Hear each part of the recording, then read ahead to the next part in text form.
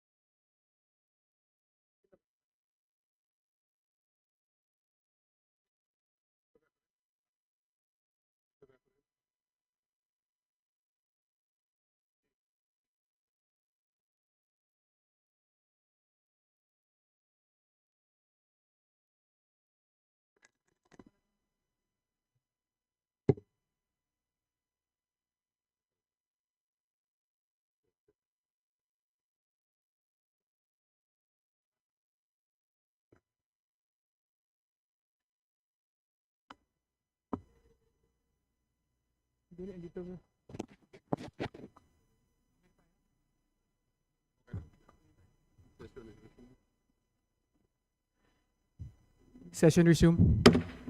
Majority Leader. Mr. Speaker, I move that we take up additional reference of business. Is there any objection? The chair is none. The Secretary General is directed to read the titles of bills and resolution on the first reading, as well as messages, communications, and committee reports for referral for appropriate committees. Additional reference of business. Bills on first reading. House Bill 4658, converting the San Fernando Extension Campus of the Cebu Technological University in San Fernando, Cebu into a regular campus of the CTU, by Representative Gullas. To the Committee on Higher and Technical Education. House Bill 4659, to further decrease the prices of electricity in the country, by Representative Olivares. To the Committee on Energy. House Bill 4660, providing monthly support to senior citizens of prescribed maintenance medicines, food supplements, and vitamins, by Representative Olivares. To the Committee on Senior Citizen. House Bill 4661, providing for social pension to indigent PWDs, by Representative Olivares. To the Special Committee on Persons with Disabilities. House Bill 4662, enhancing the National Shelter Program, by Representative Olivares. To the Committee on Housing and Urban Development. House Bill 4663, establishing a special economic zone in Freeport, in Capas, and Bamban, Tarlac, by Representatives Coanco, Jaime Eduardo Mark, and Rivera. To the Committee on Economic Affairs and the Committee on Trade and Industry. House Bill 4664, rationalizing agriculture education in the Philippines, by Representatives Romualdez Ferdinand Martin, Romualdez Yeda Marie, Romualdez Andrew Julian, and Isidre. To the Committee on Higher and Technical Education. House Bill 4665, providing for the protection of the rights of airline passengers, by Representatives Romualdez Ferdinand Martin, Romualdez Yeda Marie, Romualdez Andrew Julian, and Isidre. To the Committee on Transportation. House Bill 4666, further promoting entrepreneurship, by Representatives Romualdez Ferdinand Martin, Romualdez Yeda Marie, Romualdez Andrew Julian, and Isidre. To the Committee on Micro, Small, and Medium Enterprise Development. House Bill 4667, expanding the grounds for declaration of nullity of marriage and legal separation and recognizing the civil effects of church declarations of nullity of marriage, by Representatives Romualdez Yeda Marie, Romualdez Andrew Julian, and Isidre. To the Committee on Population and Family Relations. House Bill 4668, mandating the Philippine national government to immediately plan and implement the construction of 2 long-span physical interconnectivity projects connecting Sorsogon and Samar provinces and Leyte and Surigao provinces, by Representatives Romualdez Ferdinand Martin, Romualdez Yeda Marie, Romualdez Andrew Julian, and Isidre. To the Committee on Public Works and Highways. House Bill 4669, granting bereavement leave of 10 days with full pay to all employees in the private and public sectors, by Representatives Romualdez Ferdinand Martin, Romualdez Yeda Marie, Romualdez Andrew Julian, and Isidre. To the Committee on Labor and Employment and the Committee on Civil Service and Professional Regulations. House Bill 4670, establishing a standard of care and treatment centers for persons with bleeding disorders, by Representatives Romualdez Ferdinand Martin, Romualdez Yeda Marie, Romualdez Andrew Julian, and Isidre. To the Committee on Health. House Bill 4671, establishing a framework for a blue economy, by Representatives Romualdez Ferdinand Martin, Romualdez Yeda Marie, Romualdez Andrew Julian, and Isidre. To the Committee on Economic Affairs. House Bill 4672, institutionalizing the career progression system for public school teachers, by Representatives Romualdez Ferdinand Martin, Romualdez Yeda Marie, Romualdez Andrew Julian, and Isidre. To the Committee on Basic Education and Culture.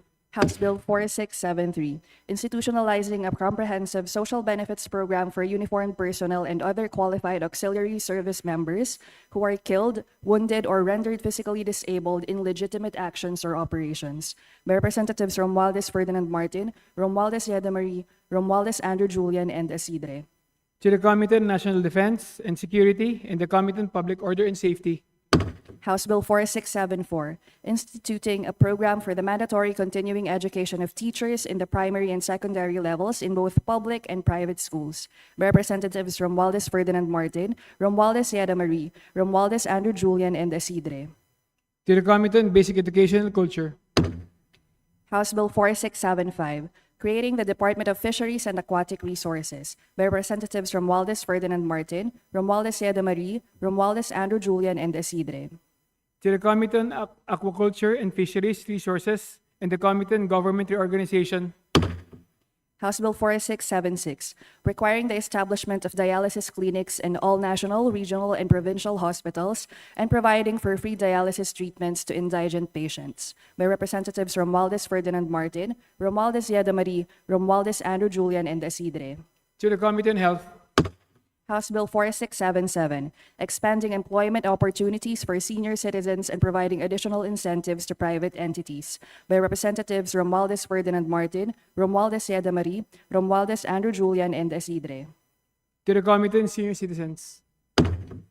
House Bill 4678, promoting the establishment of public math and science high schools in previously underserved areas, by Representatives Romualdez Ferdinand Martin, Romualdez Yeda Marie, Romualdez Andrew Julian, and Isidre. To the Committee on Basic Education and Culture. House Bill 4679, providing for the establishment of a railway system in the Eastern Visayas region from the entry of the province of Samar to San Ricardo, Southern Leyte, by Representatives Romualdez Ferdinand Martin, Romualdez Yeda Marie, Romualdez Andrew Julian, and Isidre. To the Committee on Transportation. House Bill 4680, expanding the coverage of the senior citizens privilege and benefits by Representatives Romualdez Ferdinand Martin, Romualdez Yeda Marie, Romualdez Andrew Julian, and Isidre. To the Committee on Senior Citizens.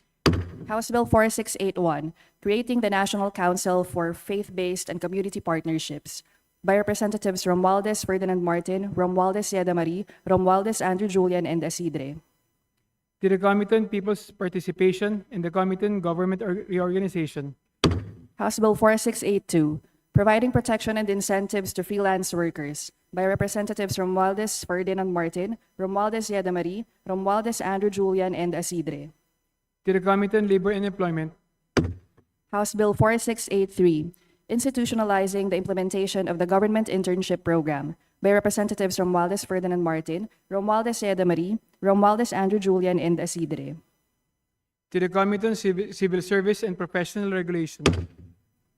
House Bill 4684, providing for the development of the jackfruit industry in Eastern Visayas by Representatives Romualdez Ferdinand Martin, Romualdez Yeda Marie, Romualdez Andrew Julian, and Isidre. To the Committee on Agriculture and Food. House Bill 4685, providing indigent job seekers discounted or waived fees and charges in the issuance of certain pre-employment documents issued by government agencies by Representatives Romualdez Ferdinand Martin, Romualdez Yeda Marie, Romualdez Andrew Julian, and Isidre. To the Committee on Poverty Alleviation. House Bill 4686, prescribing the guidelines for the establishment and operation of local universities and colleges by Representatives Romualdez Ferdinand Martin, Romualdez Yeda Marie, Romualdez Andrew Julian, and Isidre. To the Committee on Higher and Technical Education. House Bill 4687, regulating the operation of motorcycles for hire by Representatives Romualdez Ferdinand Martin, Romualdez Yeda Marie, Romualdez Andrew Julian, and Isidre. To the Committee on Transportation. House Bill 4688, instituting a national citizen service training program in all public and private tertiary education institutions by Representatives Romualdez Ferdinand Martin, Romualdez Yeda Marie, Romualdez Andrew Julian, and Isidre. To the Committee on Higher and Technical Education and the Committee on Basic Education and Culture. House Bill 4689, strengthening the National Research Council of the Philippines of the DOST for the promotion of research work by Representatives Romualdez Ferdinand Martin, Romualdez Yeda Marie, Romualdez Andrew Julian, and Isidre. To the Committee on Science and Technology. House Bill 4690, establishing the National Framework for Water Resource Management by Representatives Romualdez Ferdinand Martin, Romualdez Yeda Marie, Romualdez Andrew Julian, and Isidre. To the Committee on Public Works and Highways and the Committee on Government Reorganization. House Bill 4691, institutionalizing a national oral health program by Representatives Romualdez Ferdinand Martin, Romualdez Yeda Marie, Romualdez Andrew Julian, and Isidre. To the Committee on Health. House Bill 4692, digitizing all books necessary for public education and establishing the Philippine Online Library by Representatives Romualdez Ferdinand Martin, Romualdez Yeda Marie, Romualdez Andrew Julian, and Isidre. To the Committee on Basic Education and Culture. House Bill 4693, strengthening the Philippine Coast Guard by introducing policy and organizational reforms by Representatives Romualdez Ferdinand Martin, Romualdez Yeda Marie, Romualdez Andrew Julian, and Isidre. To the Committee on Transportation. House Bill 4694, providing for Rural Employment Assistance Program by Representatives Romualdez Yeda Marie, Romualdez Andrew Julian, and Isidre. To the Committee on Labor and Employment. House Bill 4695, providing for the inclusion of private elementary and secondary schools as beneficiaries of the Special Education Fund by Representatives Romualdez Ferdinand Martin, Romualdez Yeda Marie, Romualdez Andrew Julian, and Isidre. To the Committee on Local Government and Committee on Basic Education and Culture. House Bill 4696, strengthening the special program in creative arts for junior and senior high school by Representatives Romualdez Ferdinand Martin, Romualdez Yeda Marie, Romualdez Andrew Julian, and Isidre. To the Committee on Basic Education and Culture. House Bill 4697, strengthening the mental health service of state universities and colleges by Representatives Romualdez Ferdinand Martin, Romualdez Yeda Marie, Romualdez Andrew Julian, and Isidre. To the Committee on Higher and Technical Education. House Bill 4698, Strengthening Youth Development and Welfare Programs by Representative Romualdez Ferdinand Martin, Romualdez Yeda Marie, Romualdez Andrew Julian, and Isidre. to the Committee on Justice, House Bill 4699, mandating the TESDA to design and implement tech voc education and training and livelihood programs specifically for rehabilitated drug dependents by Representatives Romualdez Ferdinand Martin, Romualdez Yeda Marie, Romualdez Andrew Julian, and Isidre. to the Committee on Higher and Technical Education, House Bill 4700, creating a tripartite council to address unemployment, underemployment, and the job skills mismatch problem in the country by Representatives Romualdez Ferdinand Martin, Romualdez Yeda Marie, Romualdez Andrew Julian, and Isidre. to the Committee on Labor and Employment, House Bill 4701, disqualifying relatives of public officials for corporations with relatives of public officials as substantial stockholders within the fourth civil degree of consanguinity or affinity in all government contracts by Representative Almario Chino Miguel. to the Committee on Appropriation, House Bill 4702, strengthening the powers and functions of the Intellectual Property Office of the Philippines by Representative Salceda. to the Committee on Trade and Industry, House Bill 4703, mandating the faithful translation of contracts of loan, employment, service, and sale of real property to ensure informed consent by Representative Angeles. to the Committee on Justice, House Bill 4704, strengthening the requirement of earnest efforts to conciliate disputes between family members before resorting to judicial proceedings, establishing family conciliation and mediation mechanisms by Representative Angeles. to the Committee on Justice, House Bill 4705, renewing for 25 years the franchise granted to Visayan Electric Company Incorporated by Representative Rama. to the Committee on Legislative Franchises, Resolutions. House Resolution 288, urging the House of Representatives to increase the fiscal year 2026 budget of the Siargao Island Medical Center by Representative Matugas. to the Committee on Appropriations, House Concurrent Resolution 6, granting consent to Senate Majority Leader Juan Miguel Migs F. Zubiri to accept the Grand Cordon of the Order of the Rising Sun conferred upon him by the Government of Japan by Representative Marcos. to the Committee on Rules, Majority Leader, Mr. Speaker, I move that we consider House Concurrent Resolution number 6. And for this purpose, may I request the Secretary General to please read the title of the said measure. the Secretary General is advised to read the measure. House Concurrent Resolution number 6. Concurrent resolution granting consent to Senate Majority Leader Juan Miguel Migs F. Zubiri to accept the Grand Cordon of the Order of the Rising Sun conferred upon him by the Government of Japan. Majority Leader, Mr. Speaker, I move that we adopt concurrent House Resolution number 6. is there any objection? Hearing none, the motion approved.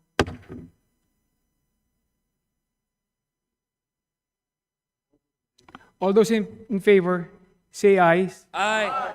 All those not in favor, say nays. The ayes have it. Majority Leader, Mr. Speaker, I move to resume consideration of House Bill number 4058, contained under Committee Report number 7. And for this purpose, may I request the Secretary General to please read the title of the said measure. the Secretary General is advised to read the titles of the measure. House Bill 4058, an act appropriating funds for the operation of the Government of the Republic of the Philippines from January 1 to December 31, 2026. Majority Leader, Mr. Speaker, the parliamentary status of this said measure is that it is still under the period of sponsorship and debate. And for this purpose, Mr. Speaker, may I now move that we consider the proposed budget of the Office of the Ombudsman. is there any objection? Hearing none, the motion approved.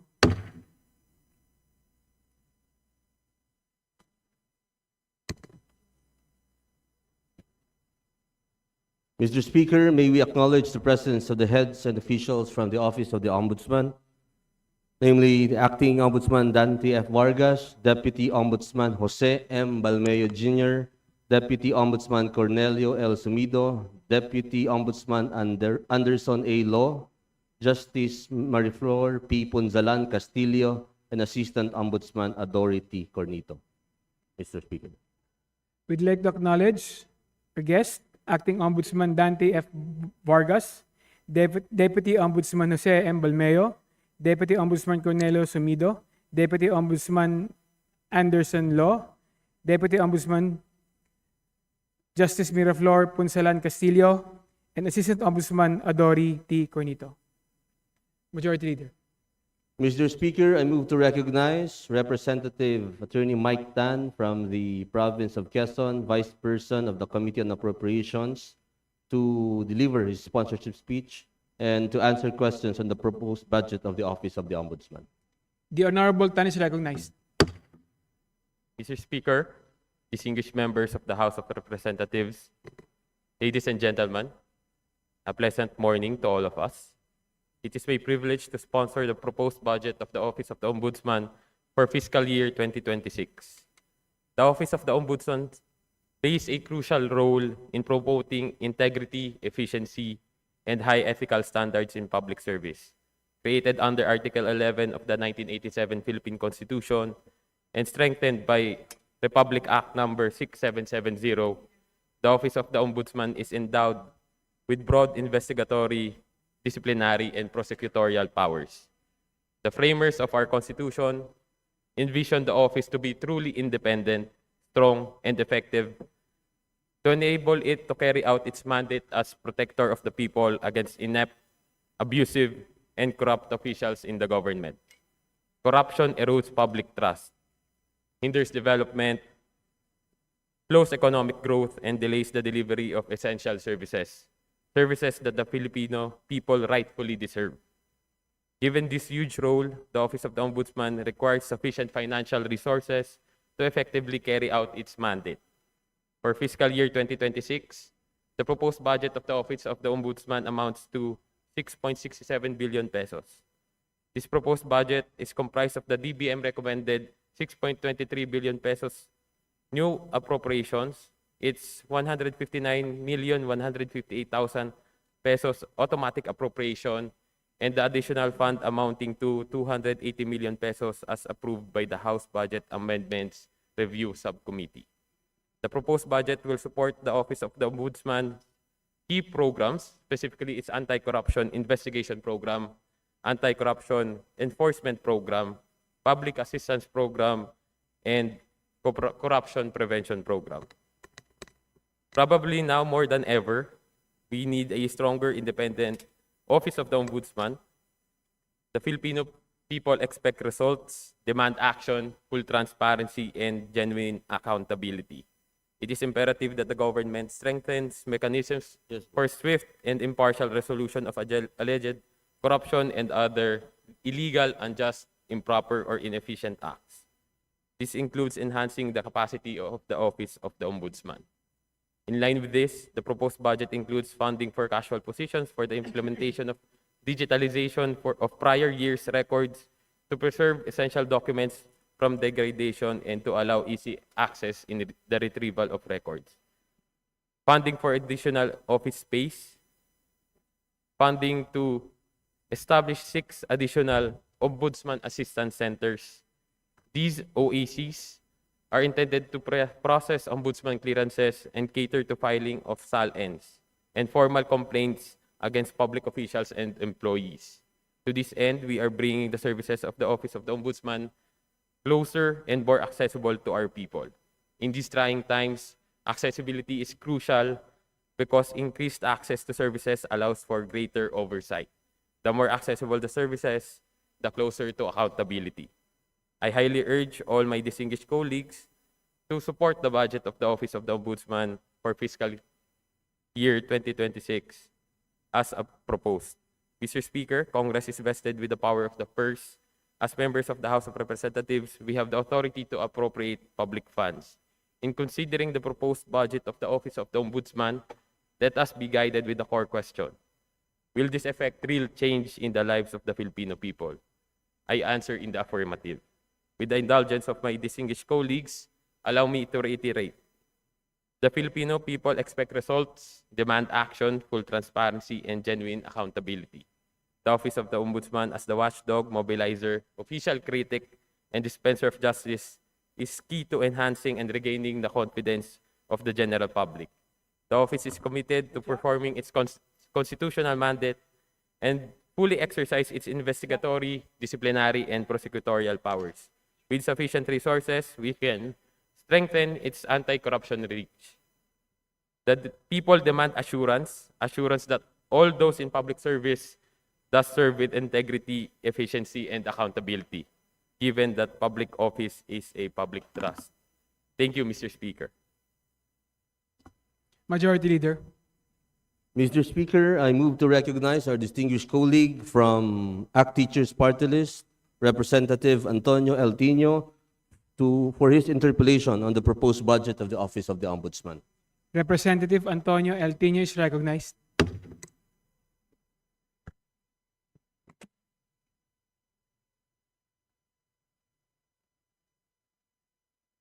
Thank you, Mr. Speaker. Magandang umaga po sa kagala-galang na sponsor. Well, kung magbabaybay po tayo sa historical budget na binigay sa Office of the Ombudsman, at least from 2018 to 2025, no, para sa mga major programs po ng Ombudsman, ay yung Anti-Corruption Investigation Program, no, ay meron pong sa GAA meron pong 5.7 billion pesos total, no, from 2018 to 2025. Tapos sa Anti-Corruption Enforcement Program meron pong 4.7 billion pesos total na inilaan, no? At for 2026, ang proposed po ng Office of the Ombudsman for its Anti-Corruption Investigation Program ay 870 million pesos. And for the Anti-Corruption Enforcement Program, 630.9 million pesos. Dagdag pa, from 2016 to 2025, meron pong confidential funds ang Ombudsman. All in all, 245.7 million pesos from 2016. At ngayong 2026, humihingi po ng 51.4 million in confidential funds ang Ombudsman. So, ang binabanggit ko po rito, umaabot na sa mahigit kumulang 10 billion pesos in the past few years na naging pondo ng Ombudsman kontra sa corruption. May nakalimutan pa akong banggitin ko rin, meron pong budget for the conduct of fact-finding investigation and lifestyle check for case build-up against erring public officials. No. For this year, it's 737.4 million pesos. Next year, ang proposal, humihingi ng 816.8 million pesos. Total 5.1 billion pesos over the time frame I mentioned. So, ang point ko, since at least 2018, ay may 15 billion pesos po na pondo ang Ombudsman kontra sa corruption. Ngayon, ang tanong po ng mga kababayan natin sa harap ng napakatinding at napakalaganap at walang kapantay na level ng corruption na nasasaksihan natin sa flood control, no, may 15 billion pesos na pinagkatiwala sa inyo, sabi nyo, para sa anti-corruption. Ang isang tanong lang po ng taong bayan, anyari? Anong ginawa ng Ombudsman? No, bakit po ngayon na lumalabas, ilang taon na po na mga opisyal ng DPWH nagkakasino pala. Tapos, daan-daang milyon ang nilalaro, tinataya, at kinatatalo pa sa kasino. Mga nagre-regaluhan sa isa't isa ng mga sasakyan, SUV, tigti 10 million, regalo lang kay boss. Nakapatong lang sa mga table, sa district engineer's office mismo, daan-daang milyong piso. Nalaman na natin kahapon, ayun, para pala, ano yun, kickback pala. Pinangalanan pa yung mga politiko na pagbabayaran, yung billiard table, mahigit kalahating bilyong piso sa isang transaction lamang. Kaya po muli, anyari, asan ang ombudsman? Bakit natutulog sa pansitan? Anong silbi ng ombudsman? Pasensya na po kung masakit, pero ganyan po ang sentimiento ng napakaraming mga Pilipino. Thank you, dear colleague. Mr. Speaker, the Ombudsman is cased with is working under a workload of different cases, many of which are from criminal, forfeiture, and administrative cases. They are the ones also conducting fact-finding investigations. From the Office of the Ombudsman, when they fact-find an investigation or when there is an anonymous complaint, they would assess it if it would be frivolous or if there is a lead or if there is cause to proceed with the investigation or case work up. So they are handling a lot of fact-finding investigations now, given the situation we see as of date. So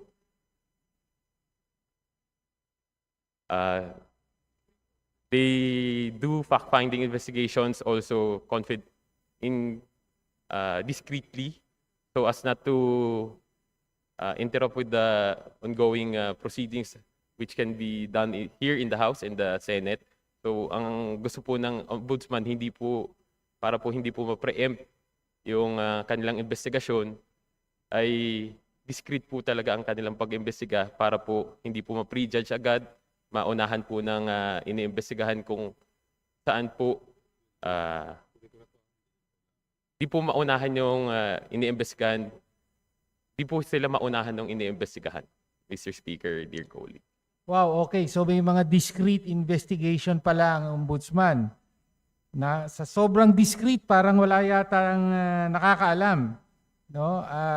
Hanggang ngayon, hindi po ba, isn't it fair to say, hanggang ngayon po, ilang buwan na po itong ongoing flood control scandal, wala pa po tayong naririnig na meron kayong sasampahan na kaso, no, ng sino mang mga opisyal na involved or umamin na involved sa overpricing, kickback, ghost projects at iba pa, no? Pwede po bang i-share? Kasi nga sabi nyo discreet, baka sobrang discreet, meron naman pala. Okay, ano po ba ang mga nagawa na hakbang, konkretong hakbang ng Office of the Ombudsman kaugnay dito sa napakalalang kaso ng corruption, no, na sumambulat na, no? Concrete steps, meron po ba? Mr. Speaker,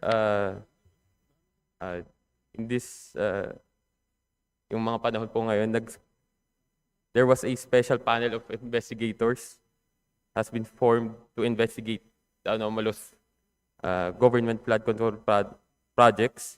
The panel comprises of 13 existing lawyers and investigators from the Office of the Ombudsman. The panel has already commenced its investigation. Rest assured naman po that the Office of the Ombudsman is taking an active stance in addressing this issue. They also preventively suspended 16 DPWH employees, and with a total of oh,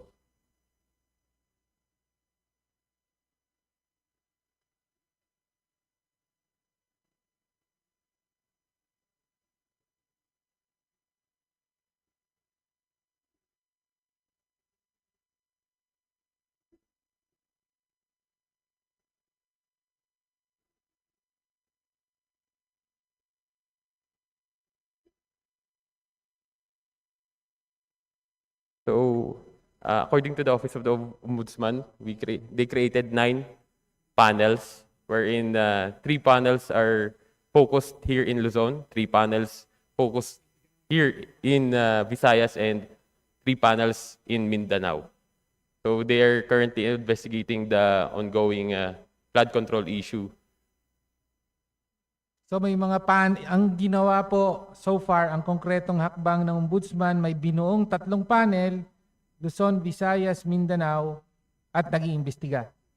Yes, Ganun po ba? Mr. Speaker, they also preventively suspended those who are charged with. Preventively suspended. Pero dahil po may sinampan ng kaso ang DPWH, tama po ba? Again, Mr. Si Speaker. Secretary Dizon ay nag-file na po ng kaso. Yes Tama po, po ba? Mr. Speaker. Oh. So, yun nga po, Mr. Speaker, dahil may nag-file na ng kaso, ayan, nagsimula na. Dahil nung SONA na naganap dito ay sinimulan, yung mahiya naman kayo, ayun, ngayon nag-iimbestiga na. Pero asan po ang Ombudsman all these years? No? Ito lang, yung mga nakaraang taon. Actually, yung pinakamalala na lumalabas ngayon, yung may mga flood control, mga ghost projects, lumalabas, nangyari yan 2023, 2024 hanggang sa kasalukuyan, no? Alam naman natin merong motu proprio na mga kapangyarihan ang Ombudsman. Tama po ba? Hindi kailangang may magsampa pa ng kaso sa inyo para mag-imbestiga ng sarili at mag-file ng mga kaso. Tama po ba? Yes, Mr. Speaker, they have Tama the po. motu proprio power. Ngunit wala pong nagawa na ganon.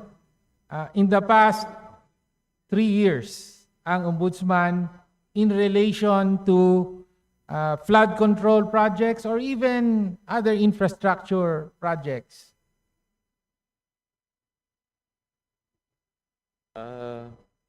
For motu proprio investigations, they conduct motu proprio investigations. As of now, there's 7 in 2024 and 15 in this year, motu proprio investigations. And according to the Office of the Ombudsman, it was hard to determine whether to conduct a motu proprio investigation in those previous years that you mentioned, dear colleague, that because there were no COA audits yet, so they have no basis to stand on. Kailangan pa mag-antay ng COA audit? Ganun po ba yun? No, Mr. Speaker. Wala but- na tayong pinag-iba. Kami rin nag-aantay ng COA audit eh. Kaya nga humingi kayo. Sabi dito, Anti-Corruption Investigation Program. No, ito. For 2025, 787 million pesos. Previous years, mga ganon. More or less, 787. Meron kayong Anti-Corruption Investigation Program, meron kayong Anti-Corruption Enforcement Program. Wala. But I don't want to belabor the point, Mr. Speaker. Yun po. Pinapahayag ko lang po yung sentimiento ng maraming kababayan natin. No, syempre, maraming galit, maraming frustrated. Bakit ganito na naman tayo? And unfortunately, malaki po ang expectation sa Ombudsman. Ito, kung isang konkretong kaso, balitang-balita na po, may isang commissioner ng COA na labag po sa konstitusyon ay ang asawa ay isang apparently very active na contractor, both for public works, involved sa DPWH, may mga sariling flood control and other projects. but also supplier din in some agencies in the past years, kasama sa mga nagsusupply ng fire trucks, no, sa DILG among others, no. Tapos kahapon sa Senate Blue Ribbon hearing nabanggit na naman na involved sa flood control, yung grupo ni na Henry Alcantara, nabanggit siya. No? So, meron bang ginawa o ginagawa na konkreto ang ombudsman kaugnay sa COA commissioner na ito? Mr. Speaker. Mr. Speaker, dear colleague, as far as I am able to divulge, they are currently investigating, ongoing fact-finding investigation regarding the case of COA Commissioner Lipana. So may ongoing investigation na po ang ombudsman kay Commissioner Lipana. Okay. Okay, good to know. Ngayon po, Mr. Speaker, I think yung recently retired ombudsman, si Ombudsman Martires, ay merong pananagutan. No? Sa tingin ko, sa ngayon ay tila pagkapilay ng ombudsman, no, sa harap ng napakatinding corruption na nalalantad ngayon. Bakit ko po nasabi yon? Dahil during his tenure, marami po siyang mga kontrobersyal na pahayag at patakaran na ipinatupad, no, directly relating to this issue of anti-corruption in the government service. No? Una po, Ombudsman Martires is responsible for the policy of restriction of public access to SALN, Statements of Assets, Liabilities, and Net Worth. Martires signed Memorandum Circular Number 1 in 2020, which effectively made it very difficult for the public to get copies of official SALNs. Ang sabi niya, kailangan po, bago makita ng isang miyembro ng publiko ang SALN ng isang public official, kailangan meron pa raw notarized letter of authority from the official who filed the SALN. O kaya kailangan ng court order. O kaya may fact-finding investigation conducted by the Ombudsman's own staff. No? Ano po ang status ng Memorandum Circular Number 1? Standing policy pa rin po ba ito? Yes, Mr. Speaker, it's a Yes. standing policy as of now. According to the Office of the Ombudsman, they are awaiting for the appointment of the new Ombudsman on how the policy will, if he will retain the policy or change the policy. Okay, so standing pa rin ang policy, nag-aantay pa ng bagong ombudsman. In the meantime, pilay po ang lahat.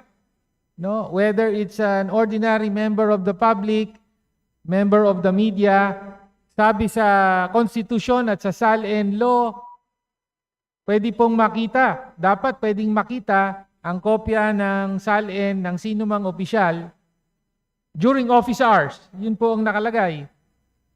Pero dahil sa inyong patakaran, practically ginawa nyo ng imposible na makita ng ordinaryong mamamayan ang mga SALN. No? So, napakalungkot po nito. Ito, meron pang, just to complete yung mga kwento kay, sa mga ginawa ni Ombudsman Martires. In 2021, Martires proposed amending Republic Act number 6713. Gusto pa niyang ipakulong at least 5 years in prison for anyone who comments on an official SALN. He argued that public commentary on SALNs was often used for, quote, character assassination. No? Of course, sariling opinion po ito ng ombudsman. Hindi ko natatanungin. O, siguro tatanungin ko, ganito pa rin po ba ang tindig ng kasalukuyang acting ombudsman? Gusto nyo pa rin, tindig pa rin po ba ng opisina na dapat i-penalize yung mga magko-comment publicly on SALNs? According to the Office of the Ombudsman, they said that they cannot speak or comment about the opinions of the former Ombudsman Martires. O sige, salamat po. Sinabi rin niya, SALN has been weaponized. Ginagamit daw sa politika yung SALN. Pero ito siguro po, yung pinaka mabigat, discontinuing lifestyle checks. Pinatigil po ni Ombudsman Martires ang pag-conduct ng lifestyle check. Sabi niya,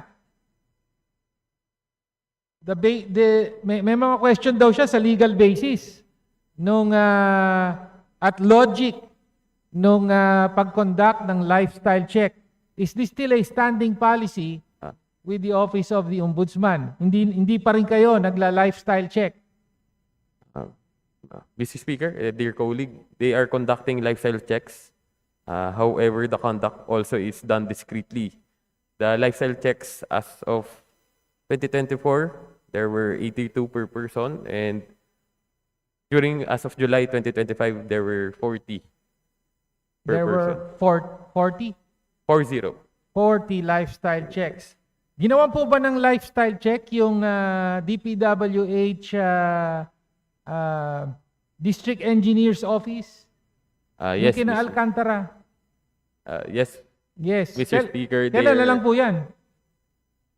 as part of their investigation, Mr. Speaker. Ngayon na lang. Ngayon na lang po. Okay.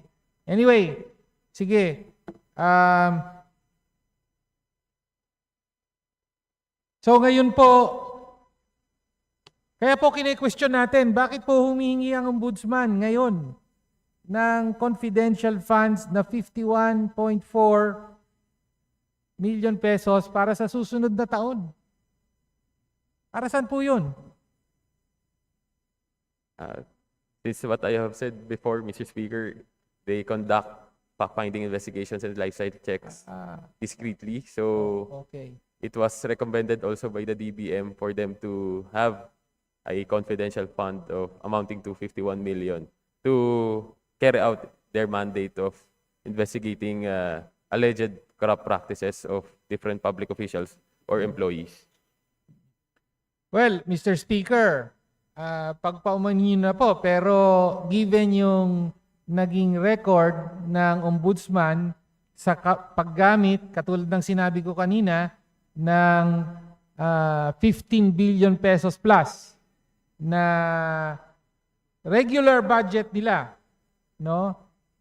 Samantalang mukhang wala namang naging bisa ito sa paglantad at pagpigil at pagkaso at pagpapanagot, no, sa napakaraming mga korap nitong na-involved dito sa flood control corruption scandal, ay medyo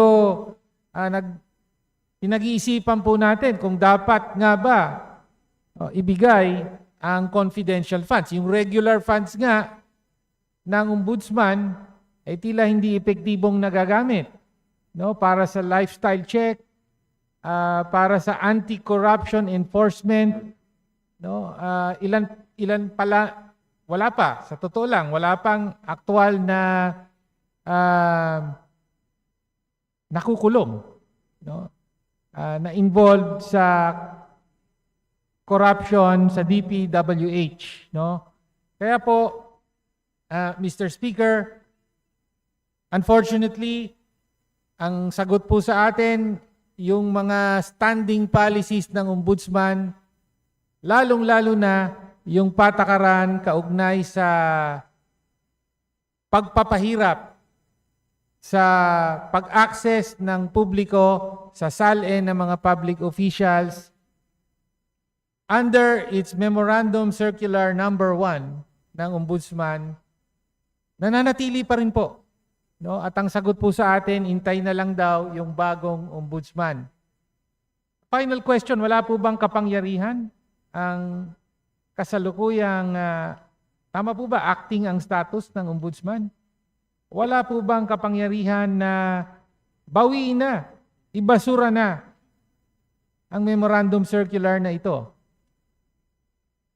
According to the Office of the Ombudsman, Mr. Speaker, they defer to the incoming Ombudsman. They differ. So ibig sabihin, pwedeng bawiin, kaya lang decision ng nakaupo ngayon na wag na muna at iintay na lang ang bagong ombudsman. Yun po ba ang tamang interpretasyon ko sa sagot nyo?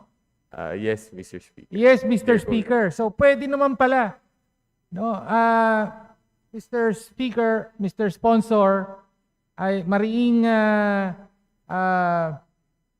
malakas na panawagan po ng kinatawang ito na sa panahon ngayon, hindi po pwede yung ganyang pagtutumpik-tumpik.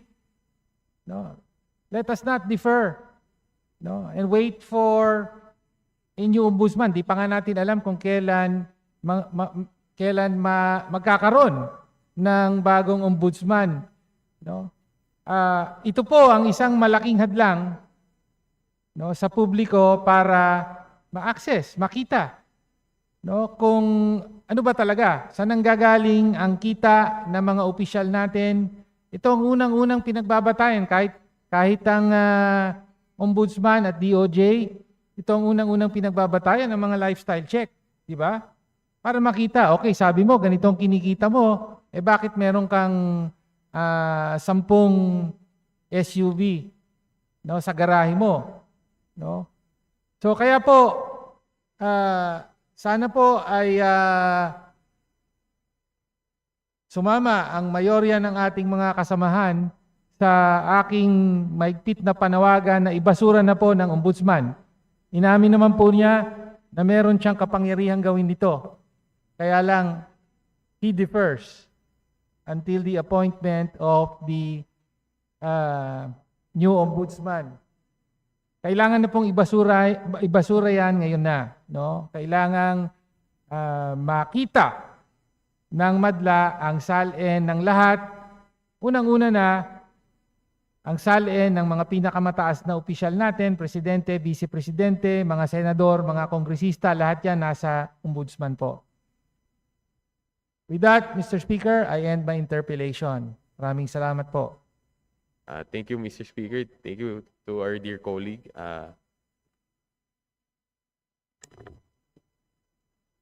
Majority Leader. Mr. Speaker, next to interpolate the sponsor, I move to recognize our distinguished colleague from ML Party List, Representative Laila de Lima. Representative Laila de Lima is hereby recognized.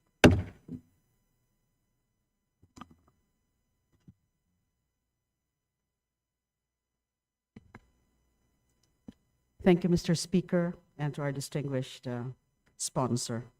Good morning to everyone, especially the delegation from the Office of the Ombudsman. At the outset, I wish to manifest that some of the questions that I'm raising now are actually the questions from Representative Chel Jokno of the Akbayan Party List, which I am adopting. So some of the questions I will be adopting. So it's a common set of questions between the two of us. Hindi lang ho kasi makakaabot ngayong umaga si Representative Chel Jokno. So he coursed through some of these questions through this representation. Let's start po with the dismissal of cases due to inordinate delay. Alam po ito ng mga taga-ombudsman na noong 2018 ay meron pong petisyon na inihain si Mr. Cesar Lagang laban sa Office of the Ombudsman at Sandigan Bayan. At sa kaso pong yon, nilinaw ng Supreme Court na ang fact-finding phase ay hindi dapat kasama sa bilang ng period of inordinate delay. Kasi we've been witnessing the I would even call it a phenomenon of dismissals of cases mainly due to inordinate delays. We can cite here several cases, but in the interest of time, anyway, alam po siguro yan ng mga taga-ombudsman kung ano yung mga kaso na yan. First question, for the past 5 years, ano po ba yung itsura ng trend ng mga pending na kaso sa ilalim ng Office of the Ombudsman? Ito ba ay nagpapakita ng steady decrease o pataas pa rin ang bilang ng mga kaso, mga pending na mga kaso?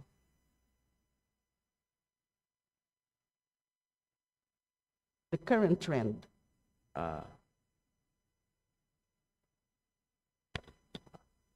Mr. Speaker, dear colleague, they're just collating the data.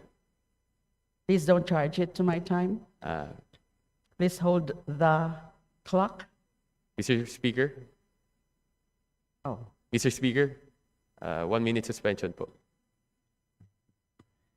Session suspended.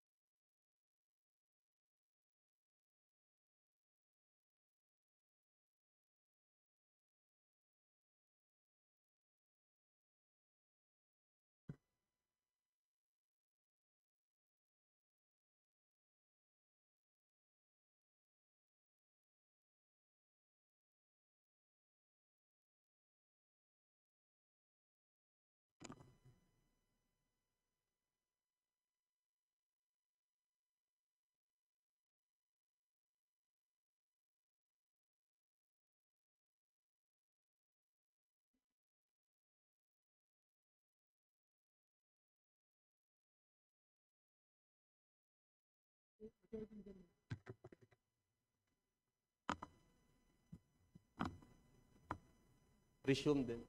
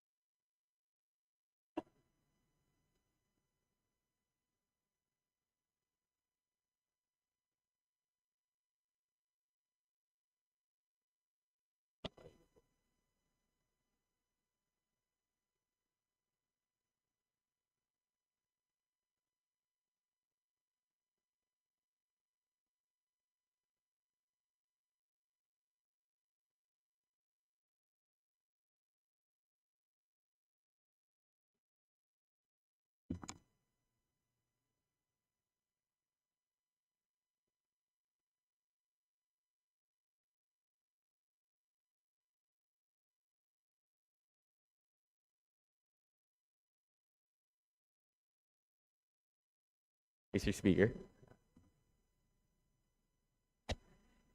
Session will now resume. Majority Leader. Mr. Speaker, I move to recognize the sponsor of the Office of the Ombudsman, Congressman Attorney Mike Tan. Attorney Mike Tan is recognized. Mr. Speaker, dear colleague, the trend for the past 5 years of the pending cases within the Ombudsman is decreasing. pardon? The number of pending cases in the Ombudsman is decreasing from 2020 to 2025. Have decreased, increased. The general trend of pending cases in the Ombudsman are decreasing. I'm sorry, Mr. Speaker, I cannot quite understand? It has to do with the audio, I think. Pakiulit po ang sagot. Okay. Mr. Speaker, dear colleague, the number of pending cases in the Ombudsman is decreasing po. Is decreasing. Decreasing. Okay, may I just request please for that data? Okay, Later Mr. Speaker, po. dear colleague. Yes, thank you. Now, sa kabila po ng 2018 ruling, yes, I know now that it's actually decreasing. Pero sa kabila pa nga po ng 2018 ruling ng Supreme Court, ay meron pa rin mga kaso na katulad nito na mga, kanina po yung sabi ko na may mga kaso talaga na mga na didismiss due to inordinate delay na ibabasura pa rin ng Sandigan Bayan dahil sa inordinate delay. Would the Office of the Ombudsman confirm that there are still actually dismissals, let's say within the year and also last year, na meron pa rin mga nadidismiss due to inordinate delay? Mr. Speaker, dear colleague, they admit that there are still some cases that were dismissed due to inordinate delay. Okay, just please also include that in the data or in the list that will be submitted. Mr. Speaker, they will provide. Okay, meron ho bang mekanismo ngayon ng Ombudsman para ma-monitor ang lahat na kasong lumalampas na sa what we can consider as reasonable period para ito ay maresolbahan? Is there a mechanism, monitoring mechanism, para naiiwasan na po yung mga unnecessary and unfortunate dismissals simply because of inexcusable delay?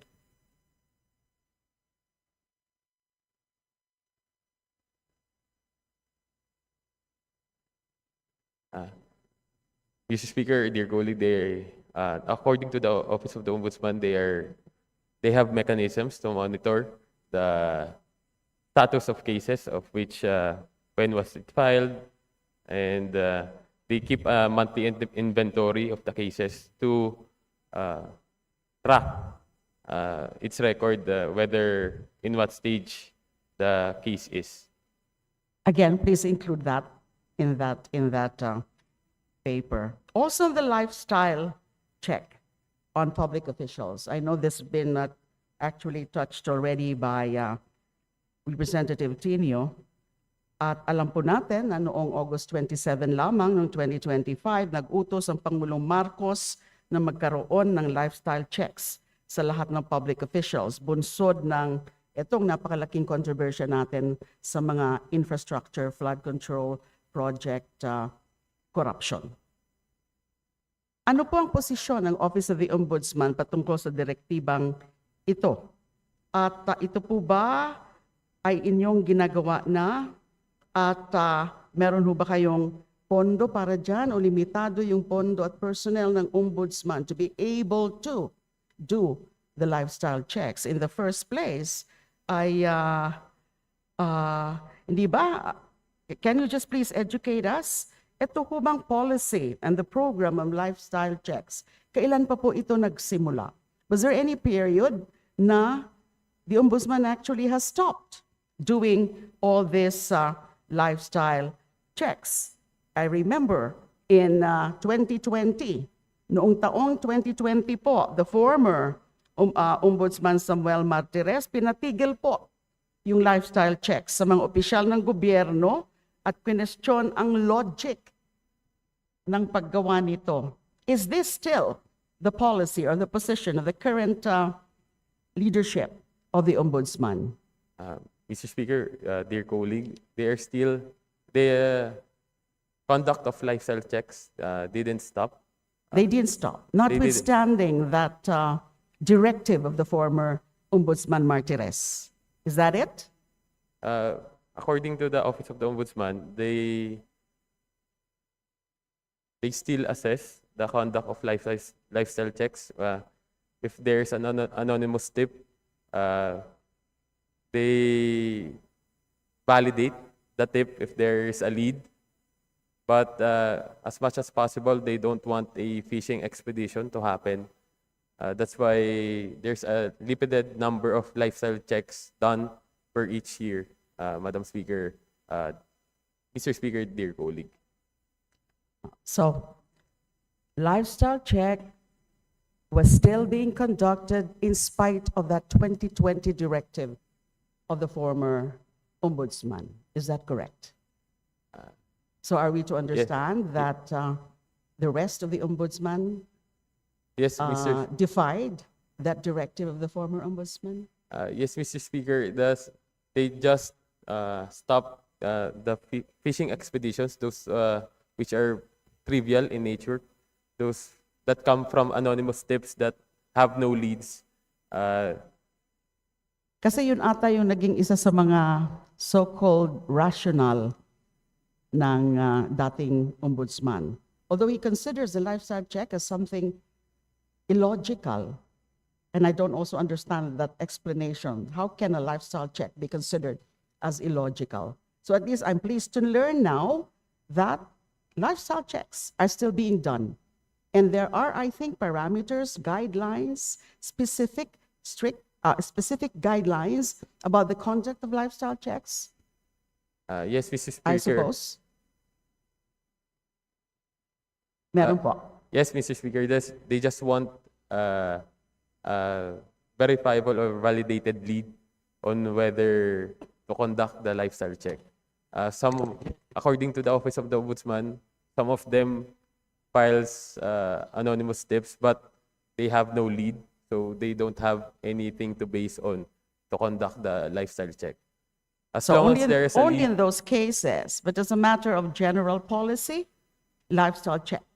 I Yes. just wanted to be clarified for the record that lifestyle checks are still being done, and I say more so now that you would expect a lot of complaints, a lot of cases to be filed before the office on account of the ongoing investigations on the infrastructure projects. yes, Correct? Mr. Speaker, there are ongoing lifestyle checks now.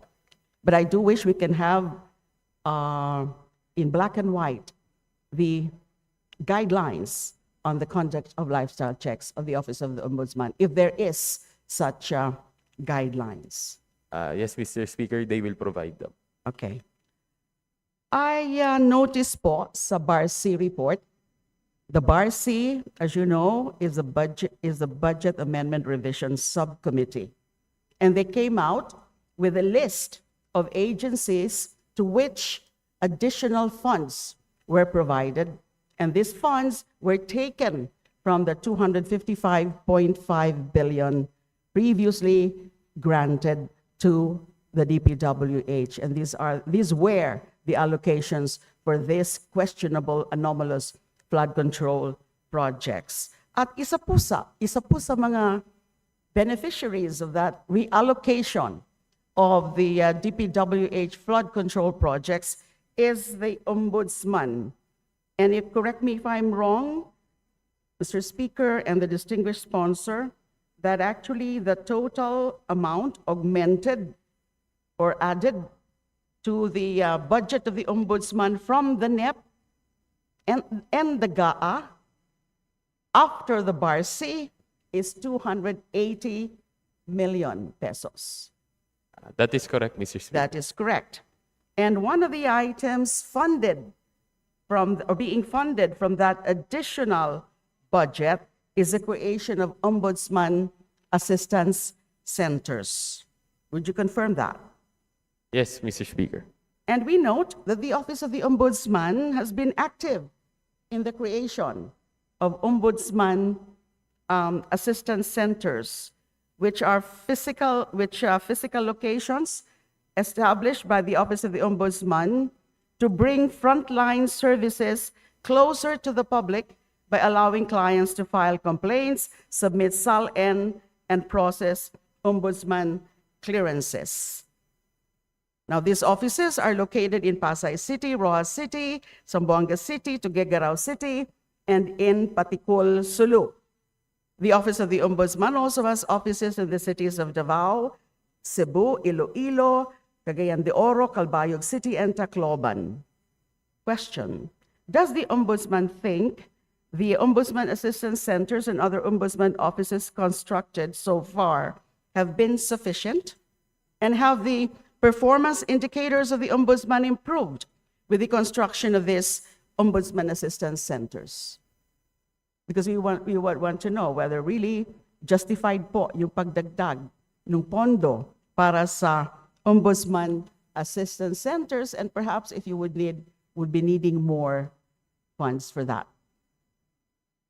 Mr. Speaker, dear colleague, as of now, the nature of transaction in the Ombudsman Assistance Centers are usually the filing of SALNs, Ombudsman clearances, a filing of complaint and request for assistance. So there are a total of the general public access the Ombudsman Assistance Centers. As for SALN, for the whole OACs, the filing of SALNs as per year during this year, it amounts to 647.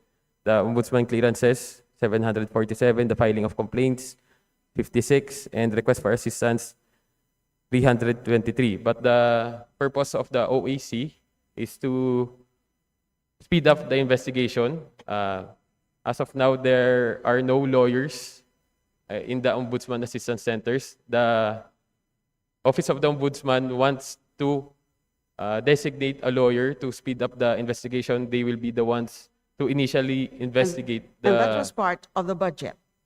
And that was part. Yes. Is that being funded already under the additional funds Yes. from the BARC? Yes. From the BARC list? I Yes, suppose Madam. so. Yes, Mr. Speaker. And it's okay with the Ombudsman.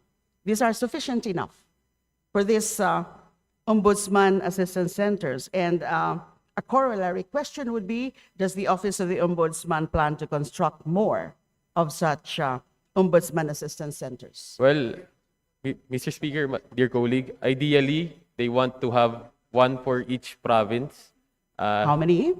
One for each province. For the One 82, for each province. And for the we have 82 80 plus provinces. ideally, but Ideally.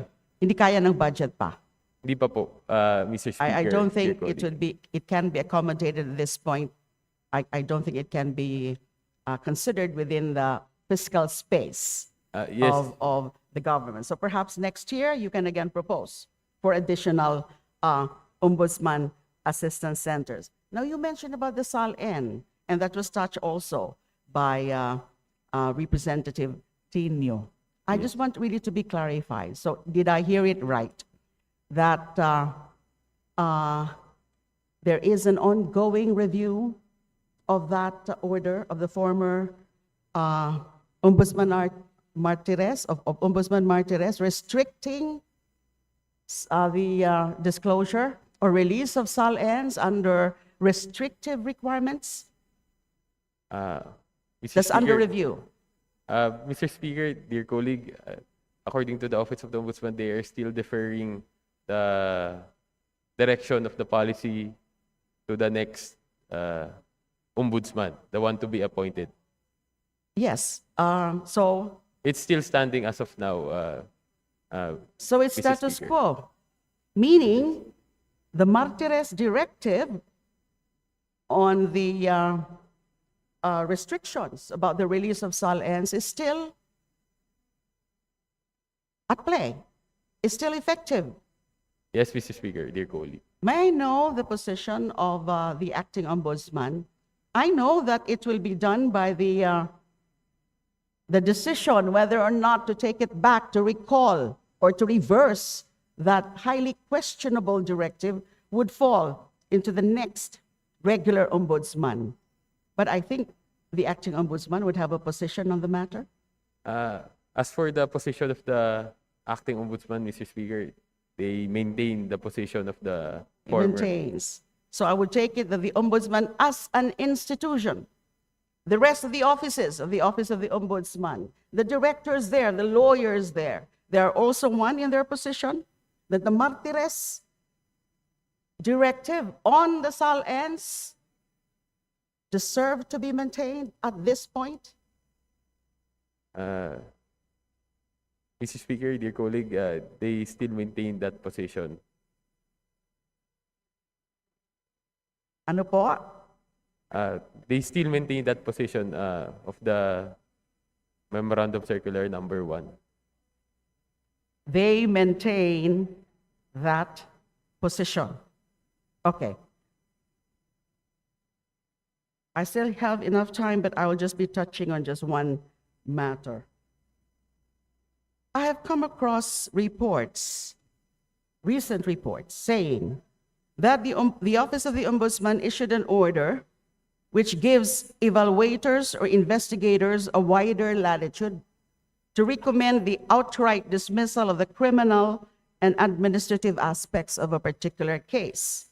And I learned that it's the Office Order number 301, series of 2025, dated September 17, 2025. And I do not know whether it's been published or posted already on the website of the Ombudsman. We were trying to look for it. I just got this from someone.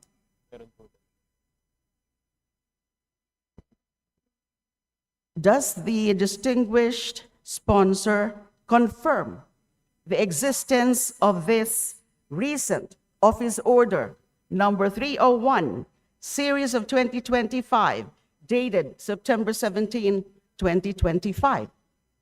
Mr. Speaker, yes, they confirm that there is an confirm. existing. Does the Office order. distinguished sponsor also confirm that this particular order has not been published or posted on the official website of the Office of the Ombudsman? And if not, why not?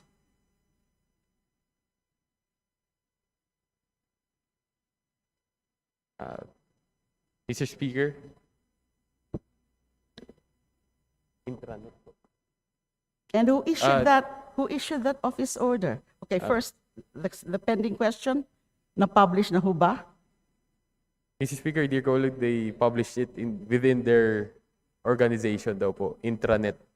It's an internal order. Yes. How can an order like this be simply internal?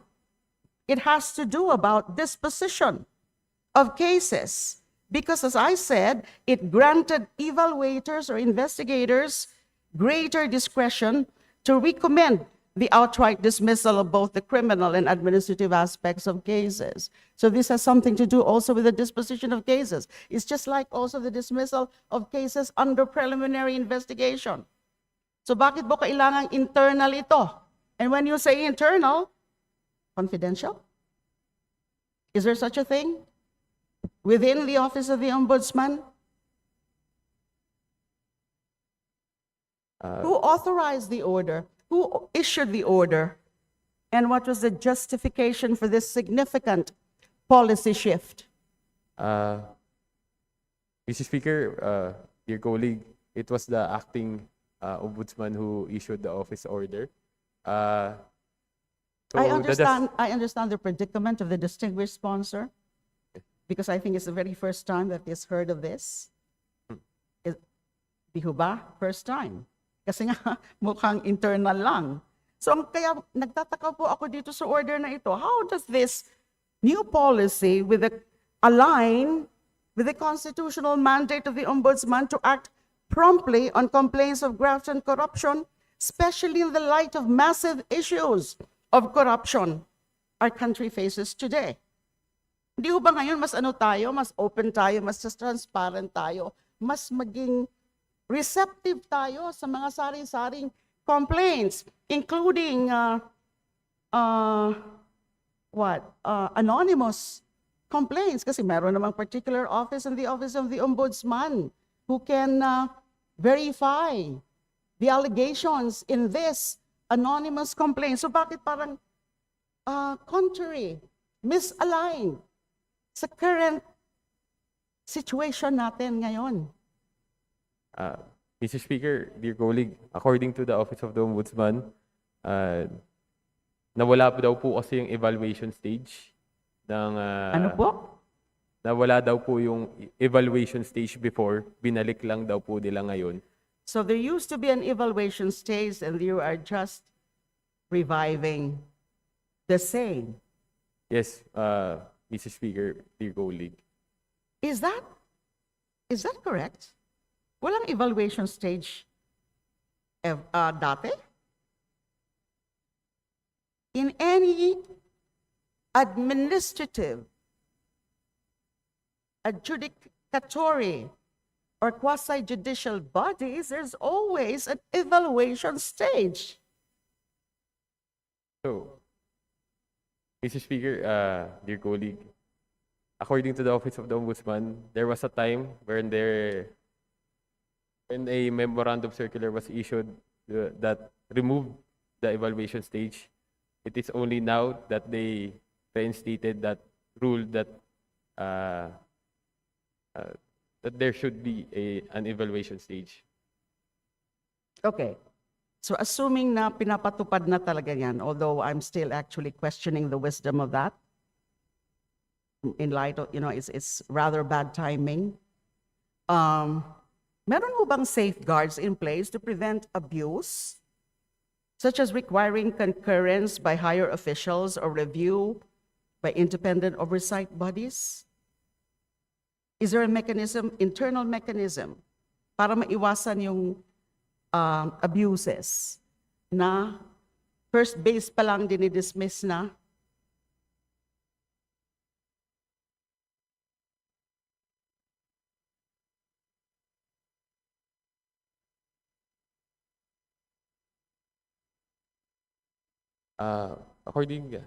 Mr. Speaker, according to the Office of the Ombudsman, there are mechanisms that are in place that will prevent abuse. So from the evaluators, it will go up to the Deputy Oh, so Ombudsman. part of the mechanisms are actually internal legal remedies within. And these are available to seek review or appeal of such dismissals. Meron po ba? Pag na dismissed outright at that level, the evaluation stage, yung complainant po ba may right to avail of any remedy within the ombudsman? To question that? Yes, Mr. Speaker, dear colleague, there's an appeal within the Ombudsman. If there is an outright dismissal, there can be a motion for reconsideration, according to the Office Last of the Ombudsman. question. Wouldn't you agree na pag meron pong ganyan na pagbabago sa internal processes, kailangan ho ba ng isang statutory process or amendment perhaps on the Ombudsman Act? Would you be open to that? Or would you be proposing that to be part of the rules? Either the rules or the law itself, instead of just relying on such issuance. Di ho ba mas maganda since ito ay pagbabago ng isang proseso within, kailangan ng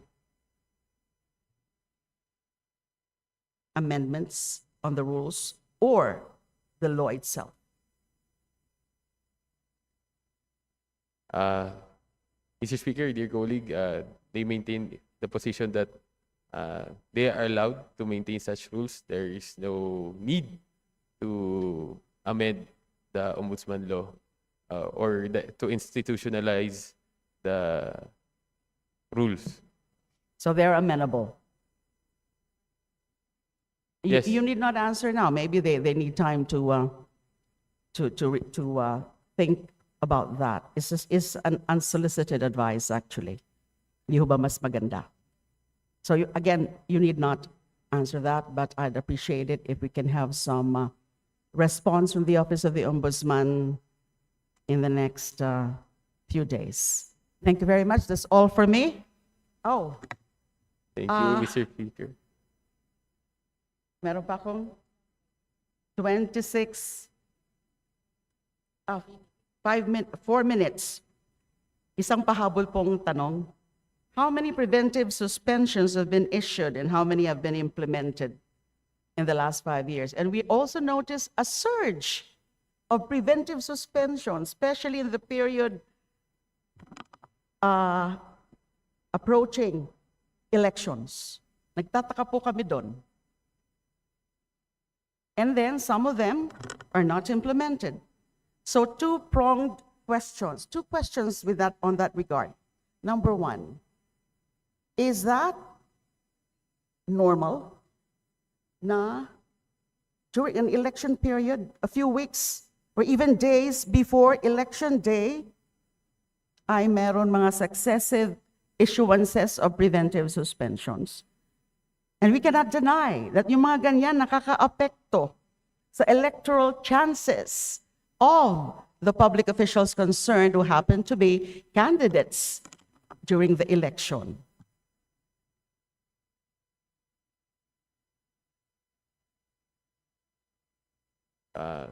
Mr. Speaker, dear colleague, Maganda. Tanong.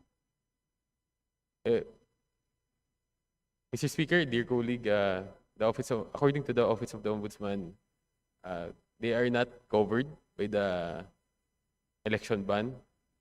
Yeah, I know. I know it's not covered within the election ban. But I'm questioning the propriety and the timing of some of those cases of preventive suspension, lalo na yung mga kandidato. And sometimes, yung mga kandidato are perceived to be winnable. And yet, last minute, pinapasuspend preventively.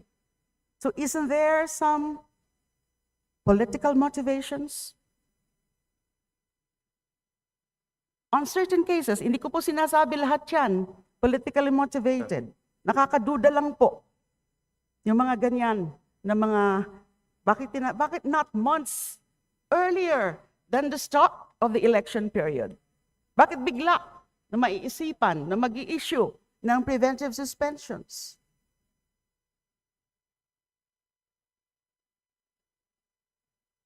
Mr. Speaker, dear colleague, according to the Office of the Ombudsman, they maintained the position that is within the discretion of the Ombudsman as to when the preventive suspension will be imposed, as long as there is a basis of law or an alleged infraction of the Anti-Graft and Corrupt Practices Act, they preventively suspend. Yes, we know that.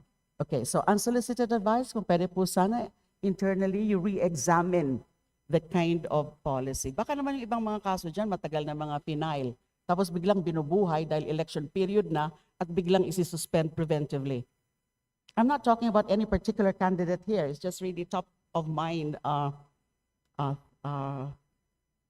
issue. Di ho ba? So yun po ang pakiusap ko. If yung Office of the Ombudsman as an institution, if you can please review that policy. Hindi po magandang tingnan. Thank you very much. That's all for me. Mr. Speaker, thank you, the distinguished sponsor, and to the Ombudsman. Thank you. Thank Majority you, Leader. Mr. Speaker, dear colleague. Mr. Speaker, last to interpolate the sponsor, I move to recognize Representative Luis Co from Kabataan Party List. Representative Rene Luis Co is now recognized. Thank you, Mr. Speaker. Magandang araw po sa kagalang-galang na sponsor at ang staff ng Office of the Ombudsman. The Ombudsman is tasked to investigate and provide convictions sa mga ating mga public officials that are accused of, and may possibly findings na may wrongdoings silang ginagawa. That's why the budget here, we're going through it dahil in these unique and pressing times ay napakahalaga po ng role ng Ombudsman.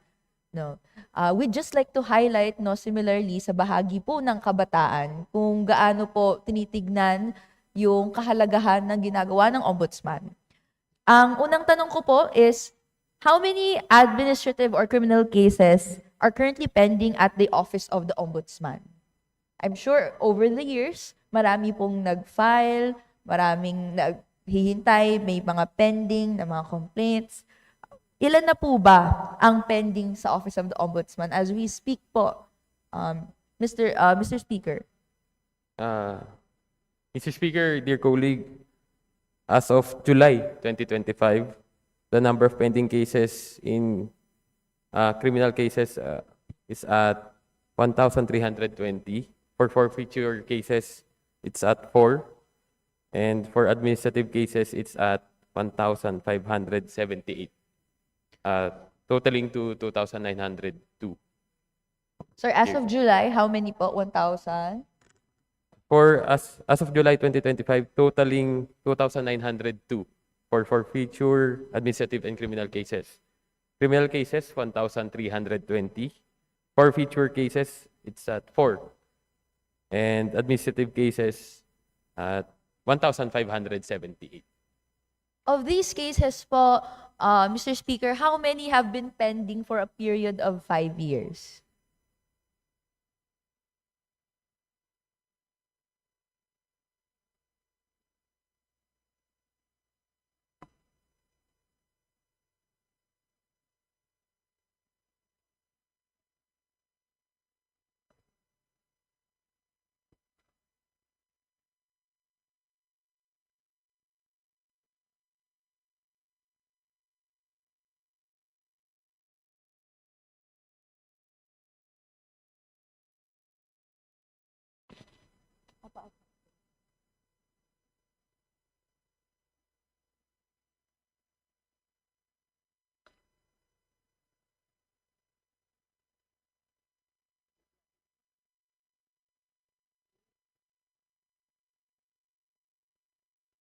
Oo.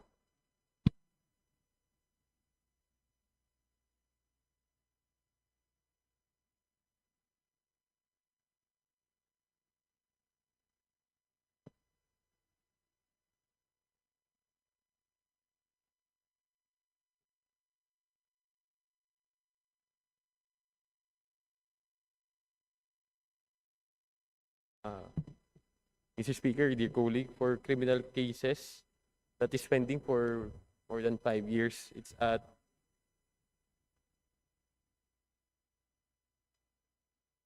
420 criminal cases.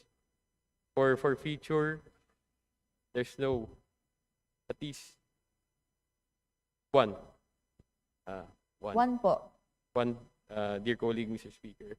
And for administrative, the number of pending cases would be 467. 467 po. Pwede po bang matanong ang Office of the Ombudsman kung bakit po pending pa ang mga kaso na ito?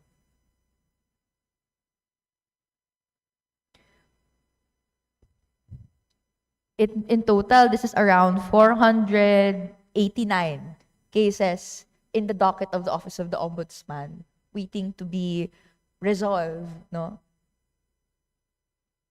Ano po yung kahirapan na na-experience ng Office of the Ombudsman? Bakit po tumatagal yung pag-resolve ng cases na ito? Well, according to the Ombudsman, the Office of the Ombudsman, Mr. Speaker, dear colleague, there are still issues being resolved. That's why it's taking a lot of time to dispose of the cases. At ano po ba yung average time of disposal of cases ng Office of the Ombudsman? Siyempre, as years go by, these officials, no, nag-iiba po yung stations nila, they could be retired, nag-iiba rin yung circumstances ng mga complainants. Some of them, nahihirapan na mag-pursue ng case further. Meron din po, unfortunate, no, namamatay, hindi po nahihirapan mag-proceed yung case. Gusto natin, mabilisang nare-resolve ng Office of the Ombudsman yung cases niya. That's why we provide, no, the budget, the resources to be able to do that. So, we'd like, no, to highlight kung bakit may kahirapan. Sana walang kahirapan. And ano yung nagiging reason for these delays, if any? Mr. Speaker, dear colleague, as of now, among the issues confronting the Office of the Ombudsman regards the conduct of investigation, that's why it's taking a lot of time for the disposition of cases, are the limited number of lawyers who conduct fact-finding, the voluminous documents, considering that cases pertaining to graft and corrupt practices are largely based on documentary evidence. The updated procedures prescribed by the Supreme Court, like the taking of judicial affidavits prior to filing of information, the tracking of complainants, the non-cooperation of witnesses, and according to the Office of the Ombudsman, the laws on graft and corruption needs to be updated. Since in most instances, judicial interpretation of the elements of the crime becomes the law of the land, while respondents have already found ways to circumvent the law. Mr. Speaker, we are precisely aware of the sensitive nature of corruption cases na a lot of times witnesses are intimidated into silence, no, or disappearance. Documents are also being shredded, no? May mga ganong reports na nga po that DPWH officials are doing that. Mas nahihirapan yung gawain ng ICI, which makes conviction, going after corruption, much more difficult. Ano po ba yung ginagawa ng Office of the Ombudsman? Na-mention po na isa sa mga issues na hinaharap is yung kahirapan mag-track ng complainants. Ano po bang mga procedures, practices para maprotektahan ng witnesses, ma-ensure na hindi sila na-intimidate into silence, compromised, and the like po ba, Mr. Speaker?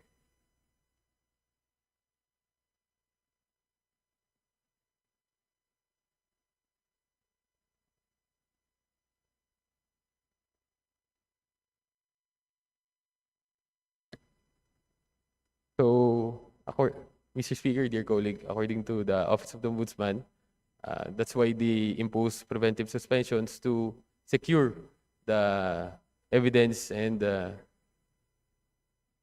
to also secure the witnesses. Okay. Tama po, no? We've heard na may mga preventive suspensions nangyari, pero that's on the part of the accused, no? Paano po yung protections to the witnesses? Meron po bang proactive steps na ginagawa ang ombudsman to be able to do that? Mr. Speaker, dear colleague, according to the Office of the Ombudsman, they don't have any witness protection program. It's within the DOJ. Yes. Although, in some instances, they may provide immunity when it is necessary. Paano po ba nag-coordinate ang DOJ and Ombudsman to be able to provide yung mga witnesses to cases to the witness protection program ng DOJ?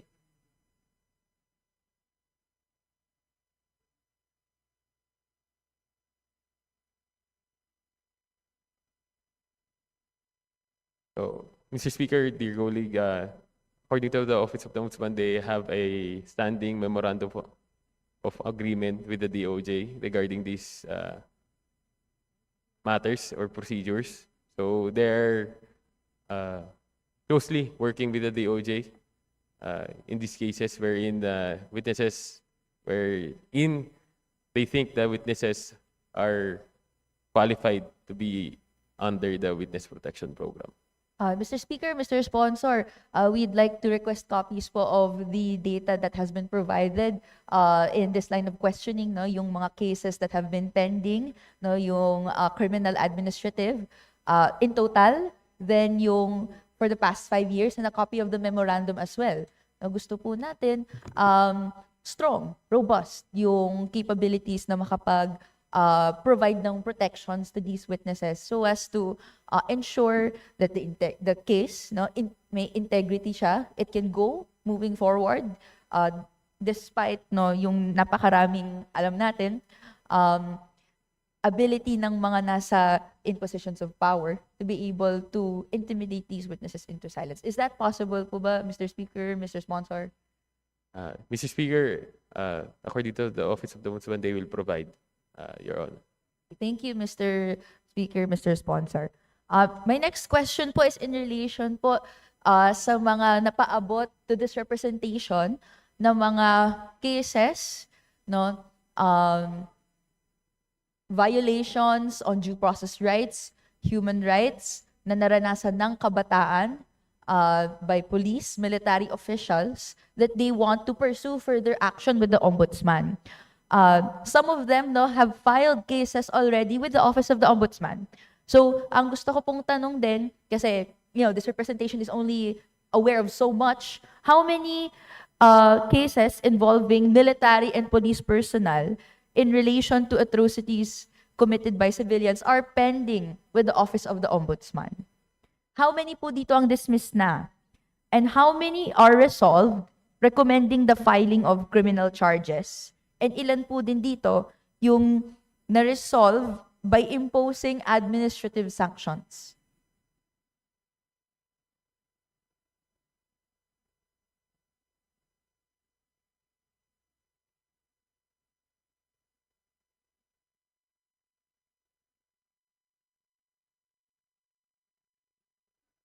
So,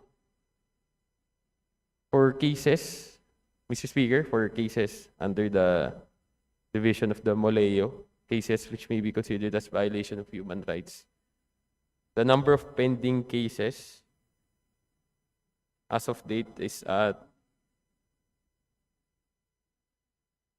68. 68. As for the number of disposition, I would just get the data from the Office of the Ombudsman. Yes, but we can wait po, Mr. Speaker, Mr. Sponsor.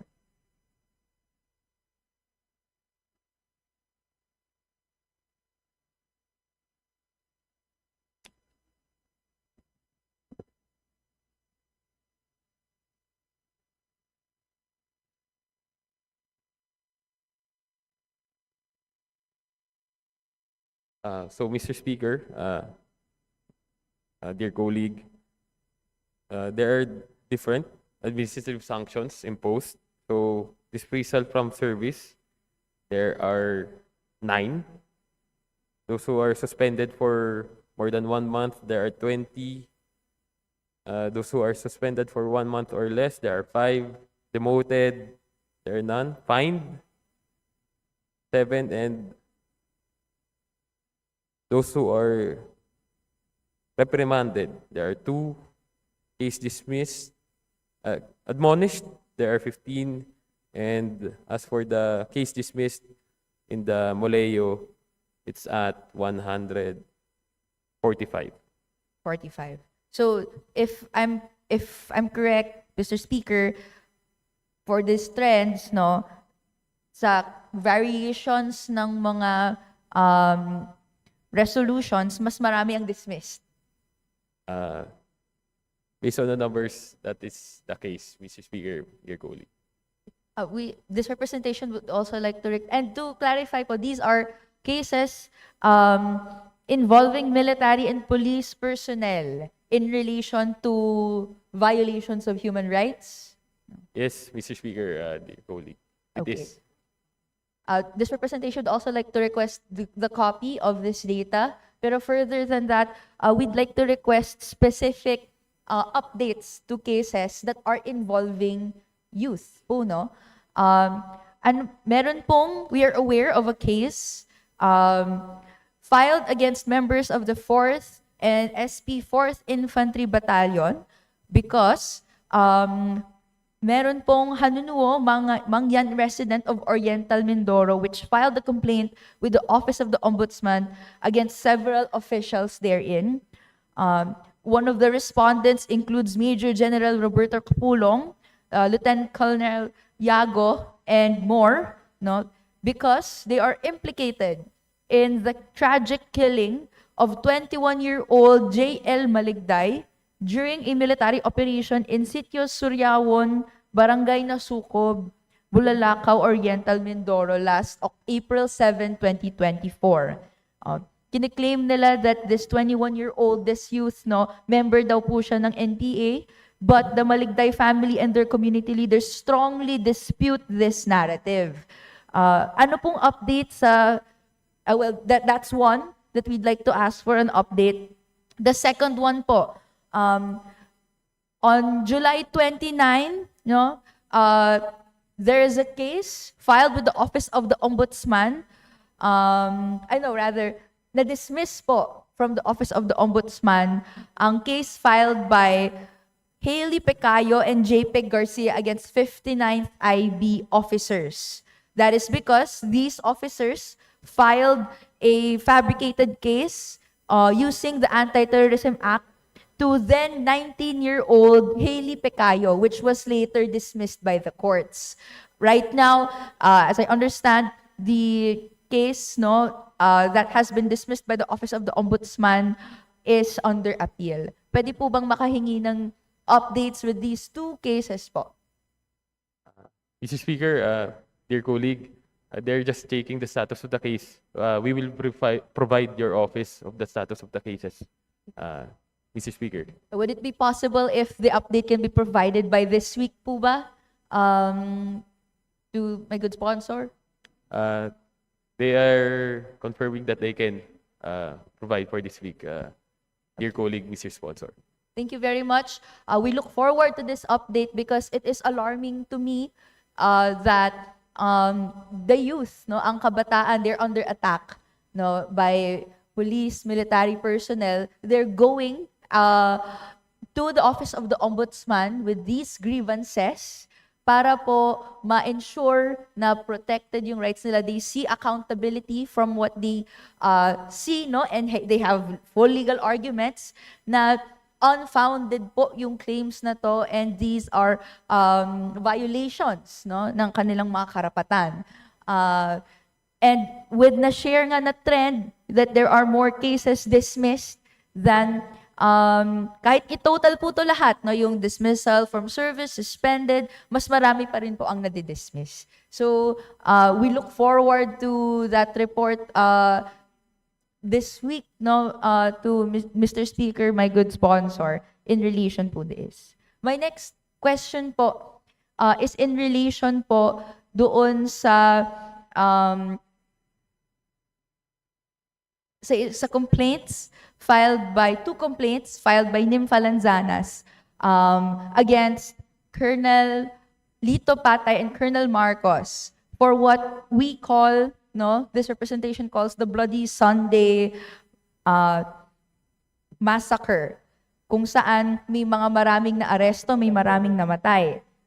In December 2022, at least 11 police officers face a complaint with the Ombudsman in relation to this operation where it was said joint police and military operations ordered to neutralize activists and unionists. May update din po ba dito, to my good sponsor? Mr. Speaker, dear colleague, they are going to look at the status of the case and they will provide the Office of Honorable Reneco of the status of said case.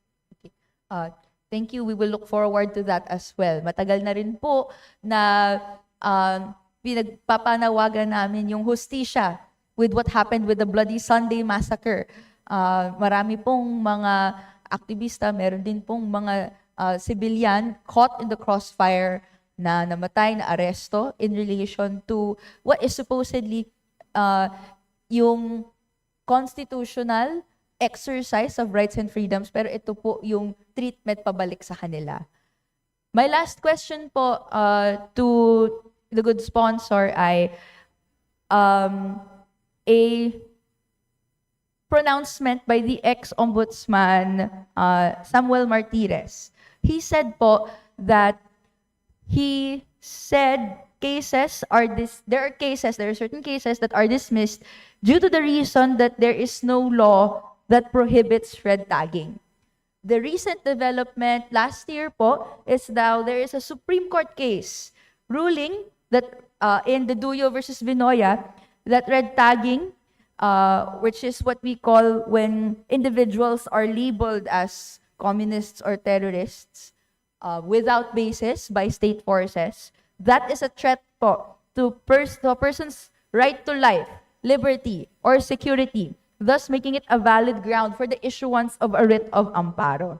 Can I ask po the Office of the Ombudsman through the good sponsor, how committed is the Office of the Ombudsman in complying and adhering to the ruling of the Supreme Court in pursuing cases of red tagging by public officials towards activists, no? Given that there is now this Supreme Court case. Mr. Speaker, dear colleague, as long as there is a Supreme Court case, it is the law of the land. So the Ombudsman will comply with any with regards to that matter. Mr. Speaker, dear colleague. As we speak now po kasi, Mr. Speaker, my good sponsor, there are public officials, police, military, those elected, no, turn to red tagging to be able to silence dissent. No? Will the Office of the Ombudsman actively entertain cases against on red tagging complaints that implicate public officials and investigate them as part of its mandate to protect the people against abuse of power by the government?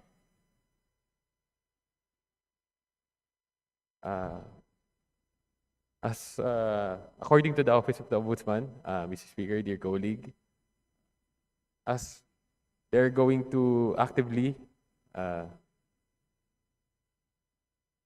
entertain such cases as long as there is another law or another crime involved, because according to the Office of the Ombudsman, there's still no law or crime which defines red tagging. But since there is a Supreme Court case, they would look into that as for the guidelines on how to treat such red tagging cases. They could adopt a procedure to maybe look into it on how they will entertain such cases. Mr. Speaker, my good sponsor, hindi po ba sufficient na yung Supreme Court case on De Duro versus Vinoya, which says no clearly that red tagging is a threat to life, liberty, and security, which makes it a valid ground for the issuance of a writ of amparo, no, to be able to pursue against cases similarly na ginagawa ito ng mga public officials?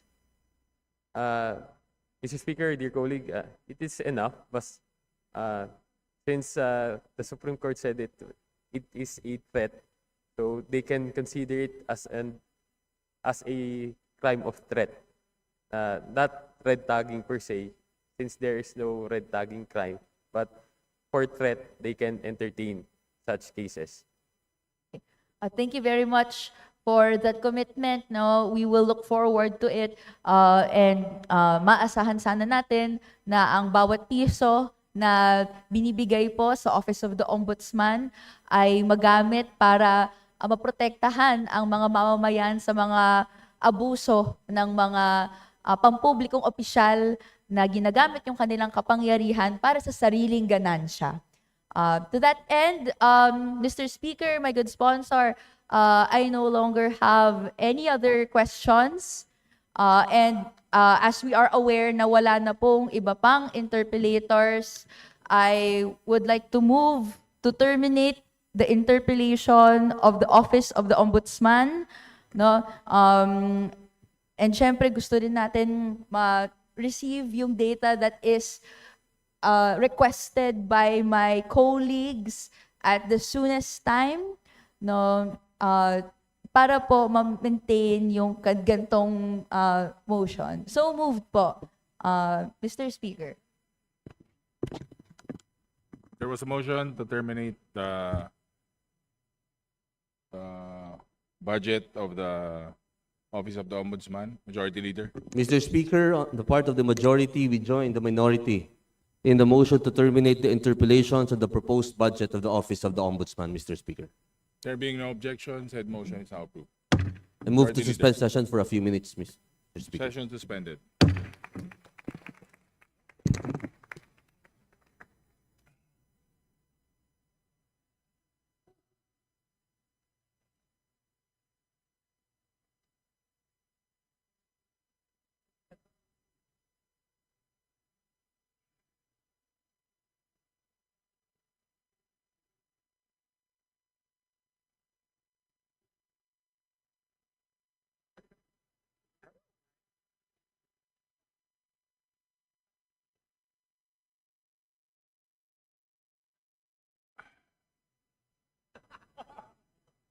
Ang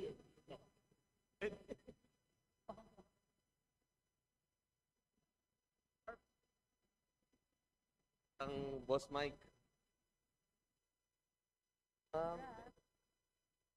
Sir, let's have a picture with the sponsor. Boss, come.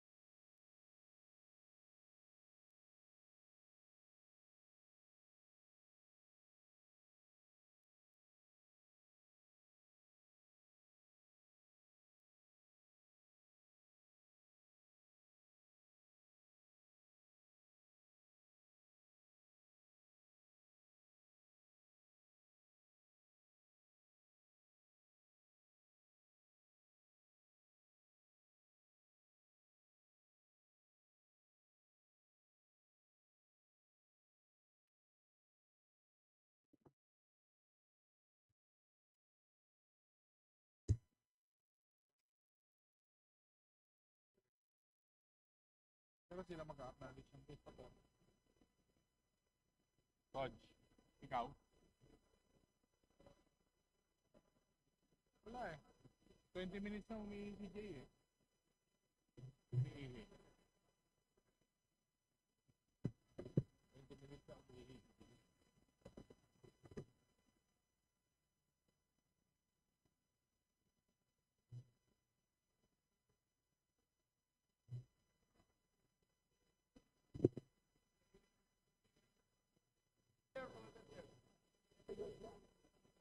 Ako naman din sa Judiciary. Marvin.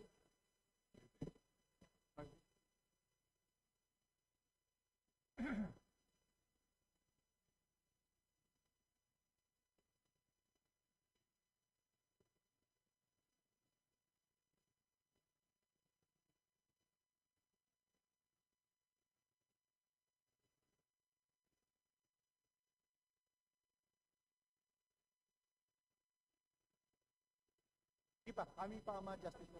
Thank you. Talaga, bilip ako kay Nika talaga, oh. Ito ba? Kailan natin sa dali. Gagaling nito nandito, oh. Galing sa kasaw lang.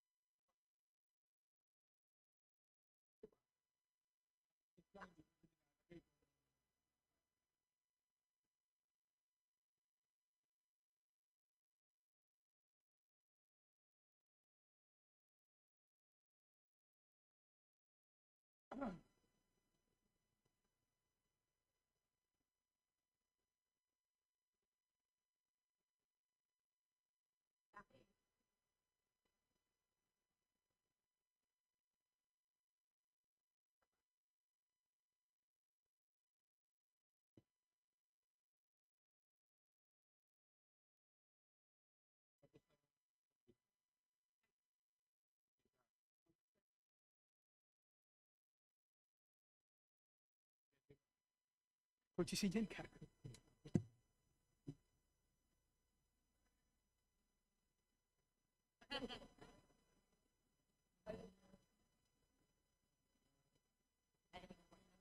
Nag-picture na kayo?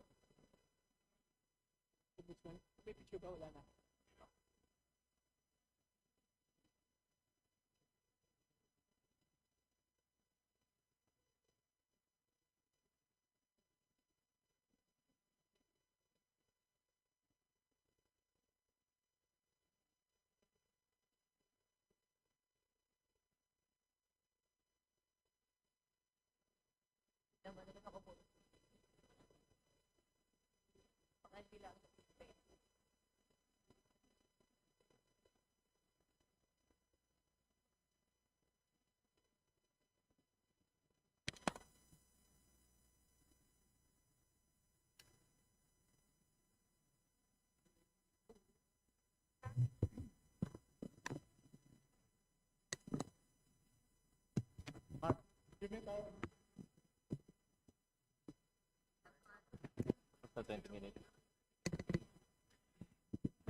Session will now resume. Mr. Speaker, I now move to consider the proposed budget of the Judiciary.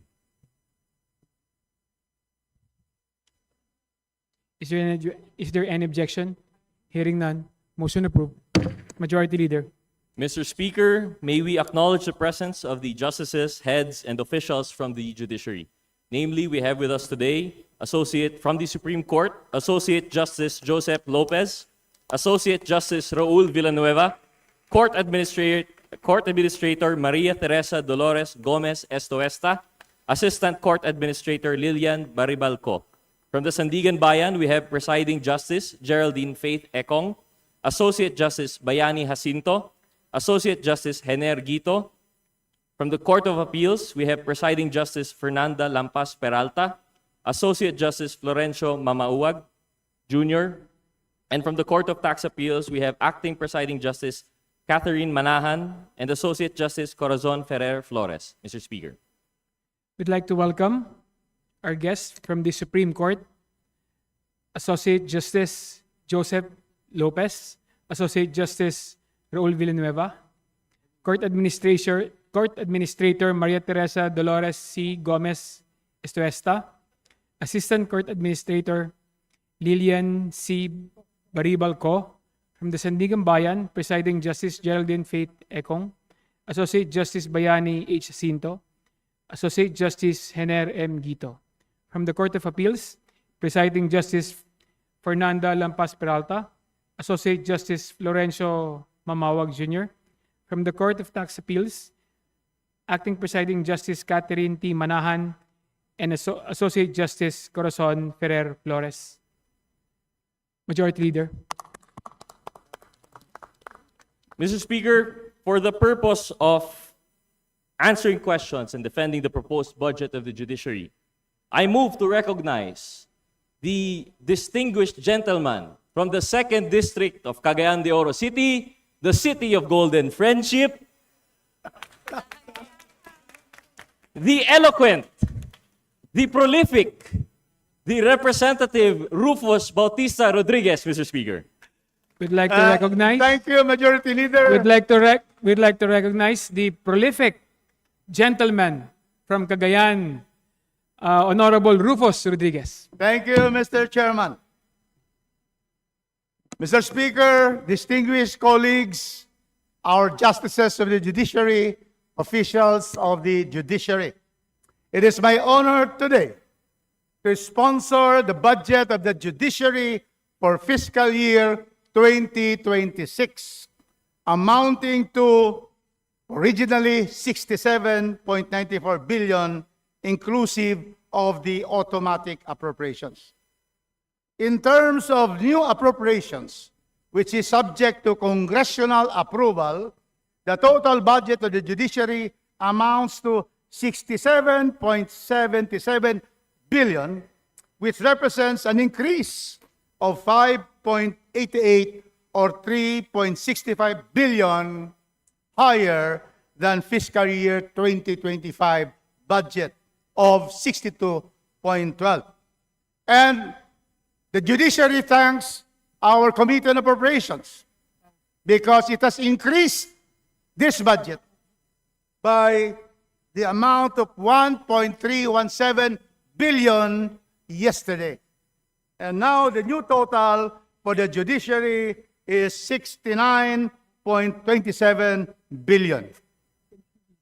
Mr. Speaker, in terms of strategic plan for judicial innovations, SPJI 2022 to 2027, initiated by the Supreme Court of the Republic of the Philippines, led by the Honorable Chief Justice Alexander G. Gesmundo.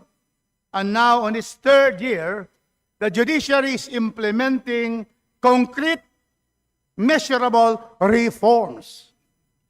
The judiciary is launching the Philippine Judiciary Platform and e-court PH, expanding e-payments, strengthening systems like the Bar Applicant Registration Information System and the Tech Assistance or Barista for the bar examinations. The Judicial and Bar Council JBC online registration, an application system ORAS, ORAS, a mandatory continuing legal education MCLE program, and help desk and document request portals, and modernizing courthouses all over the country with case management tools, innovations to reduce timelines, eliminate red tape, and bring justice closer to the Filipino people. These are not just ideas, they are active systems improving the delivery of justice system today. In view of the foregoing, Mr. Speaker, I urge my dear colleagues to join me in supporting the proposed budget of the judiciary for fiscal year 2026. Thank you, Mr. Speaker. This representation is now ready to answer questions from our colleagues. Daghang salamat. Majority Leader. Mr. Speaker, I move to recognize the representative from the Lone District of Dinagat Islands, Representative Kaka Bagao. Mr. Speaker. The Honorable Representative is now recognized. You may proceed, ma'am. Thank you, Mr. Speaker. Maayong buntag May muntag from the City of Golden Friendship. from the Paradise Island of Dinagat. You know, thank you po. Sir, I was listening to the presentation of the Supreme Court during the committee hearings, and I see that the management of the funds was very efficient. That's why I'm a little bit saddened to see that even if there is an adjustment in the budget, they're still lacking of more or less 40% on the total budget of the Supreme Court. I would just like to know what will be the impact of the short budget, short of 40% budget that the Supreme Court will require to perform its mandate and to deliver its programs. Thank you, our representative from the island paradise of Dinagat Island. Thank you for your question. Indeed, based on the request of the judiciary, we now have a request of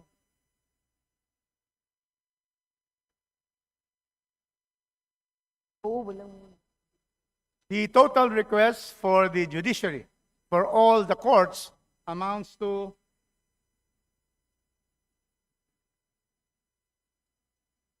105.75 billion, sir. Thank you. So what's that again? 100? 105.76 billion. Yes, And it is right here. yes. Let's focus on this. 105.6 billion. May we know the pleasure of our representative from Dinagat Island? So my question, sir, what will be the impact of the cut, considering that it's still more or less around 40% of what was requested by the Supreme Court? That's correct. 105.76B minus what we are giving, including the 1.3 of 69 billion, we still have the amount of 45 billion that is needed. And so therefore, we really urge our colleagues to be able to give support to the judiciary, the bulwark of democracy in this country. We therefore would request that additional budget be given aside from the 1.3 billion. And we are going to certainly give to the committee the final, we cannot give the entire 45 billion, but we will ask the court administrator and the Supreme Court to be able to also represent the needs of the other courts, which are so important. And that is why we have here the request, and we have a request for reconsideration of 25. So we have gone down from 45.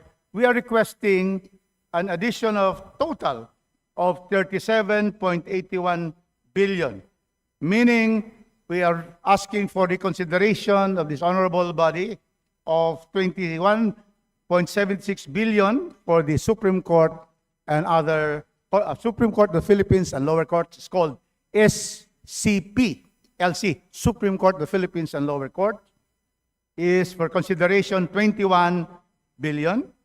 For the Presidential Electoral Tribunal, 2 million. For the Court of Appeals, the big body of distinguished gentlemen and justices, 2.69 billion. And for the Sandigan Bayan, consideration for 509.87 million.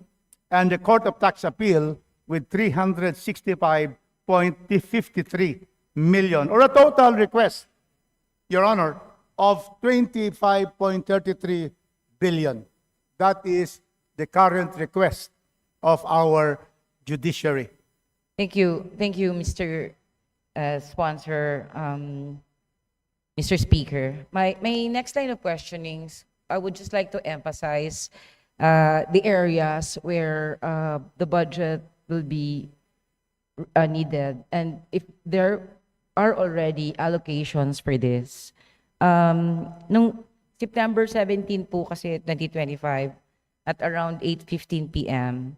in his residence in San Jose, Puerto Princesa, Palawan, Attorney Joshua Abrina was shot dead. He is already 8th dead officer of the court since 2022.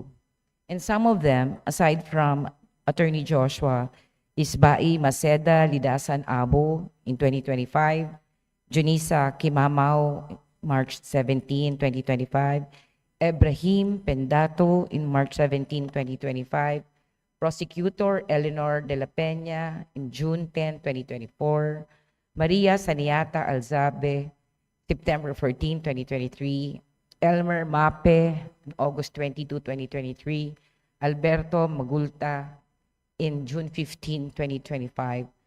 Justice Leonen said it is a grave matter that strikes at the very core of justice and must never be taken lightly. In fact, the Chief Justice directed the Chief Marshal and Deputy Marshal for Luzon to contact the relevant investigative and law enforcement agencies to separately obtain updates regarding this incident so that the court is provided with the necessary information. And very recently, Republic Act 11691 was created and was enacted, creating the Office of the Judiciary Marshal. But surprisingly, you need, I think, to fill in 1,043 positions to perform the duties of the Office of the Judiciary Marshals. Considering the number of deaths of the officer of the court, sir, how will this, the lack of personnel still, no 1,043, impact on the safety and efficiency of the implementation of RA 11691, and safety of our officers of the court, especially the judges and other officers of the court. Thank you, distinguished colleague. We note sadly the murder of our fellow lawyers. And certainly, the Supreme Court is really trying to have the court martials 1,043 positions to be created to make sure that there is deterrence and protection and prevention of further infliction of harm on our judiciary and our lawyers. And so the request of the judiciary, the Supreme Court, is for the positions of 1,043 in the office of the Judiciary Marshals, OJM, is 710 million. Unfortunately, this has not been included in the 255 reallocation of the 255 billion from the flood control. So that is the present situation, Mr. Speaker. So, Mr. Speaker, Mr. Sponsor, what will be the impact, considering that there will be no budget allocation for this requirement for 2026, especially to protect the officers of the court, considering that we still need to hire more than 1,000 marshals? The impact, Mr. Speaker, is that there will be less or no protection of most of our members of the judiciary. And that is why it is very vital that in these proceedings, we are able to restore the request of 710 million for 1,043 positions for the office of the judicial marshals. Thank you, Mr. Speaker. At this point, I would just like to express my support. This is a priority considering that there have been a lot of reported killings by the officers of the court to our fellow lawyers with no protection at all. My next question would be on online hearings.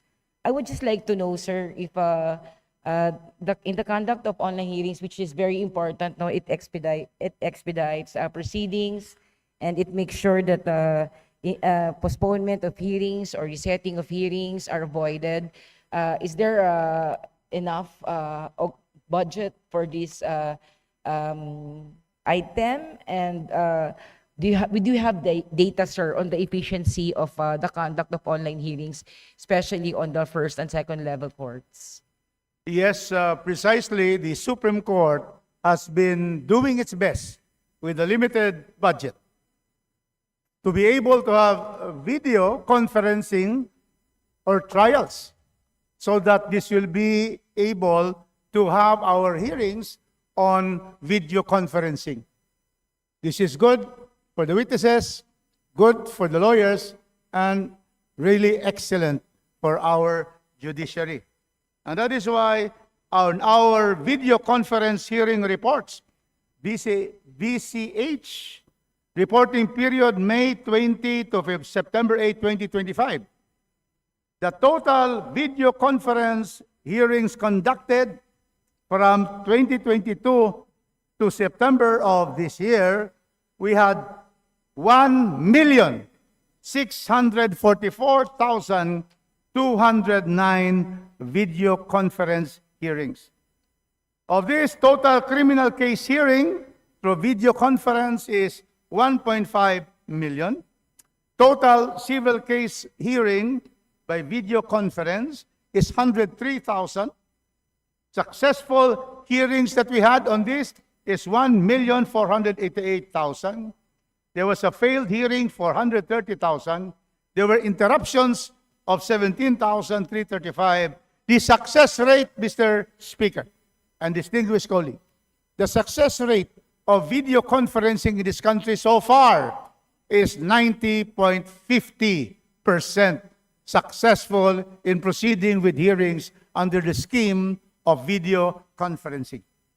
But my question, sir, Mr. Speaker, Mr. Sponsor, is that is there enough allocation to pursue these types of online hearings? And maybe my follow-up there would be, can we get a copy of the data Yes. on the rates so that we can also share in the other jurisdictions as well, no? Especially in the provinces where this is highly encouraged. And so eventually my question would be, I'll do you just have- answer that. Yes, we're going to give you now Okay, the thank you, sir. data on video conferencing. Thank you very much. And is there enough allocation for the conduct of online hearings? Thank you for that question because we are leading to that. So right now the budget is for online video conferencing.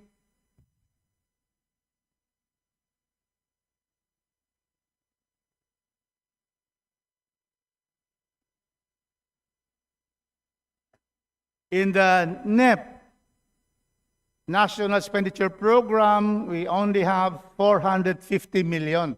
So that cannot carry to the entire Philippine archipelago of 7,640 islands.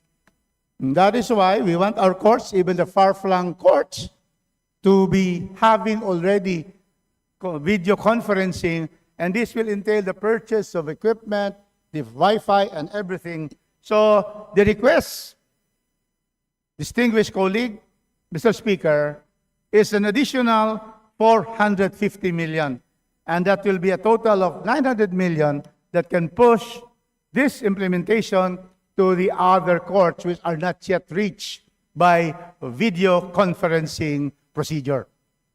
Thank you so much, Mr. Speaker, Mr. Sponsor. It seems that there are a lot of efficient areas in the administration of justice by the Supreme Court that needs additional support. I'm sure we want to give them more, but maybe they may need to prioritize the particular line items that we will be pushing for more support for the Supreme Court, especially the more efficient programs that they have implemented. And I was looking at the data that you were providing me. Thank you so much.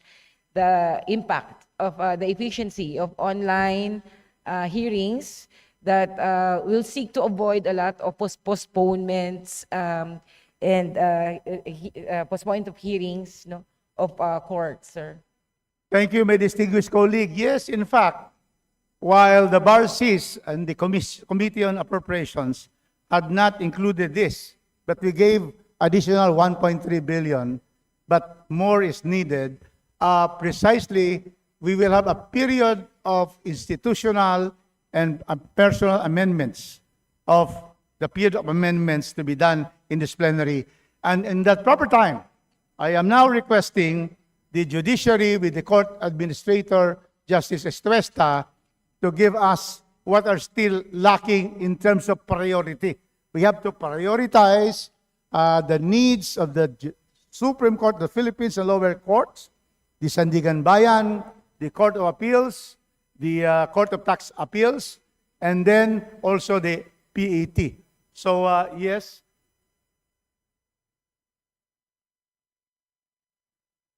Do we already have, Mr. Speaker, Mr. Sponsor, specific proposal for prioritization of specific line items that will highlight and will emphasize the efficient services that have been already provided and will be provided by the Supreme Court that needs more support? Yes, in fact, they have written to the chairperson, the Honorable Mika Swansing, and to this representation. We have requested that there is this letter, and we have the Supreme Court has requested 24 billion, and then the others also. Court of Tax Appeals is 2.6 billion. Court of Appeals is 2.6 billion. Sandigan Bayan is 509 million. Court of Tax Appeals is 369 billion. Yes. But siguro, Mr. Speaker, Mr. Sponsor, we will need to get more detailed line we will be item, giving that. In fact, prioritization. since this is quite big, at 28 billion, we have limited fiscal space. We are going to ask the judiciary and all the courts to give us a priority. It may not be 26 billion, but some figures which are clear priorities of each of the offices Yes. that are part of the judiciary. Thank you, Thank distinguished you. colleague. Thank you, Mr. Speaker. Mr. Sponsor, my next question is on access to justice by the poor. And I'm sure this has been a favorite topic during the committee hearings. Yes. But I would like to focus more on its impact on access to justice by the poor. Republic Act 12032, which was passed on October 17, 2024, created additional 3 branches of the Regional Trial Court in the 10th Judicial Region to be stationed in the municipality of San Jose in the province of Dinagat Islands. I'm asking this question not only because I'm from Dinagat, but I am very concerned of geographically isolated and displaced areas where no available courts and access of the litigants. Sir, there is only one court, one RTC court in an island like that, which is branch 32, but it is located in the city. So the litigants of that island will have to travel by boat just to attend court hearings. And that's also, you can imagine the difficulty of apprehensions that are being made and to bring them to courts that has to travel by sea. And does that imagine also if there are big waves and storms and there are hearings of the litigants. However, sir, up to today, there is still no court there. Branch 32 is still in Surigao City. There are 2 municipal circuit trial courts that has been established. But our concern is for in island provinces like this, the poor will most probably be not interested at all in pursuing their case because not only of the financial difficulty that they will encounter in making sure that they are able to litigate their cases, but also to the interest, to maintain the interest in pursuing their cases, considering not only the distance, but also the difficulty of understanding the processes of the court. So I would like to know if compliance with Republic Act 12030 has been made or will be made. And being the former governor of that province, sir, we have a lot of difficulties bringing litigants, both petitioners and accused and defendants, in bringing them to the city just to attend court hearings. So was there already compliance of this law 12032? Mr. Considering Speaker, also, we Mr. fully support. I'm sorry, Mr. Speaker, Mr. Sponsor, considering that we are already on our 19th year of existence, but we still have no court in the province. Thank you, Mr. Speaker, distinguished colleague. We fully support the establishment of 3 courts as established in Republic Act 12032 for the island paradise of Dinagat Islands. I invite all of you to go there on behalf of our representative. And we are happy to inform everyone that indeed branches 57, 58, 59 for the RTC of Dinagat Islands is already, the JBC is now open to receive recommendations, and they will soon be able to vet all the applicants. And certainly the Supreme Court commits that once we already have the appointment, the 3 courts will be opened ASAP. Thank you, Mr. Speaker, for that update, Mr. Sponsor. But my question is, will the Supreme Court have the allocation to establish physically the court in the province. I know that they can immediately establish the courts, but the physical structure that will handle or all the three courts for the as regional trial courts is also needed in the delivery of justice. Yes, in fact, the first process is to be able for the JBC to already interview the applicants and then be able to recommend to the president for appointment. Once there is an appointment, the process will start. And then we are going to ask for funds to be able to physically open that either first through rental or through the establishment of buildings in Dinagat Island. Because those who are far from law should have more law. And Dinagat Island is far. Paraphrasing former President Ramon Magsaysay, those who have less in life should have more in law. I would like to amend that. Those who have less in life should have more. More of everything. Thank you. Yeah. Thank you, Mr. Speaker. So amended na ang President Magsaysay's statement. Yes, Mr. Sponsor. But I would like to be clarified lang po on this point. Whether I know that the possibility of renting, etc., but is there a space in the allocation that will already establish the physical court there? Because when I was governor during the COVID time, there was already a discussion on the construction of a court in the province, but that stopped. I don't know what happened. And I would just like to be updated on the status of that. I'm asking this because I know there are still other provinces and far-flung provinces where their litigants, especially the poor, have difficulties in filing cases and following up their cases. So I think it's very important. We assure the former governor of Dinagat Island, now Representative Back, she's back with us. She was with us in the previous Congress. That certainly we will fast track, we request the JBC to fast track the interview and the recommendation. At the same time, the Supreme Court will now look for funds to be able to have the physical structure be done in Dinagat Islands for the three RTC branches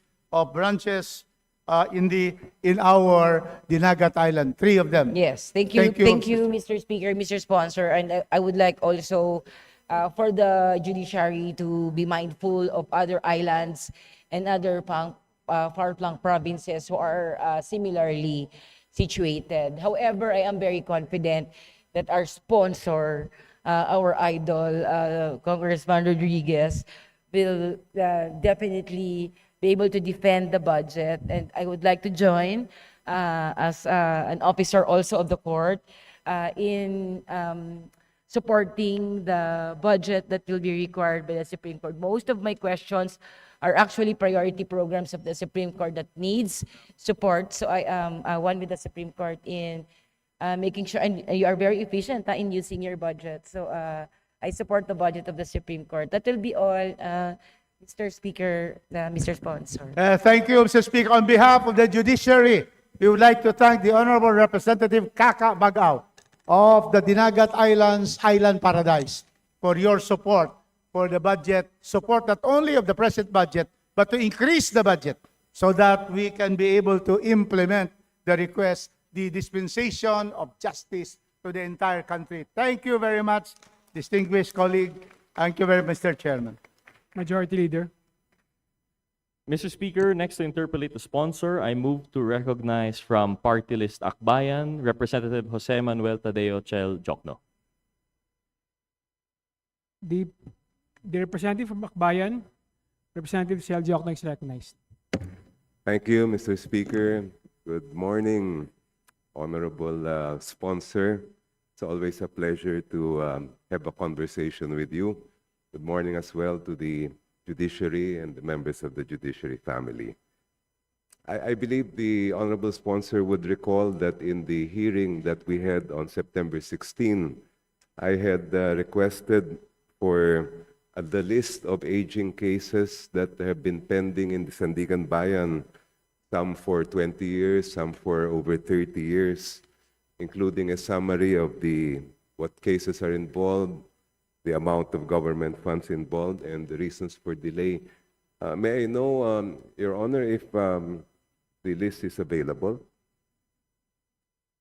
Yes, first of all, thank you, Mr. Speaker, distinguished colleague, the illustrious son of an illustrious statesman of our country, the late Senator Jose Wright Diokno. And we have here the status of cases which have been, the year it has been filed, and this present status. So right now, this is the report of our presiding justice, Geraldine Faith Ikong. And now we have here, there's a list. Not so many. I'm counting about 10 cases now. Only 10 cases. Would you like us to read this, or we would like to receive a copy of this? Because it starts with July 29, 1987. You are right, Your Honor. And this is about Republic versus Maria Remedios Argana et al. Then we have also case number 0010, Republic versus Ferdinand E. Marcos et al., civil in nature, 1987. Would you like me to read the others? Just if I may be provided with the copy. To be provided. Your Honor. We provide you only 10 cases, and we are therefore going to provide you this, and we will certainly urge the Sandigan Bayan to make sure that I think that is what you would be asking for, to write finish to these cases. Yes, Thank you. Honorable Sponsor. In fact, as I had requested, not only for the 10 cases, but if I recall, there were 10 civil cases pending since 1987, around more than 10 cases pending for more than 20 years, and around 242 cases pending before the Sandigan Bayan for more than 10 years. Yes. I was requesting for the information about those cases because I am concerned, and I would like to ask, in fact, what we can do, what Congress can do to support the Sandigan Bayan so that these cases can be fast-tracked and resolved as quickly as possible. So if I may request the expanded list Yes. to be provided. We will give you the expanded list of all pending since 1987. And just to inform you that many of these pending cases are post-judgment, meaning may MR, there are other motions, and then may auction sale pa, it lengthens the proceedings. But most of them have already been decided on its merit. So the post-judgment action of the litigants. But we are going to give you, now we're going to give you these 10, and we will give you the others as you have requested, the Honorable. Thank you, distinguished colleague. Thank you. Thank you so much, Your Honor. Thank you, Presiding Justice of the Sandigan Bayan. Just on that same point, if I may, sir, may I know what the courts, the judiciary, not just the Sandigan Bayan, but the Supreme Court, is planning as far as fast-tracking corruption cases? We know that this is now very much part of our national conversation, and we want these cases to be resolved as quickly as possible. We know that the longer a corruption case takes, the harder it is to hold the persons involved accountable. And we want to support, on the part of the Congress, any mechanisms that could be put in place to fast-track corruption cases, Your Honor. Thank you, Mr. Speaker. Precisely, the Sandigan Bayan is now crafting new rules to shorten the trial in the Sandigan Bayan. They're now looking at only 120 days. And so we'll furnish our distinguished colleague once the Sandigan Bayan promulgates the new rules, especially on the issues of corruption, on the flood control, allegations that we have in the present time. Thank you. Thank you, Mr. Speaker. Thank you, Honorable Sponsor. I just have a few more questions. At the last hearing as well on September 16, I queried the Honorable Court Administrator about whether there is a monitoring system to ensure that those who are convicted by final judgment are actually serving their sentence. And I recall the Honorable Sponsor also followed up on my query because we feel that this is something that has to be done, not only, and this would involve not just the Supreme Court, but the different agencies that would involve the Office of the Ombudsman, the Sandigan Bayan, even the Bureau of Corrections. First question, if I may, Honorable Sponsor, is this included in the current budget request of the Judiciary? Thank you. First of all, to answer the first question, yes, there is a Justice Sector Coordinating Council. Precisely because after there is a decision and there is a judgment of conviction and there's an order including penalties of imprisonment, the honorable gentleman would like to have a monitoring of those who have been convicted so that they surely go to jail. So therefore, we have this, and the court administrator is saying that they will soon convene this one again precisely to make sure that there are now new rules to monitor the convicted accused, that they will properly serve their sentence. So that will be given also to our distinguished representative.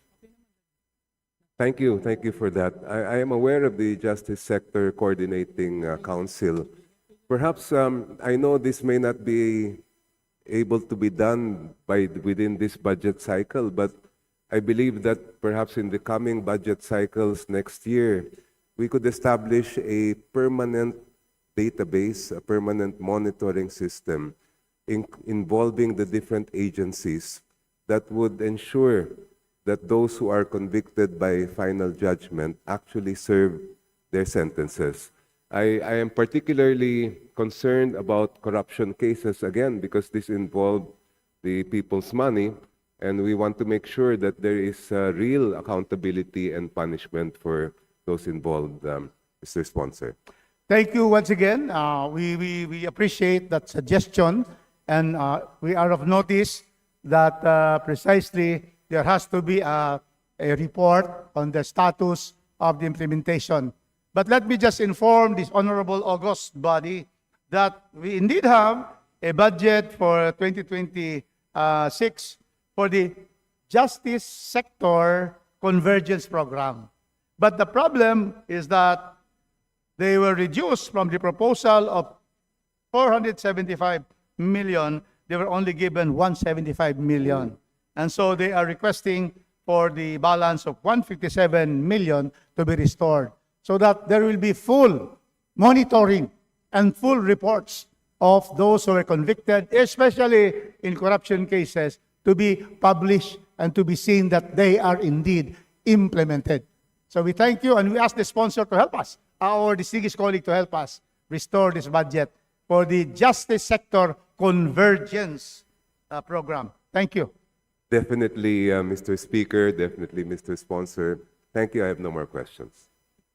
Thank you, Mr. Speaker. We certainly thank again Representative Chel Diokno for his interpellation, which makes sure that there is really not only dispensation of justice, but implementation of justice. Thank you very much, Mr. Speaker. Majority Leader.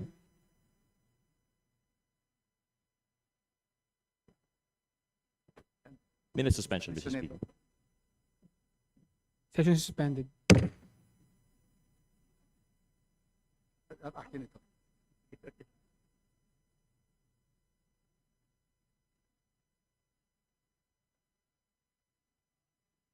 Session resumed. Majority Leader. Mr. Speaker, next to interpolate the sponsor, I move to recognize from Party List Act Teachers, Representative Antonio Tino. Representative Antonio L. Tino of ACT Teachers Party List recognized. Thank you, Mr. Speaker. Good morning to the sponsor. Good morning. Mr. Speaker, I just have one very particular concern. This has to do with the implementation of the Filipino Sign Language Law. I raised this already during the budget briefing of the Judiciary. No? And so the Filipino Sign Language Law mandates that the Judiciary, the courts, make available Filipino Sign Language interpreters to the deaf, no, who are in the courts or who are in one way or other in transacting with the legal system. Okay. And I was told that the Judiciary has already come up with implementing rules and regulations in this regard. I also asked the budgetary requirement needed in order to implement, and I was told the amount was 50 million pesos. Okay.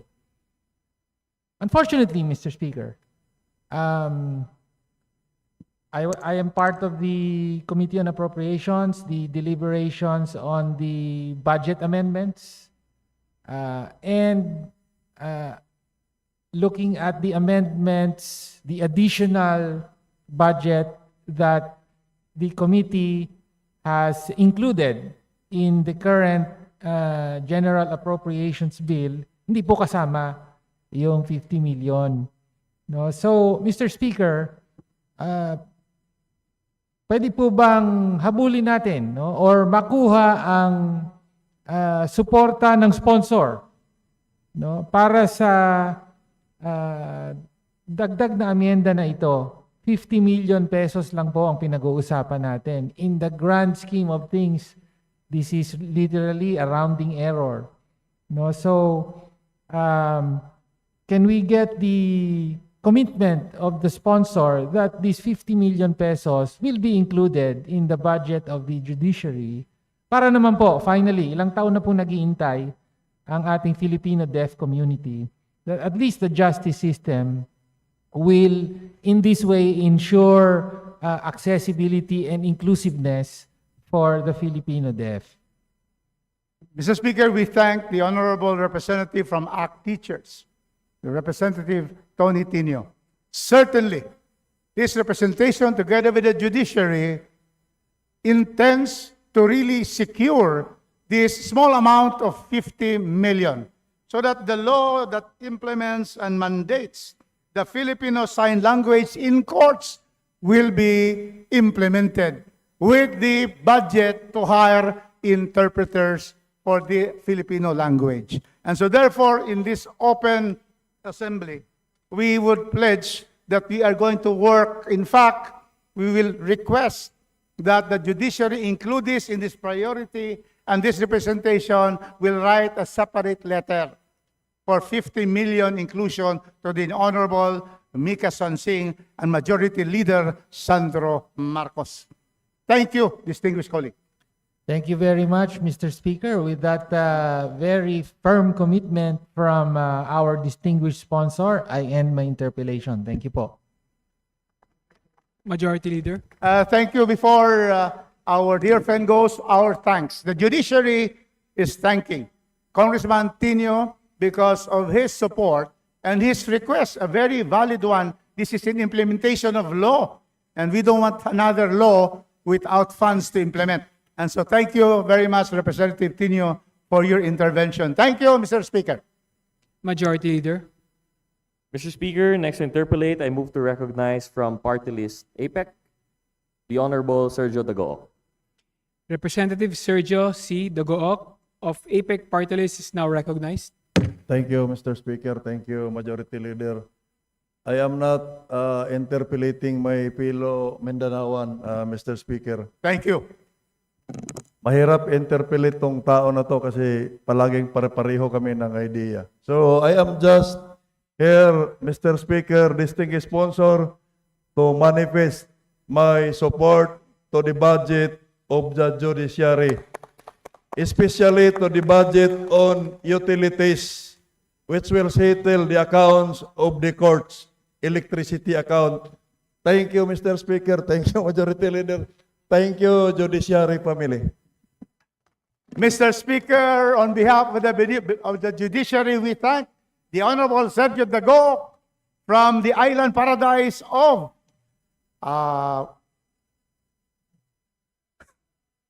Dinagat ang samahin ko eh. Siargao. Because, Mr. Speaker, he has been helping pay the obligations of the courts in the Siargao Island. So we thank you and we assure you the Judiciary will make sure that we are going to pay all the outstanding obligations on utilities so that you will not be paying anymore your own money to help the Judiciary in Siargao Island. Thank you very much, Mr. Speaker. Majority Leader.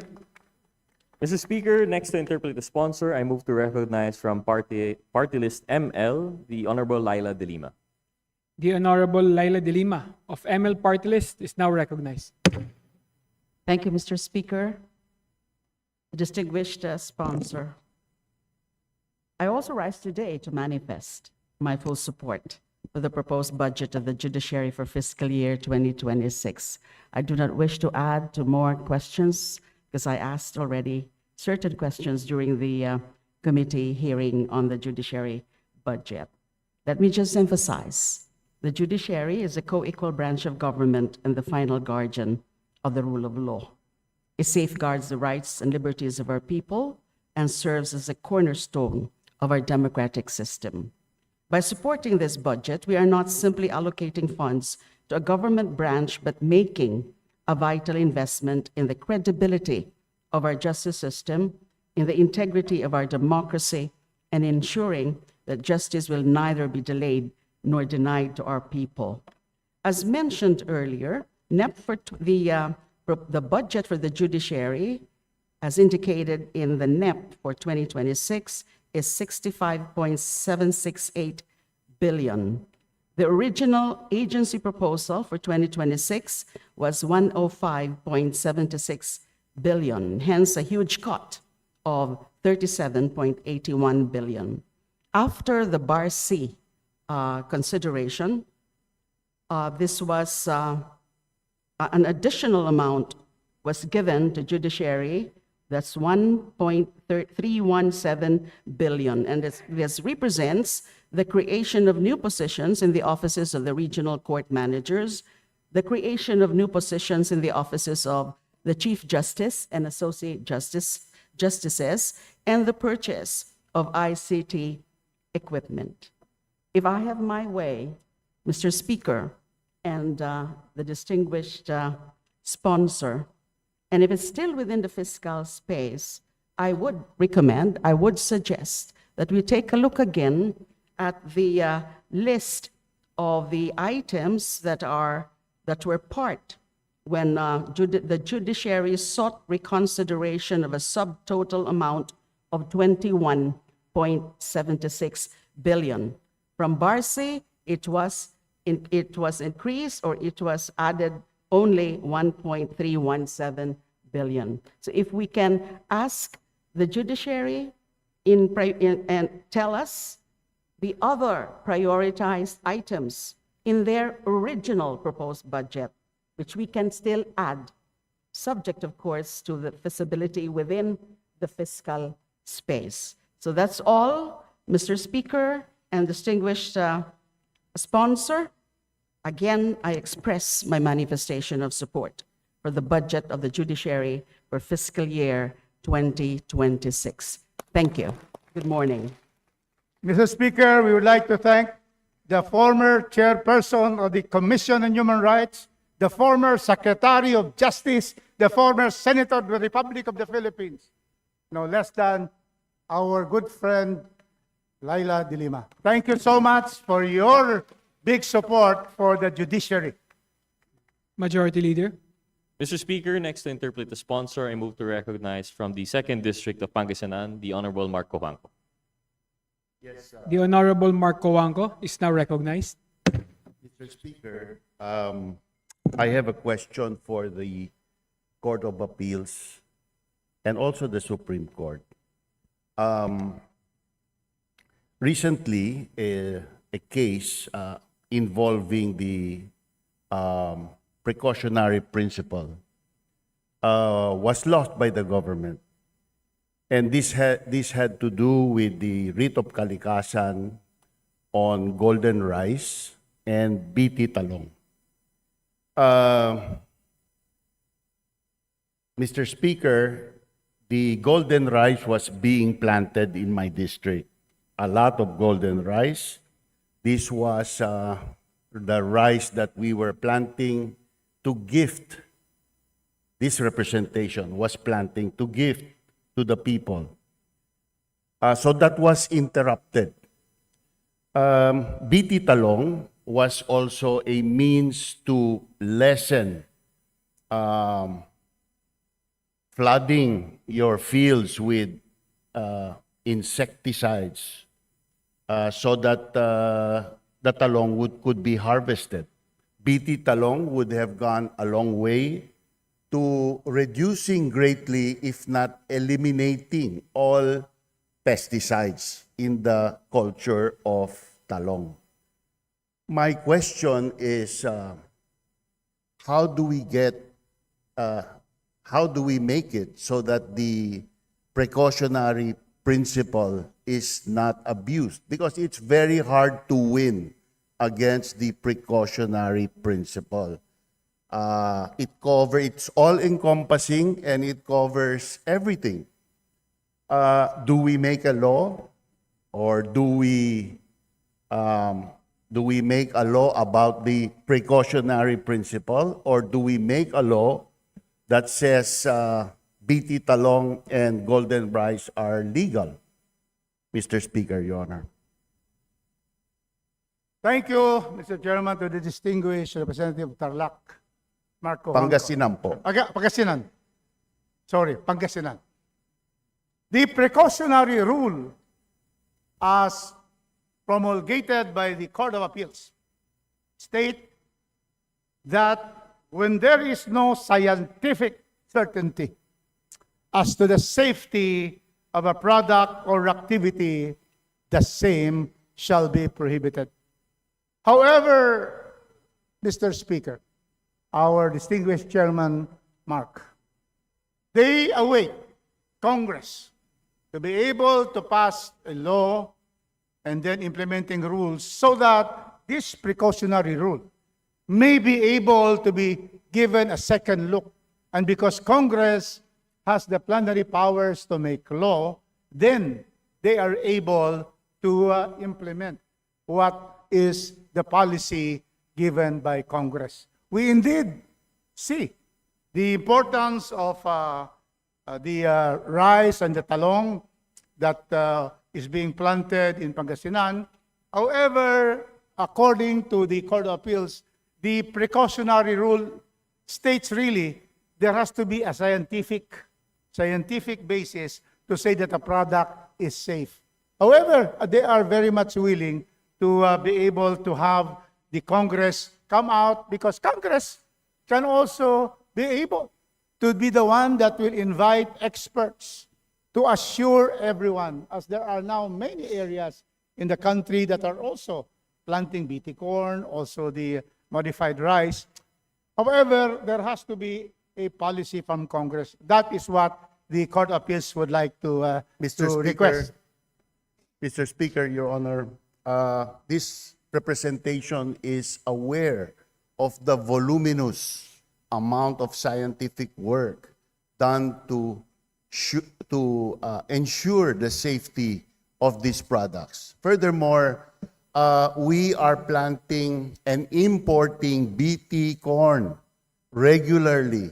So we are already using BT products in animal feeds all over the Philippines. But I will not belabor the point, Mr. Speaker, Your Honor.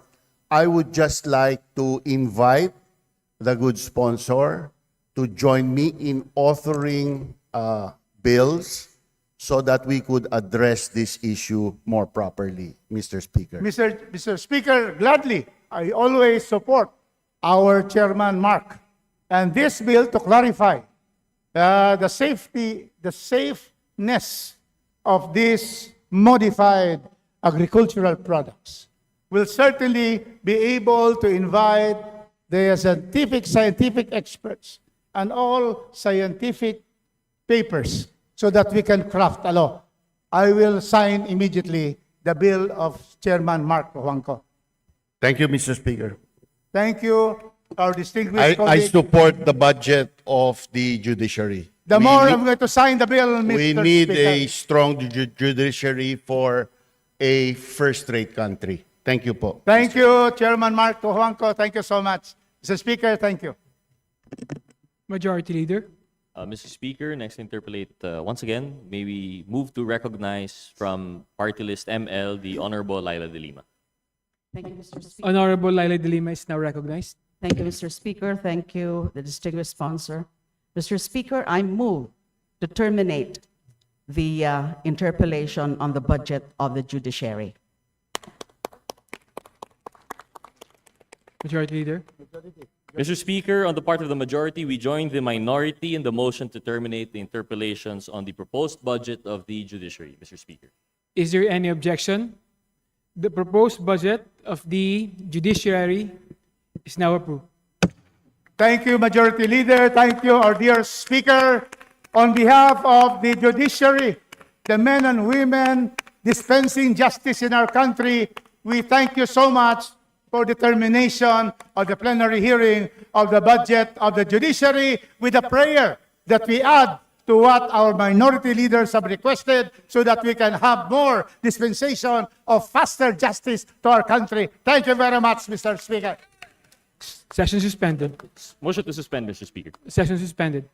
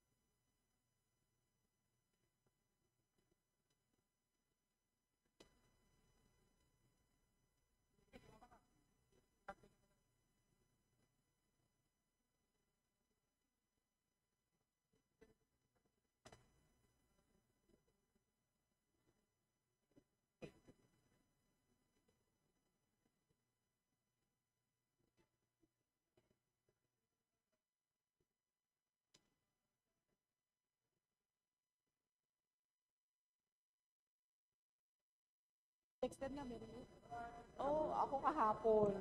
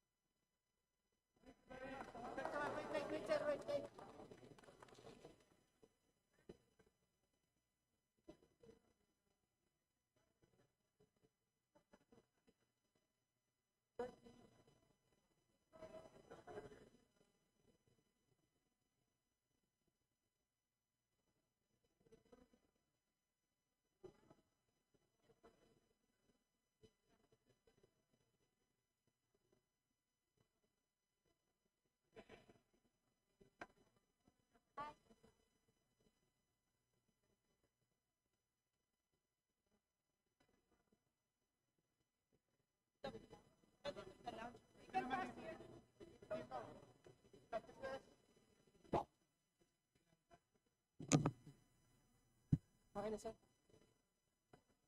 ng CA.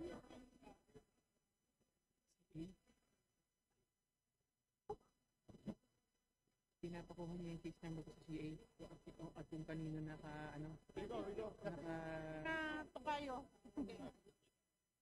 naka-pending, headless naka-incentive sa kanya. Hindi nagre-reklamo na ako. Sabi ko, ang tagal-tagal lang ako yung case ko.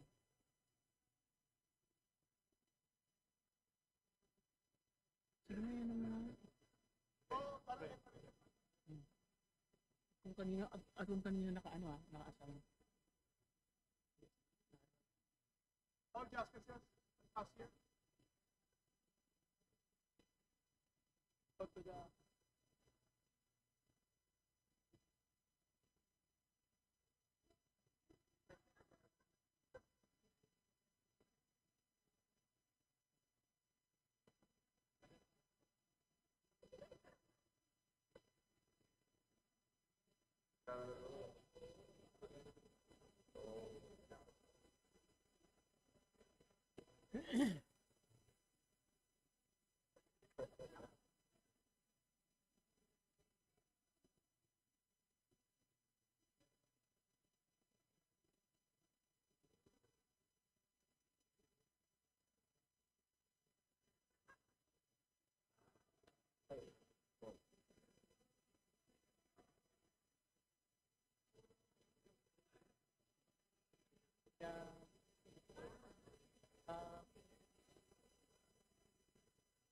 Gawin na natin yan.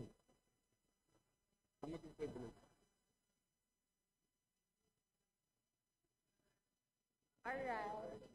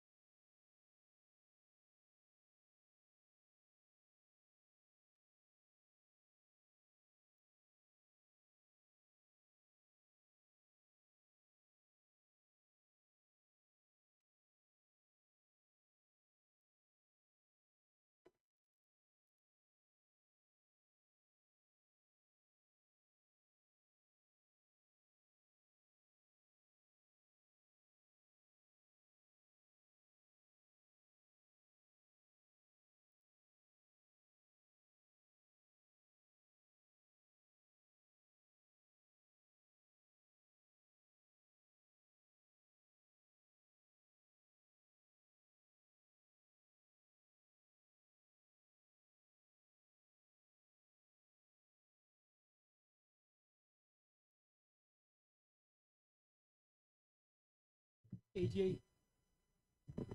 AJ.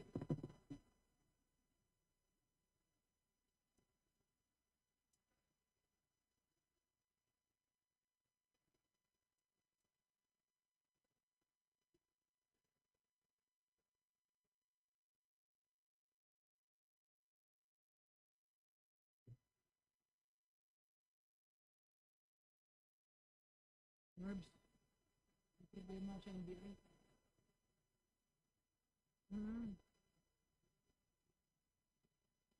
NBI. May problema sa NBI. Hindi kaya nga, nasaan ba sila yung NBI nila? Di ba andyan na sila? Oo, baka naman po pwedeng kausapin ko yung head ng NBI kasi sige. Kung po pwede, kahit mga 1 o'clock kamo. Diyan na sa office ni Madjo. Yung chief na NBI.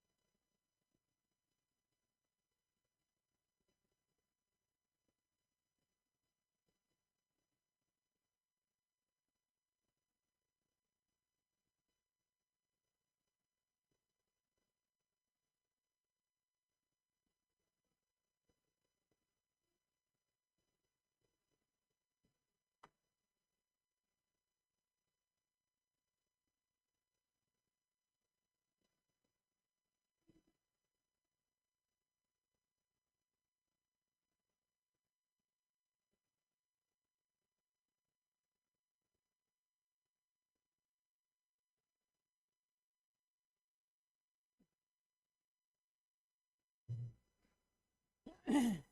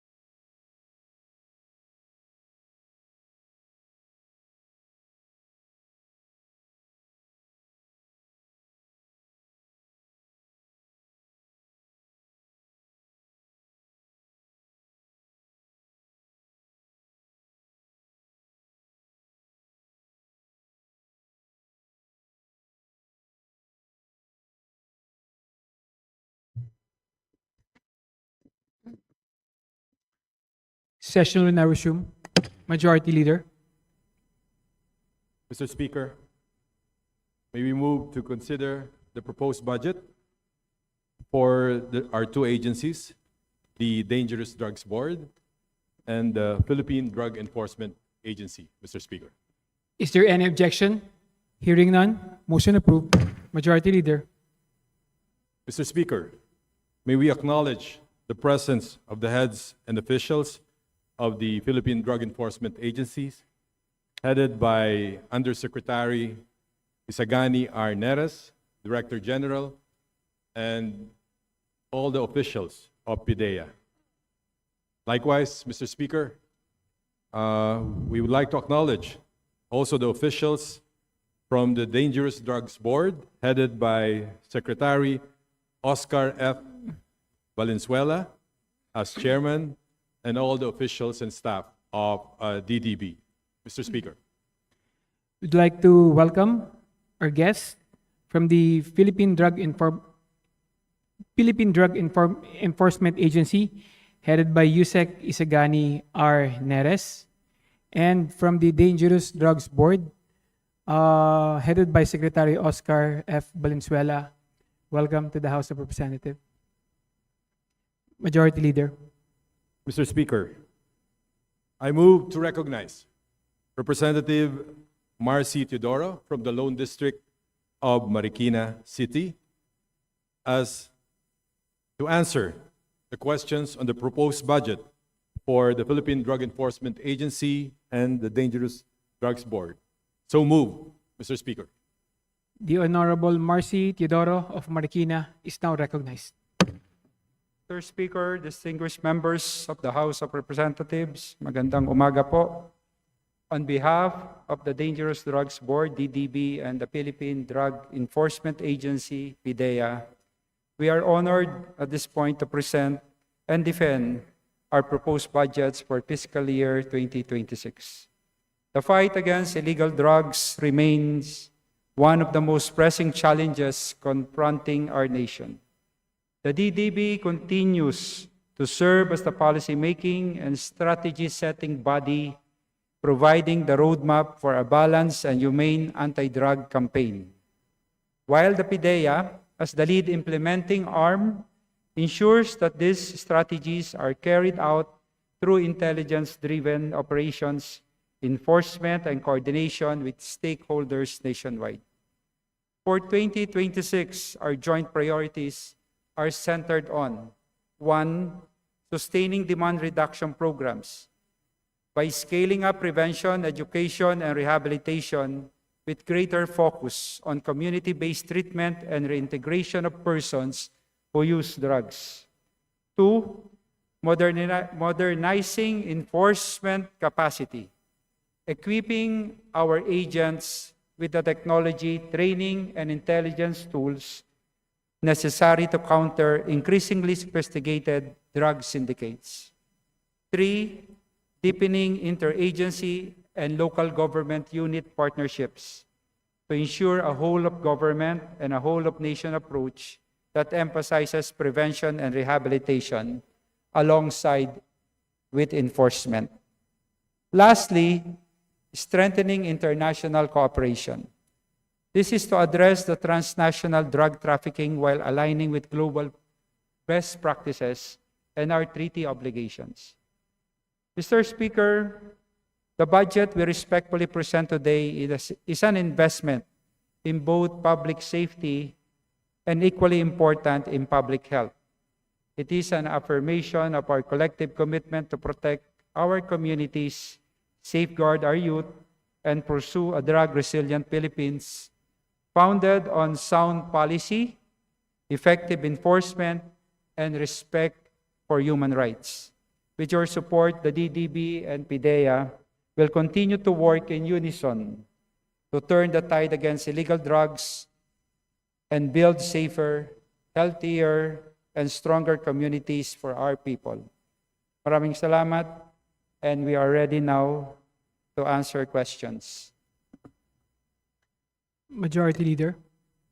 Mr. Speaker, I move to recognize Representative Leila de Lima from the Mamamayang Liberal Party List to interpolate the sponsor of the proposed budget of the Philippine Drug Enforcement Agency and the Dangerous Drugs Board. So move, Mr. Speaker. The Honorable Leila de Lima is now recognized. Thank you, Mr. Speaker. The distinguished sponsor. So this is about the budgets of both DDB and PDEA. And I have just a few questions on these two agencies. No one can dispute the fact, of course, the importance of the mandate of both agencies in terms of battling the scourge of illegal drugs in our country. So this is more on policy. I have no question about the budgets themselves of both agencies, just policies. We know that the DBB is in charge of formulating the policies and strategies to be implemented by the PDEA. And among the DDB's regular programs is policy formulation and other issuances through the conduct of surveys, researches, studies on drug-related issues and concerns. So I'm sure in using the budget For this purpose, meaning the formulation of the policies and strategies to combat the illegal drug trade, may we know if the DDB have specific policy recommendations for the legislature on how to institutionalize a holistic, human rights-based approach to combating illegal drugs? And related to that, Mr. Speaker and the distinguished sponsor, gusto ko lang po kasing maintindihan, malaman at makumbinsi na meron na talagang shift, a major shift, a paradigm shift from the previous policy of the previous murderous regime about the punitive, we all know that the policy before was punitive. It's all about neutralizing suspected drug offenders, and mostly the small-time drug offenders that resulted in thousands killed under the name of war on drugs. And what we know from the pronouncements from the Office of the President is that there is now supposed to be a policy shift. Ang sabi, we're now gearing towards, or we're now actually implementing, health-based and human rights-based approach to combating illegal drug trade. I want to understand more about that policy, na kung talagang yun na ho ba talaga yung ating sinusunod, lalo na sa mga core relevant agencies like PDEA. Thank you, Madam Speaker. As we all know, way back in 2002, when Republic Act number 9165 was crafted, a comprehensive Dangerous Drugs Act, the central legal framework of the country's anti-drug policy has changed considerably. In the present situation, Mr. Speaker, the law that we have has shown its limitations. The persistence of drug use despite strict enforcement underscores the need for a more balanced strategies. The demand for policies that are not only effective, but also, more importantly, compassionate, inclusive, in recognizing drug dependence as a health and social issue. International practices have likewise evolved, with many countries adopting health-centered and rights-based frameworks that integrate drug policy into broader goals of a sustainable development, social justice, and human rights. Unfortunately, we need to address these things. Currently, the Philippine anti-illegal drugs strategy that we are using is still from the previous administration, which focused more on punitive strategy. So there's an executive order number 66 in 2018 that provides for the basic principles on our anti-illegal drugs strategy. What we are proposing with the DDB and PDEA is that we could have an enhanced Philippine anti-illegal drugs strategy. There is currently no executive order in place to implement and institutionalize policies and approach of the current administration. We must admit that. It emphasizes the further need of the agency to conduct, one, review and revisit the existing laws and issuances. There's a two-pronged approach, Mr. Speaker, by the agency, and the end goal is for the new executive order to be issued in order to develop, highlight, implement, and more importantly, institutionalize the three pillars in approaching the campaign against illegal drugs. And these pillars are: one, supply reduction; number two, demand reduction; number three, more importantly, health, social, and developmental services. Studies have shown and have been conducted that the problem of illegal drugs is more that of physiological and medical. This approach veers away from the bloody drug war implemented by the previous administration. The focus now shifts on the integration of rehabilitation and a human rights-based approach in order to eliminate the illegal drug problem that the country is facing. In July 2024, there's a drug policy summit together with the Department of Justice conducting dialogues with various sectors, civil society organizations, youth organizations, even educational institutions, in order to promote and formulate a more people-centered framework. Additionally, there are dialogues that were supported by the University of the Philippines, the Institute on Human Rights, in order to further the drug law reform initiative. The goal of the agency aims to achieve, at this point, is the amendment of RA 9165, institutionalizing policies and strategies of international organizations, communities, and even local governments in their campaign against illegal drugs. An amendment of our drug laws are in order. I must say that. In order to also address the list of dangerous drugs, as well as to shift from the numerous punitive provisions to a more human rights-based provisions in the new law. These amendments aim to highlight decriminalization and harm reduction as part of the approach against illegal drugs. There's also a plan from the Dangerous Drugs Board, Mr. Speaker, to formulate what they call, or what we call, Mayor's Handbook, highlighting the best practices applied and implemented by various local government units in the Philippines.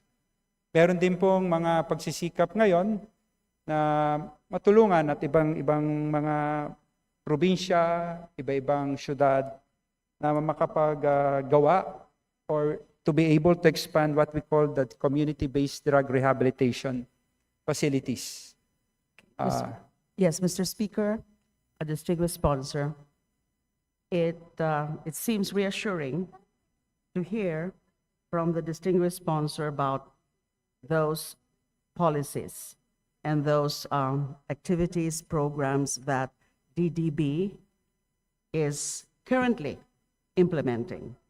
And I do believe, and I think, and I need a confirmation from the DDB that they would be supporting a move to push for the issuance of an executive order, to be able to explicitly lay down what exactly are the shifts in the policy. It's not enough na meron lang mga pronouncement, meron lang mga media pronouncements about the so-called shift in policy. Of course, we recognize that there has been a far less incidence of extrajudicial killings in the course of drug or anti-drug operations. But there are still such killings happening, not really reported out, no more reported in the media. So I need to know what exactly are those, because you mentioned po kanina about getting rid of certain punitive aspects or provisions of RA 9165, because certainly that is the common recommendation or proposal of various groups, both domestic and international. So, ano po exactly ang pwede nating alisin o baguhin ng mga punitive provisions dyan sa Republic Act 9165? And there seems to be inequality and lack of equity and fairness in the penalties for various levels of drug offenders. Hindi ho ba kailangan na ring baguhin yan? And that is also one way of addressing our jail congestion. Baka naman yung mga minor offenders need not be met with prison terms.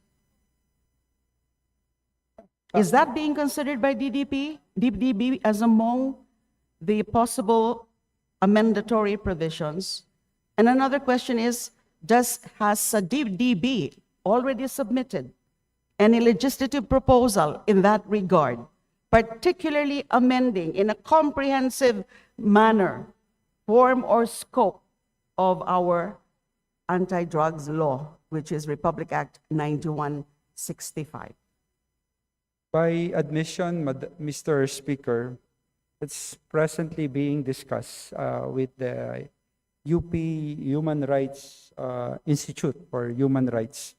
We are still waiting for the recommendations that will be coming from the said dialogue conducted in. How soon we'll be able to receive those recommendations? Because we will be willing, this representation in fact would be willing to sponsor any such bill that would address the loopholes, the lapses, and the excesses in the provisions, the Mr. punitive Speaker, provisions of RA 9165. According to the timeline and schedule of the dialogue being conducted by the DDB and the UP Institute of Human Rights, they're expecting that by next month, October of this year, the recommendations will be submitted accordingly.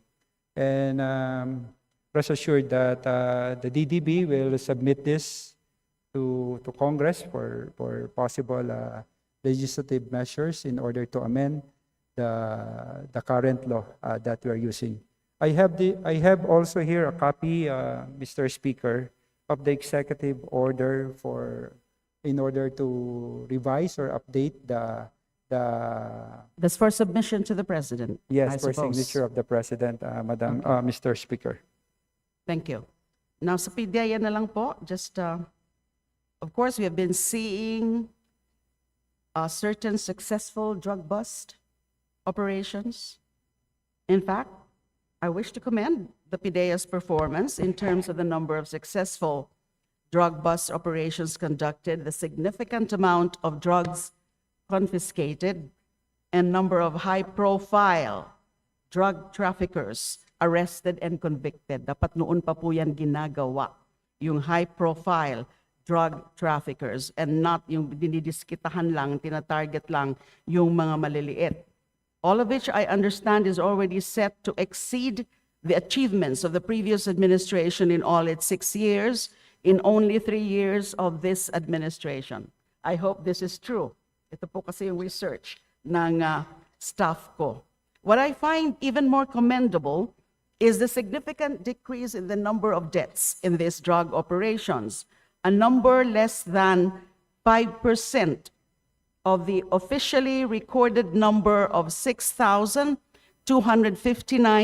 slain suspects, and that is only the official figure. The figure released and acknowledged by the government, but of course we know that various human rights organizations have a higher, much higher number, between 20,000 to 30,000, and which human rights and civil society groups know is way higher in the drug operations under the previous administration.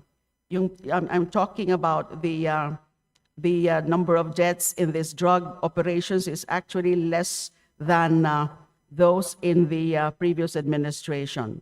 Now, gusto ko lang pong malaman, as my last point, what new programs and policies implemented under this administration led to this improved statistics?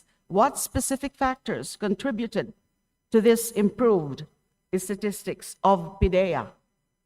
And as I said, I assume these are verified data. Salamat po. The new programs and policies implemented by the agency leading to the improved statistics are the following.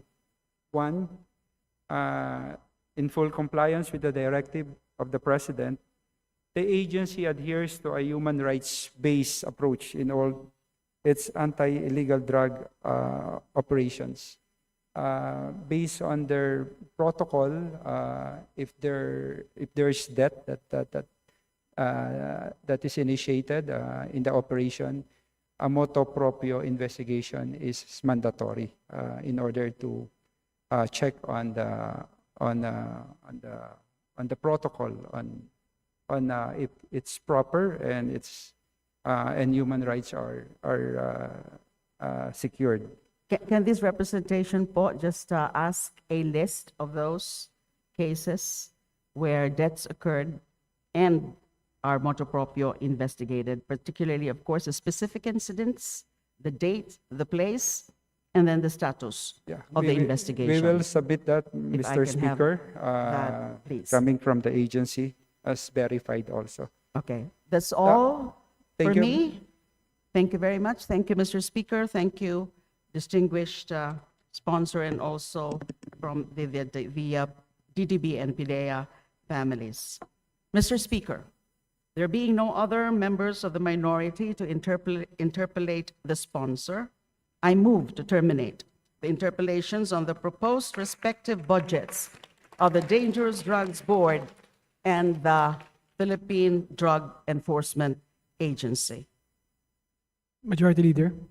Mr. Speaker, on the party of the majority, we join the minority in the motion to terminate the interpellations on the proposed respective budgets of the Dangerous Drugs Board and the Philippine Drug Enforcement Agency.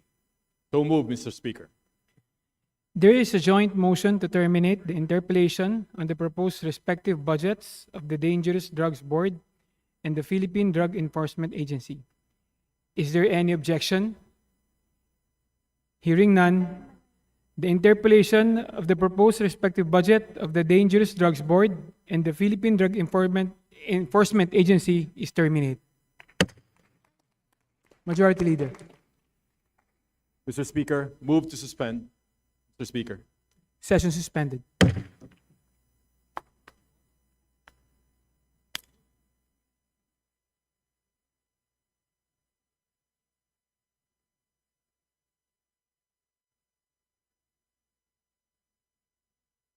Salamat po. Salamat po. Salamat sa support.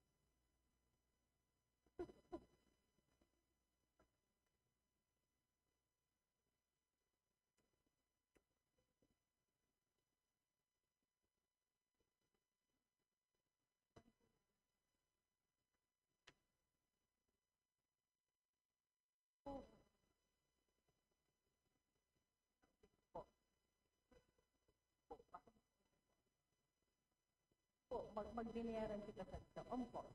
Isip-tahan ko po. Ako po.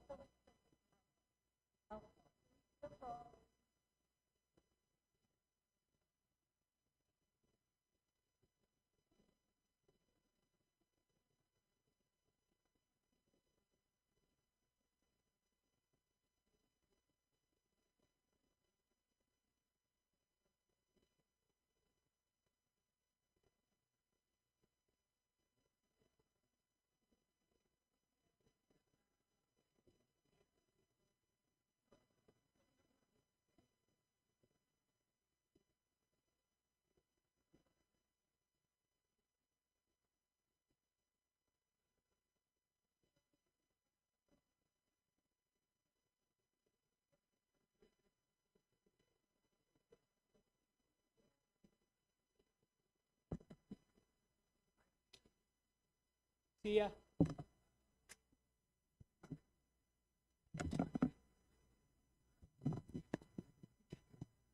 Sia. Hindi pa pala kayo ready. Tapos madali ka na madali. Tatay ka na. Sino yan? Session will now resume. Majority Leader. Mr. Speaker, I move that you consider the proposed budget of the Games and Amusement Board.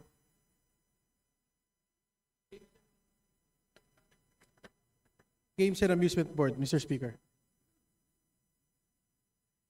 Is there any objection? Hearing none, motion approved. Majority Leader. Mr. Speaker, before we proceed, we would like to acknowledge the officials from the Games and Amusement Board.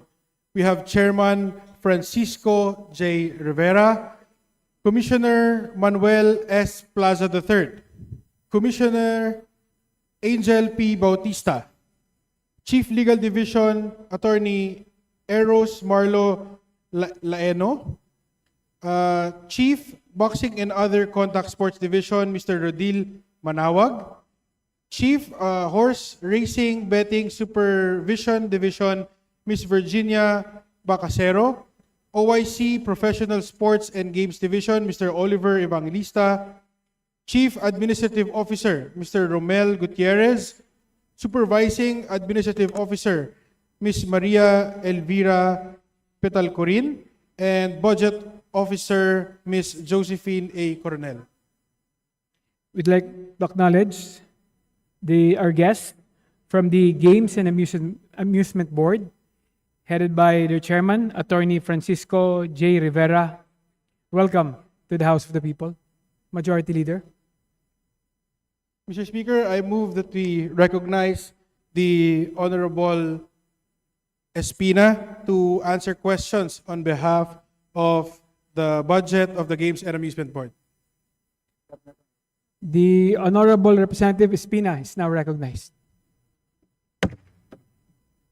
Mr. Speaker and distinguished colleagues, good morning or good afternoon.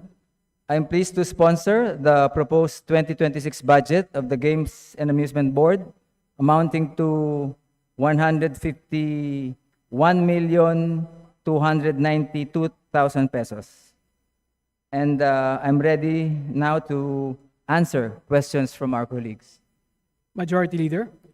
Mr. Speaker, I move to recognize the Honorable Presley De Jesus of PhilRacing Party List for his interpellation. Honorable De Jesus, now recognized.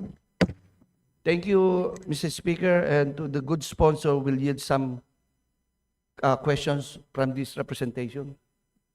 Yes, Mr. Speaker, Your Honor.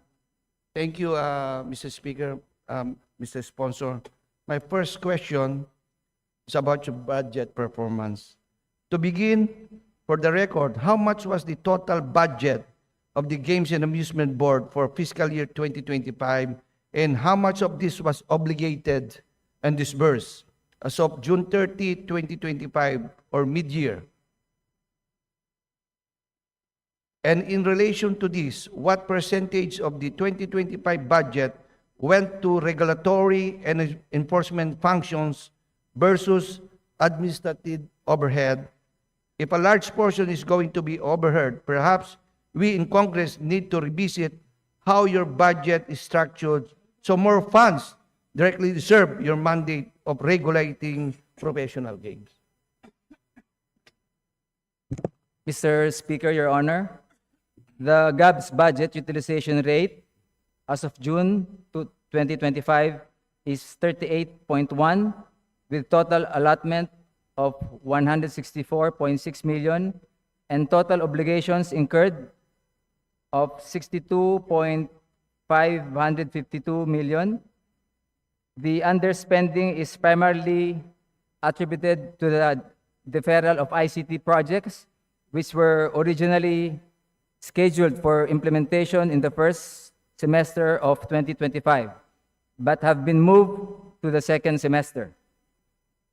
Likewise, training programs for GAB personnel, as well as refresher courses and dialogues with the stakeholders were rescheduled to latter half of the year. Thank you, Mr. Speaker and Mr. Sponsor. For 2026, how much of your proposed budget is devoted to new or expanded programs versus simply sustaining existing operations?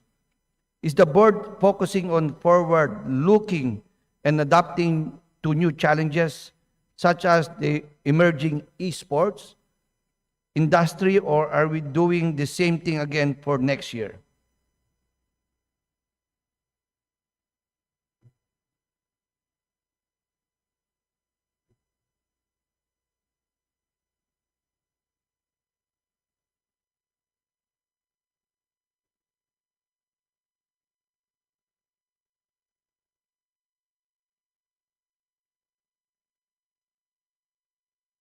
Mr. Speaker, Your Honor, for the whole budget, we have 40.21 for the MOE, 2% for capital outlay, and 57.79% for personnel service.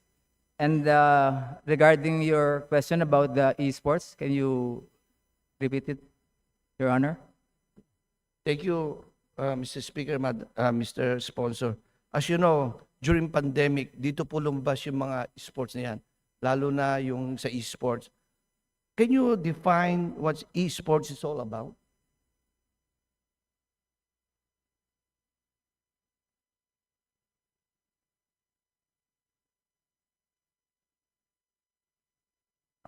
So, Mr. Speaker, Your Honor, yung esports po ay nilalaro using computer. At kagaya ng nabanggit nyo kanina,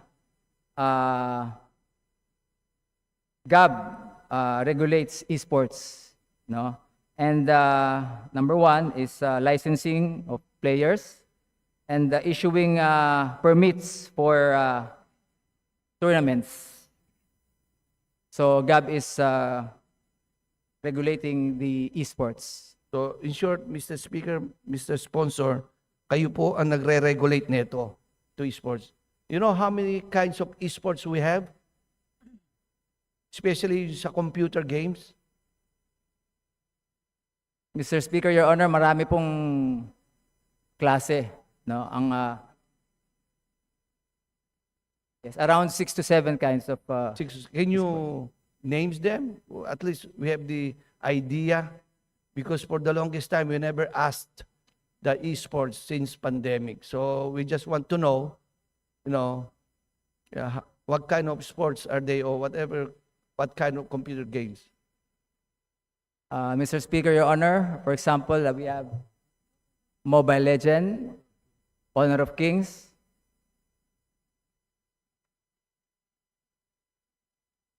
card games. Basically, yun lang po ang Okay. Are they also, Mr. Speaker, Mr. Sponsor, are they being taxed by the government, or are they also getting license from the PABCOR, or solely for Games and Amusement Board lang?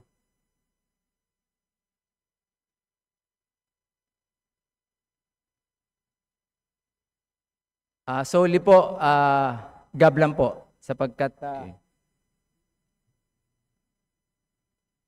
based on game of skills, not by chance. So, gab lang po, Mr. Yeah, it's Speaker, better. Your Honor. I like that. That's better on game of skills rather than games of chance. So we regulating them. Do they submit yearly reports to Game and Amusement Board o walang ganun? Yes po, Your Honor. Nagsasabit po. So they do submit every Yes. year. Is that quarterly?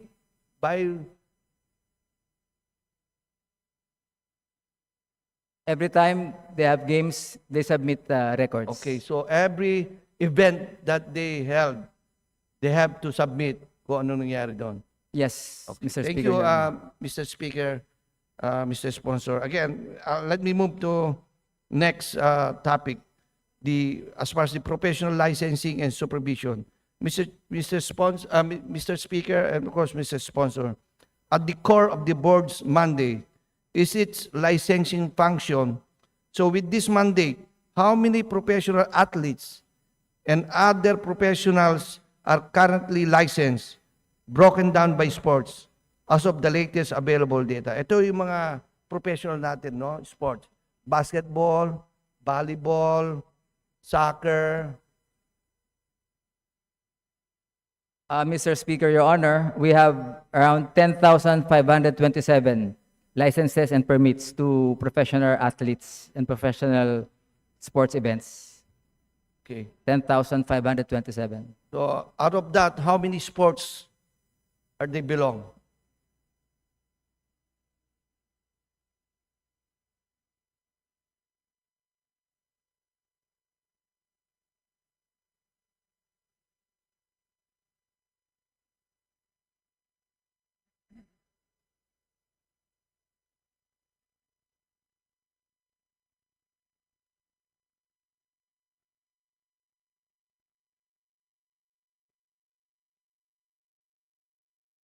Mr. Speaker, Your Honor, around 17. 17 Yes. sports. Professional sports. Okay. So includes basketball, Yes. women's volleyball. We can provide you with a list of. It's okay, Mr. Speaker, Mr. Sponsor. On the onset, no, as we know, when I was in Cubao, no, in Araneta, nakita ko parang may mga international volleyball players na naglalaro sa atin dito. Am I right?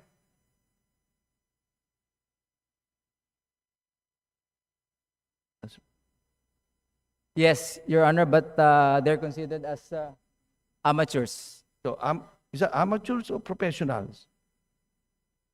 O Amateurs po, dahil hindi po sila nag-secure ng...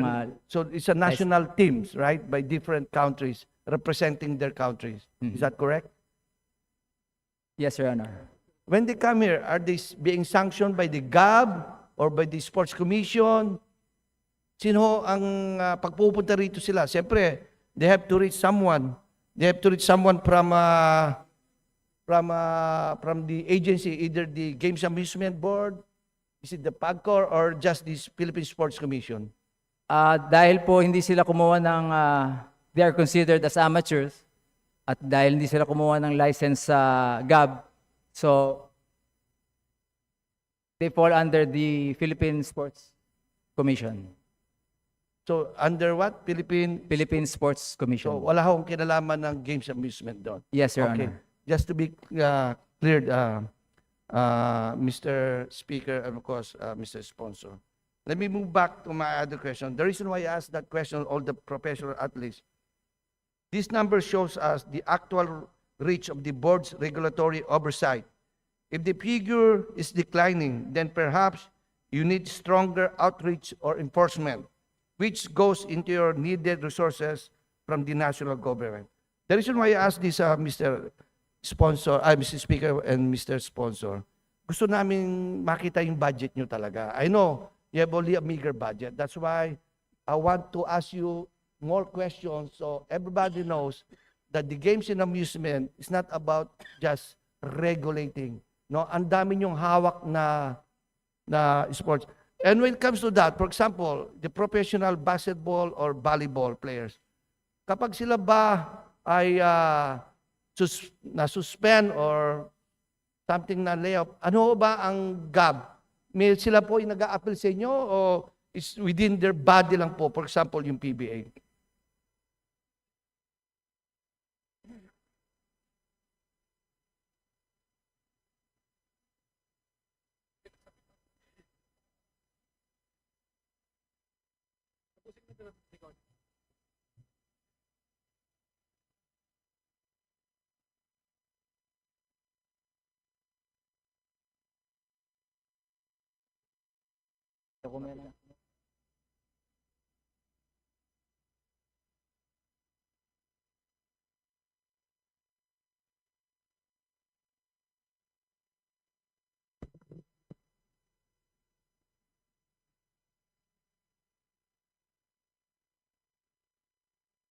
Okay. So, Mr. Speaker, Your Honor, salamat sa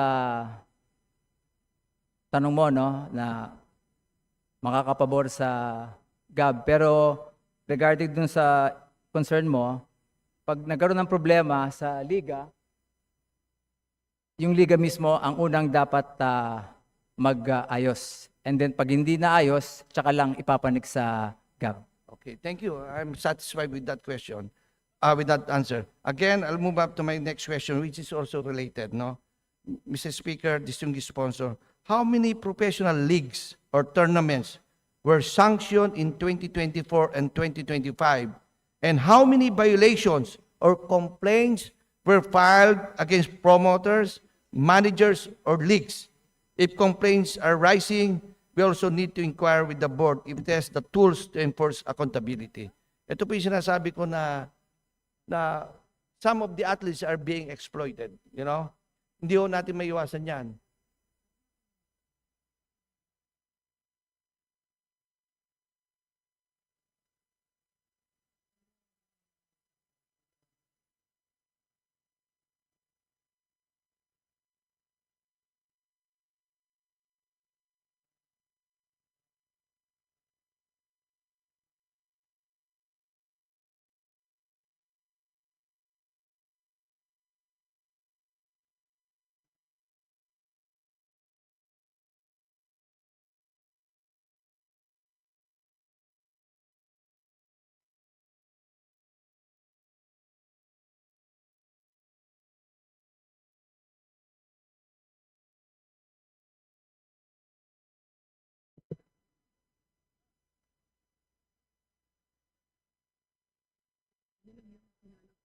Sir Speaker,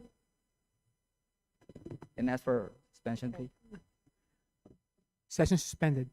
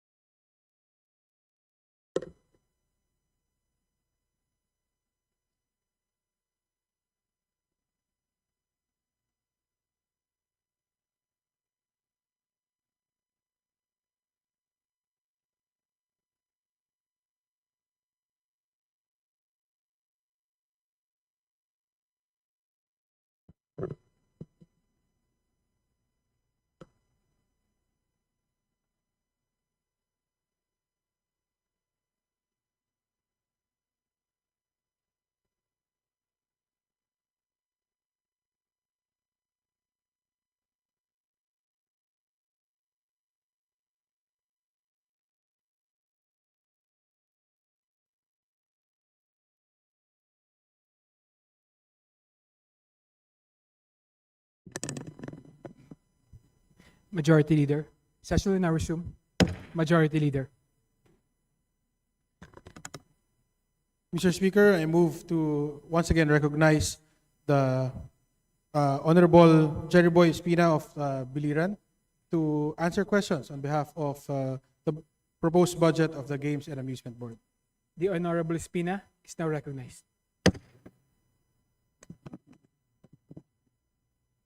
Mr. Speaker, Your Honor, tungkol po sa tanong ng ating kasama, so nung 2024 po, meron po tayong na-issue na permits, 1,517, at ang nabigyan ng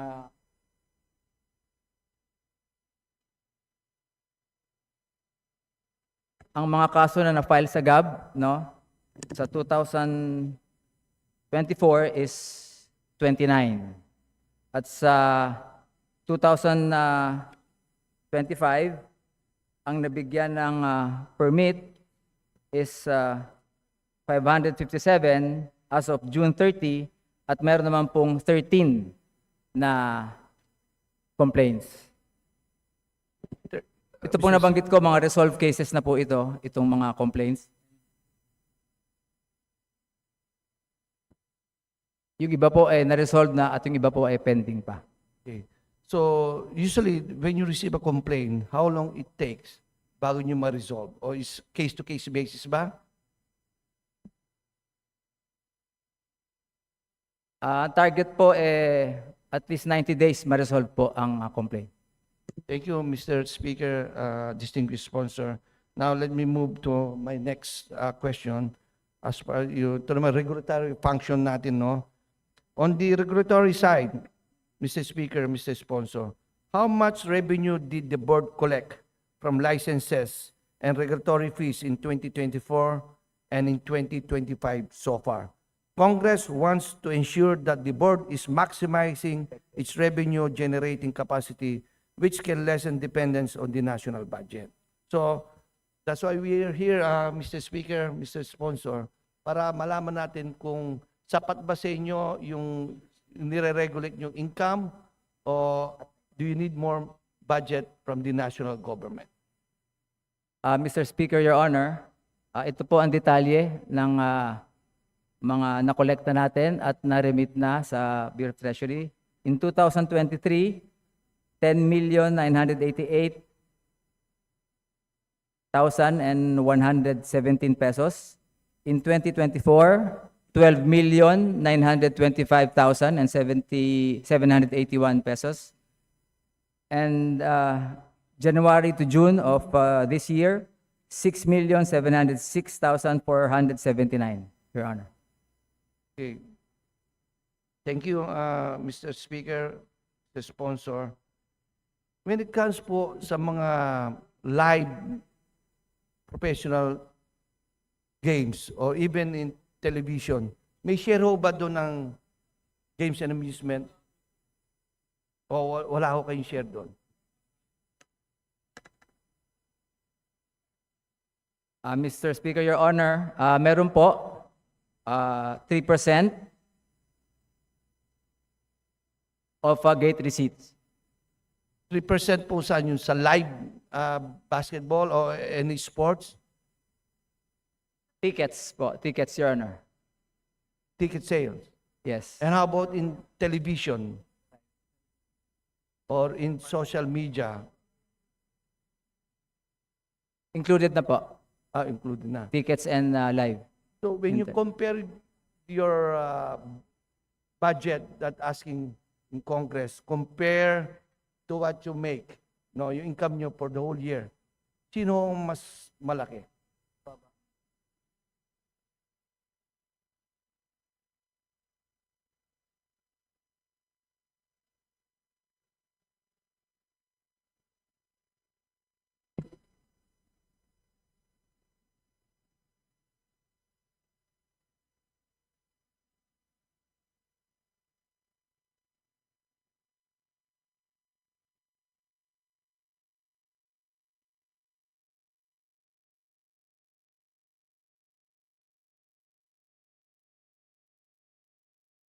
Mr. Speaker, Your Honor, mas mababa po ang koleksyon compared sa expense dahil ang GAB po regulatory agency lang po. Thank you, Mr. Speaker, Mr. Sponsor. In light of that, Mr. Speaker, Mr. Sponsor, I would like to emphasize that these questions are raised in the spirit of support for the Games and Amusement Board. That being said, subject to the submission of the requested data for the record, this representation expresses full support for the approval of the proposed budget of the Games and Amusement Board for the fiscal year 2026. In this regard, Mr. Speaker, Mr. Chair, there being no more members for the minority who wishes to interpolate, I move to terminate the period of sponsorship and debate for the budget of the Games and Amusement Board. I so move, Mr. Speaker. Majority Leader. Mr. Speaker, on the part of the majority, we join the minority in their motion to terminate the deliberation on the proposed budget of the Games and Amusement Board. I so move. Congratulations, Sir Pam. There's a motion to terminate the interpellation on the proposed budget of the Games and Amusement Board. Is there any objection? The chair hears none. The interpellation of the proposed budget of the Games and Amusement Board is hereby terminated. Thank you, Mr. Speaker. Mr. Speaker, move to suspend session. Session suspended.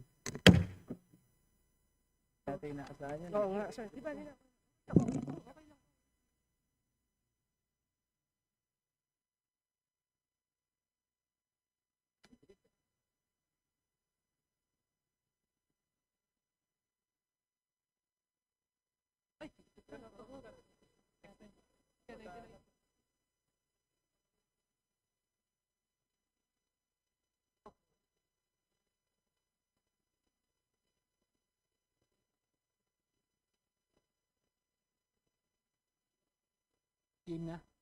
Game na. Game na.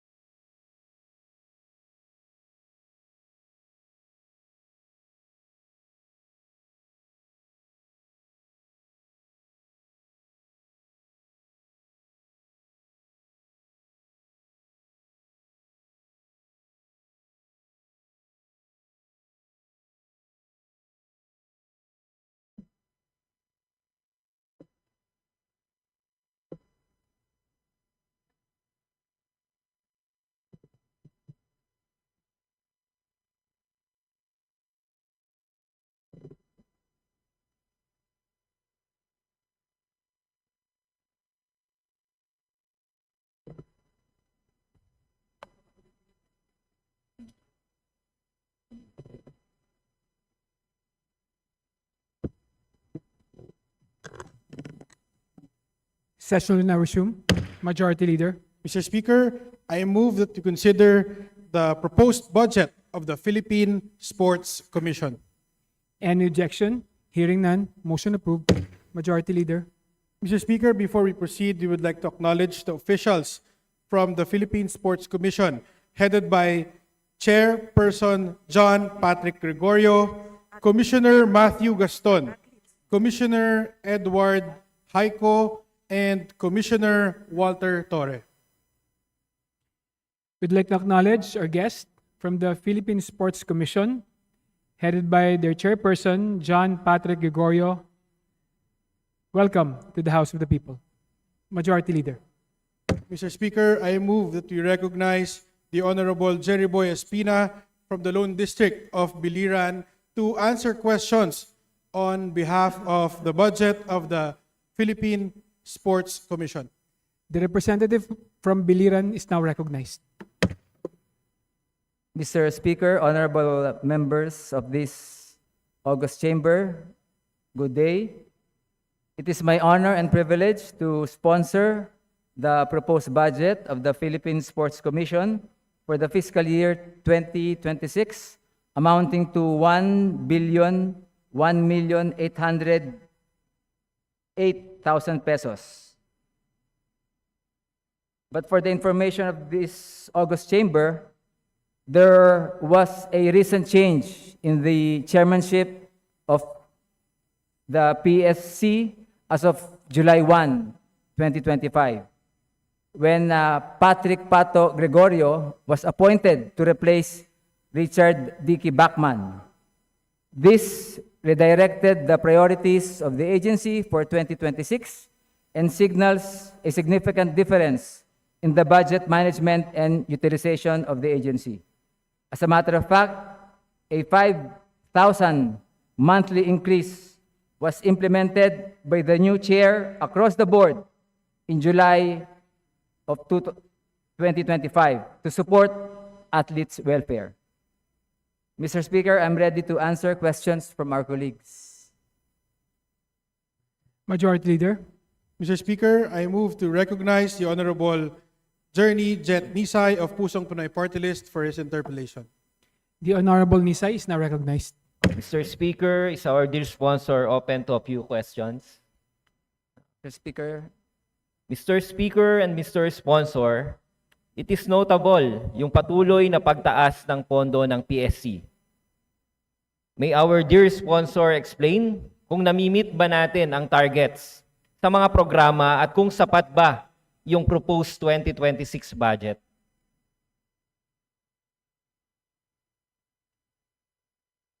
Mr. Speaker, Your Honor, actually, kulang pa nga po yung budget ng PSC. No? Dahil sa discussion namin ng ating bagong chair, the President has given clear directive to our new chairman. Number one, to develop regional training centers with attached sports development programs, including sports education and teachers training. Number two, prioritize a new national grassroots sports development program in cooperation with DepEd. At sa tingin ko, Mr. Speaker, Mr. Sponsor, kung mapagbabasehan natin yung 2023 GAA, 2024 GAA at 2025 GAA, nakita natin na malaki yung 2023 GAA. Siguro isa rin sa mga dahilan nito, yung pagsali natin sa mga Asian Games, kasabay ng mga Olympic Games, kasabay din ng mga Para-Olympic Games at iba pa. Correct po, kasabay nung SEA Games. Tama po, Your Honor. Kasama po yung SEA Games. Kaya sa tingin natin, isa ito sa dahilan kung bakit siguro pabago-bago ang pondo. Kaya tama ho kayo. Sa tingin ko din, kailangan mas dagdagan pa ang pondo ng Philippine Sports Commission. Subalit, Mr. Speaker, may our good sponsor reiterate kung paano ginagamit ng PSC ang National Sports Development Fund o NSDF. At anong porsyento ang napupunta sa grassroots, sports development at sa elite athletes?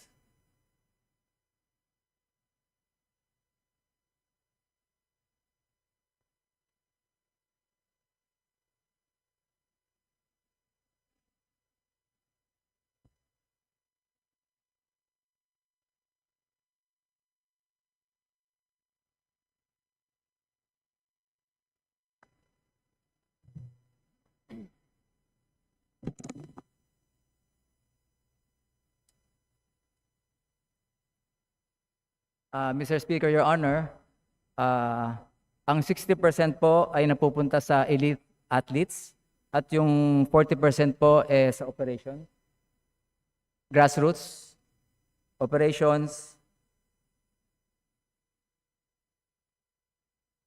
and other utilities of PSC. Maraming salamat, Mr. Speaker, Mr. Sponsor. Gusto lang natin idiin na kailangan hindi lamang po napupunta sa malaking events o national athletes, kundi rin kailangan nating maabot ang mga regional and community level sports development. Kaya ho natin natanong yung mga bagay na to. Gusto ko lang din hong itanong kung ilang porsyento ng pondo ang aktual na ginagamit para sa atleta gaya ng training, nutrition, insurance at international competition at gaano ito ka-epektibo.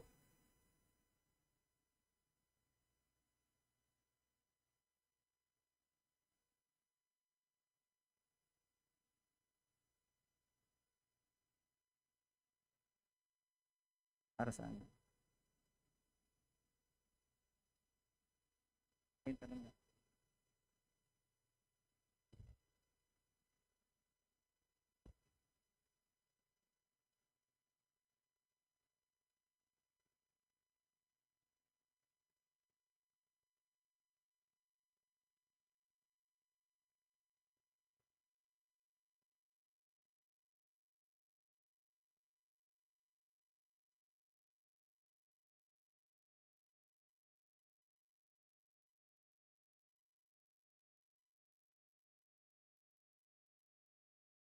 Gusto ko lang ipaliwanag, Mr. Speaker, Your Honor, out of the NSDF, 1.95 billion as of September of this year, 820 million po ang napunta sa elite programs ng PSC. Composed of 84 NSA. National Sports Associations, 84. Mr. Speaker, Mr. Sponsor, ito po ba yung sa mga training, nutrition, insurance? Yes, Your Honor. Maraming salamat po, Mr. Speaker, Mr. Sponsor.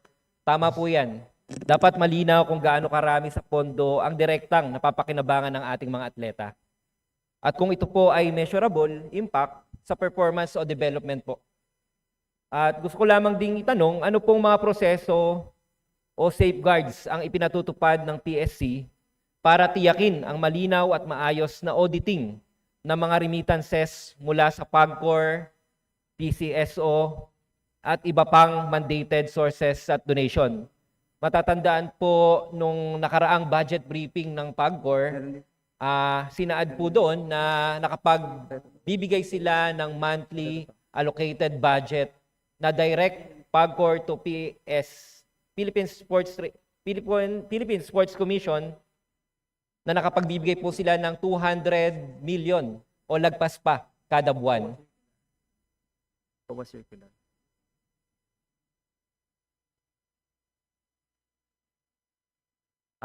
Move for suspension, Speaker. Session suspended.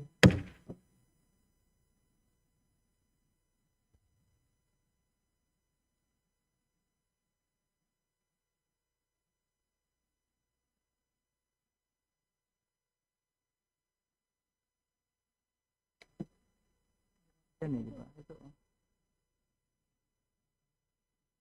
Hindi yung safeguard. Guard.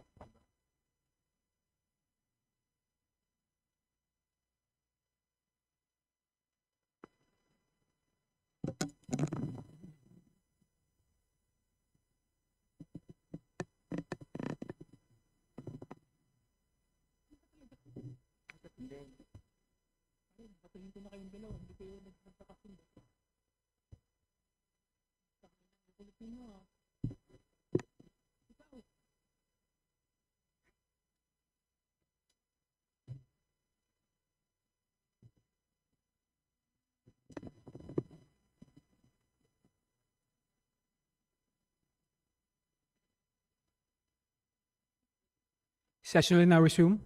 Majority Leader.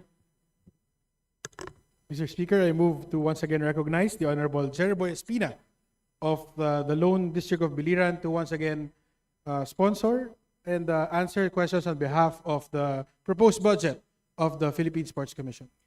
The representative from Biliran is now recognized. Mr. Speaker, Your Honor, regarding to your question, we follow COA Circular 2007-001 regarding the grant of financial assistance to NGOs and NSAs strictly. Mr. Speaker, Mr. Sponsor, kaya ko po tinatanong ulit yung mga bagay na to. Gusto po natin matiyak na tama at kumpleto ang mga remittances na natatanggap ng PSC. Gusto po natin monthly nakukuha yung tamang pondo para magamit po natin sa mga atleta, lalong-lalo na po sa mga grassroots program po natin. Kaya ho, kinakailangan ho natin itong bantayan at bukod do sa pagbabantay, kailangan din ho natin ng klarong trail ng accountability para sa ganung paraan yung mga agency na nagbibigay po ng pondo ay hindi naman po manghinayang para ho dire-diretso ang pagbibigay po ng pondo sa Philippine Sports Commission. Maraming salamat, Mr. Speaker, Mr. Sponsor. Ang tanong ko po, dahil layo natin ng Inclusive National Sports Development, ano ang mga programa at plano ng PSC para sa mga atletang PWDs, kababaihan at indigenous people?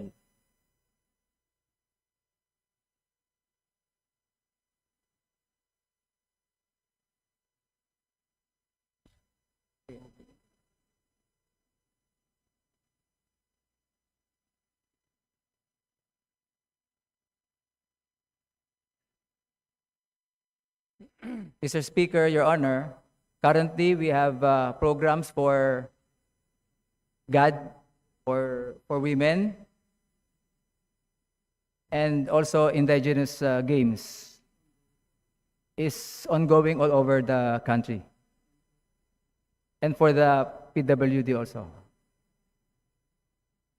Mr. Speaker, Mr. Sponsor, nabanggit niyo po yung PWDs. May bilang ho ba kayo kung gaano karaming athletes ang napapadala natin sa mga international events?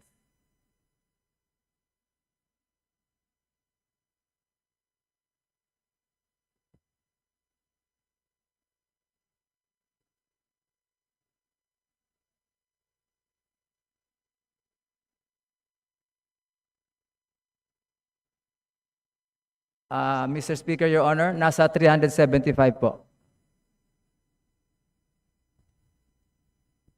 Thank you, Mr. Speaker, Mr. Sponsor. Gusto ko lamang din nung itanong kung ano po yung sinasagawa ng PSC para matiyak ang gender equality sa sports mula sa athlete recruitment hanggang sa leadership at coaching positions.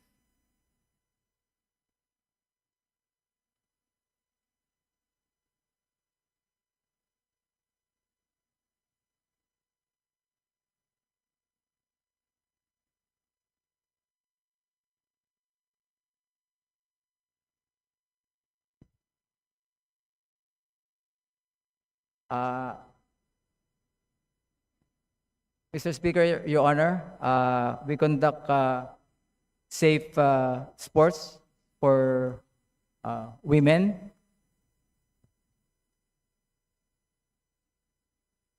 including the children especially. Mr. Sponsor, Mr. Speaker, Mr. Sponsor, may bilang din ho ba tayo ng mga kababaihang atleta at coaches sa national pool?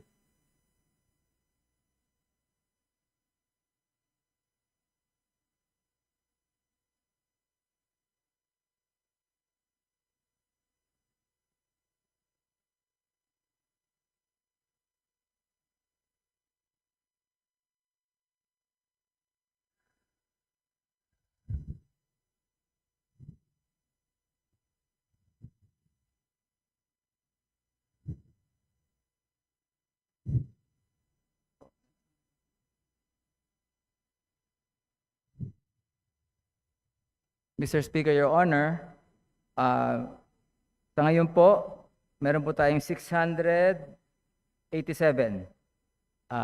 women's athletes. Women's national.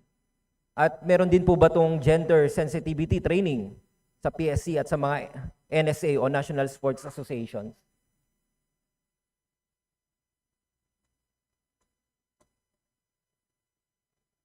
Yes, Mr. Speaker, Your Honor, under Commissioner Bongko. Thank you, Mr. Speaker, Mr. Sponsor. Pagdating naman po sa mga sports facilities, ano ang estado ng mga sports facilities na pinamamahalaan ng PSC? At ano ang mga long-term infrastructure plan para sa mga ito dahil base po sa NEP, may proposed 200 million at 280 million kayo na construction at rehab ng Rizal Memorial Sports Complex. May plano rin ba ang PSC na maglaan sa iba pang sports facilities?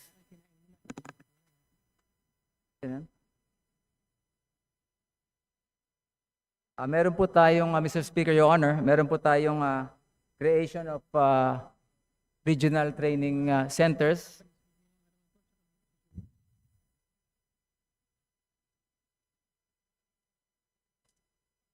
Kasama po yan sa isang directive ng ating Pangulo to develop regional training centers.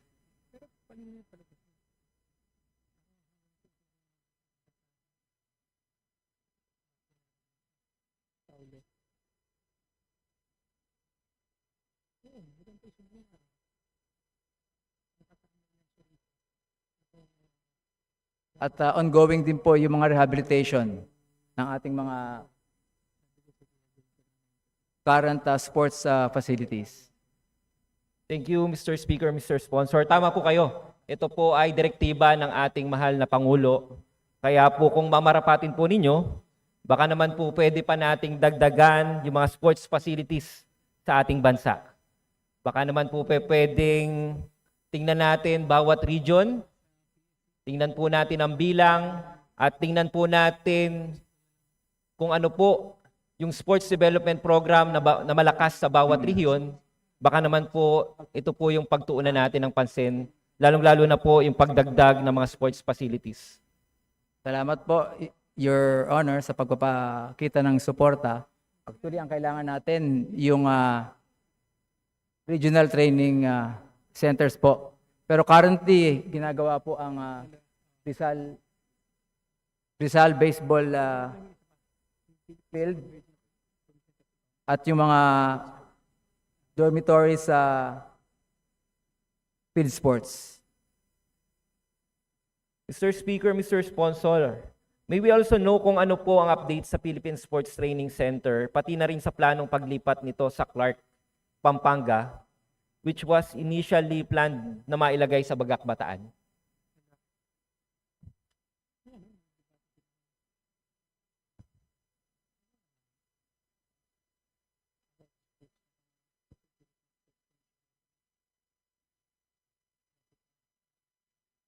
Yung sa Bataan po, gagawin pong regional training sa mga racket sports.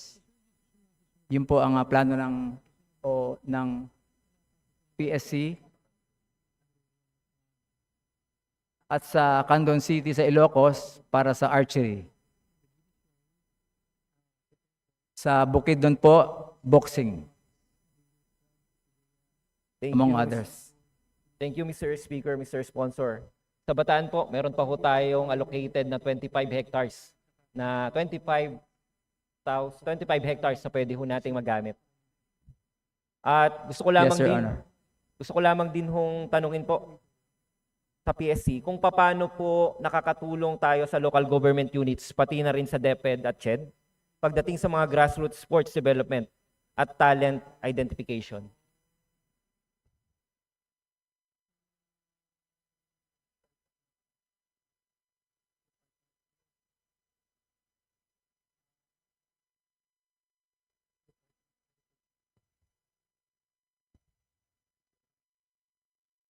Parte po sa DepEd, meron po tayong na-identify na 300 school for sports.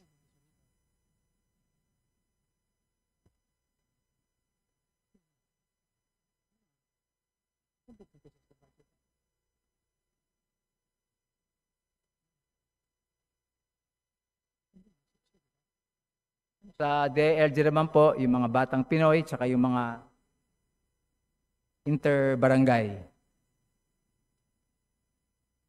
May mga LGU po ba kayo o mga aktibong partnership na direkta po sa PSC? Yes, Your Honor. May pondo rin po bang direkta sa mga local sports councils para sa grassroots program?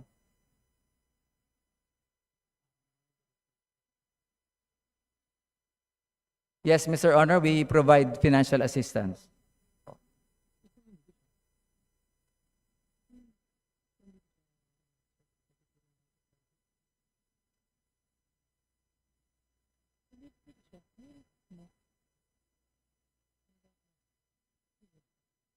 Sa ngayon po, katatapos lang ng partnership with Pangasinan Port Summit. Mr. Speaker, Mr. Sponsor, sa palagay ko din po, it's high time na po para ho matulungan natin yung palarong pambansa. Para naman ho makita ho natin yung mga kabataan, yung talento ng mga kabataan, at matulungan din ho natin to sa kanilang pangarap, lalo na pagdating sa sports. Yes, Your Honor, I agree.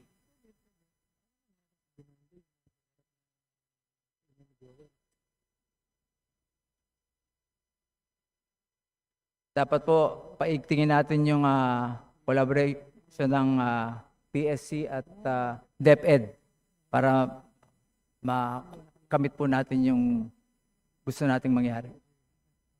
Mr. Speaker, Mr. Sponsor, siguro ho tapusin ko na ho yung aking katanungan. Bilang isa ring atleta at patuloy na nagsusulong ng kalusugan sa pamamagitan ng sports at active lifestyle, this representation manifests full support for the budget of the Philippine Sports Commission. Ang pondo ng PSC ay hindi lamang para sa ating mga atleta, kundi pa rin sa mga kabataan at sa mga may talento na nangangarap na ibandera ang husay ng ating bansa.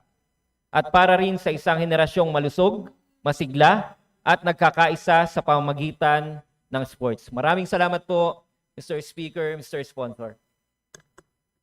Majority Leader. Mr. Speaker, next to interpolate, I move that we recognize the Honorable Percy Sandanya of the Akbayan Party List. The Honorable Percy Saldana is now recognized. Good afternoon, Mr. Speaker and distinguished colleague. Before I make the motion, as I am the last in the list from the minority, just a very quick point about the Championing the Filipino Athlete program of the PSC. May the good sponsor inform us about the background of this program. Can you... Again, that's the Championing the Filipino Athlete program, which was launched, I believe, in August of this year.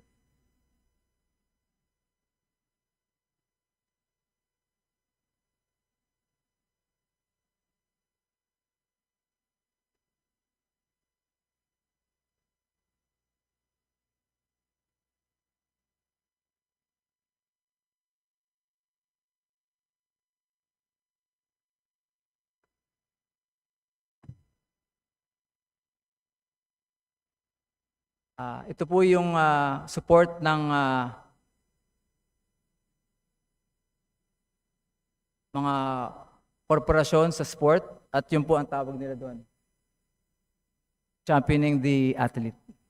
Under this program, there's a partnership between the PSC and Maya.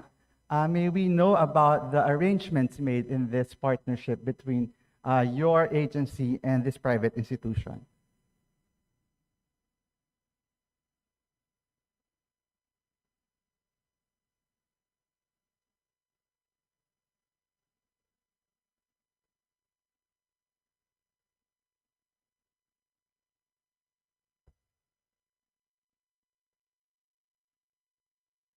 Maya is sponsoring the e-wallet for the athletes, and there's no cost to the government. Yes, I understand that there's no cost to the government, and Maya will serve as a disbursing facility for the allowances to our athletes under the NSAs. Ang tanong lang po ay, did we seek out other proposals from other similar apps before engaging in this partnership with Maya?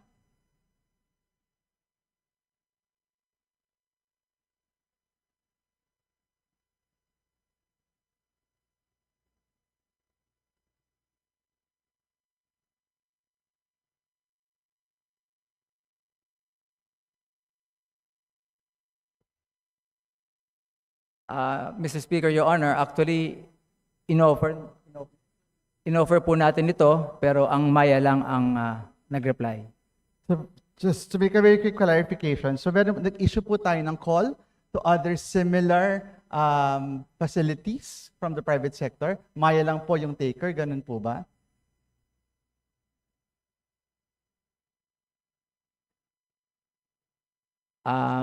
Mr. Speaker, Your Honor, Maya po ang nag-offer sa atin. So, tama po ba, Maya po ang nag-offer ng service sa PSC at nag-enter po tayo into partnership without exploring possibilities or better options from other facilities? Ganun po ba yung nangyari?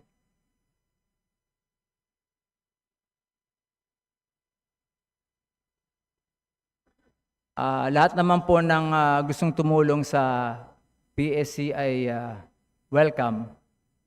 Nauunawaan po natin na sa isang ahensya na talaga po nangangailangan ng maraming resources para po sa atletang Pilipino, tinatanggap natin lahat ng tulong. Pero mahalaga din po sana na we explore other options beyond what is being offered to us. Baka po makakuha tayo ng mas magandang offer for our Filipino athlete. Having said that, Mr. Speaker, distinguished colleague, there being no other member of the minority who wish to interpolate, I move to terminate the sponsorship and deliberation on the budget of the Philippine Sports Commission. Majority Leader. Mr. Speaker, on the part of the majority, we join the minority and their motion to terminate the inquiries on the proposed budget of the Philippine Sports Commission. There's a motion to terminate the interpolation on the proposed budget of the Philippine Sports Commission. Is there any objection? Hearing none, the interpolation of the proposed budget of the Philippine Sports Commission is terminated. Majority Leader. Mr. Speaker, I move to suspend session. Session suspended. Meron pa isa. Sige, okay. Sige.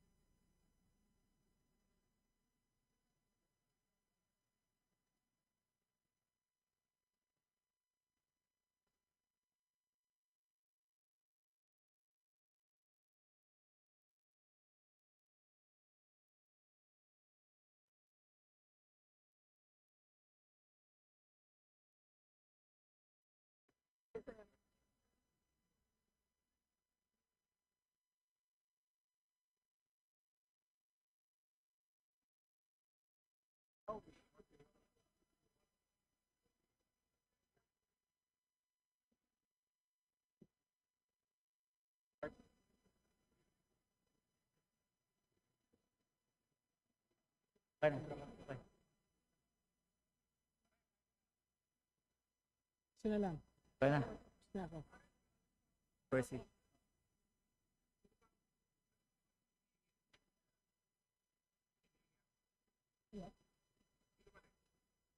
Philippine Racing Commission.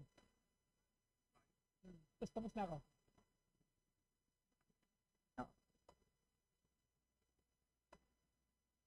Nakakain na ako.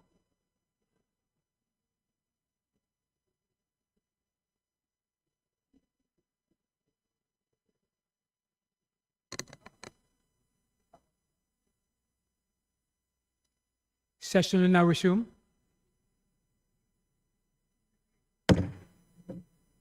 Majority Leader.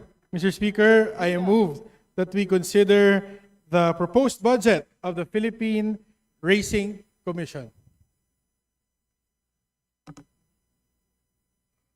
Is there any objection? Hearing none, motion approved. Majority Leader. Mr. Speaker, before we proceed, may we acknowledge our guests from the Philippine Racing Commission, headed by Chairman Aurelio P. De Leon and Executive Director Ronald A. Corpuz. We'd like to acknowledge our guest from the Philippine Racing Commission, Chairman Aurelio P. De Leon and Executive Director Ronald A. Cruz. Welcome to the House of the People. Majority Leader. Mr. Speaker, I move to recognize the Honorable Jerry Boy Espina from the Lone District of Biliran to answer questions on the proposed budget of the Philippine Racing Commission. The representative from Biliran is now recognized. Mr. Speaker, Honorable Member of this August Chamber, good day po.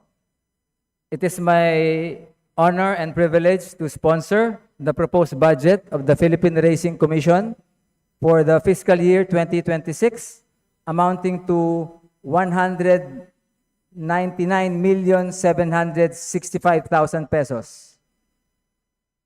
The Commission takes pride in presenting the vital contributions of the horse racing industry to Philippine society.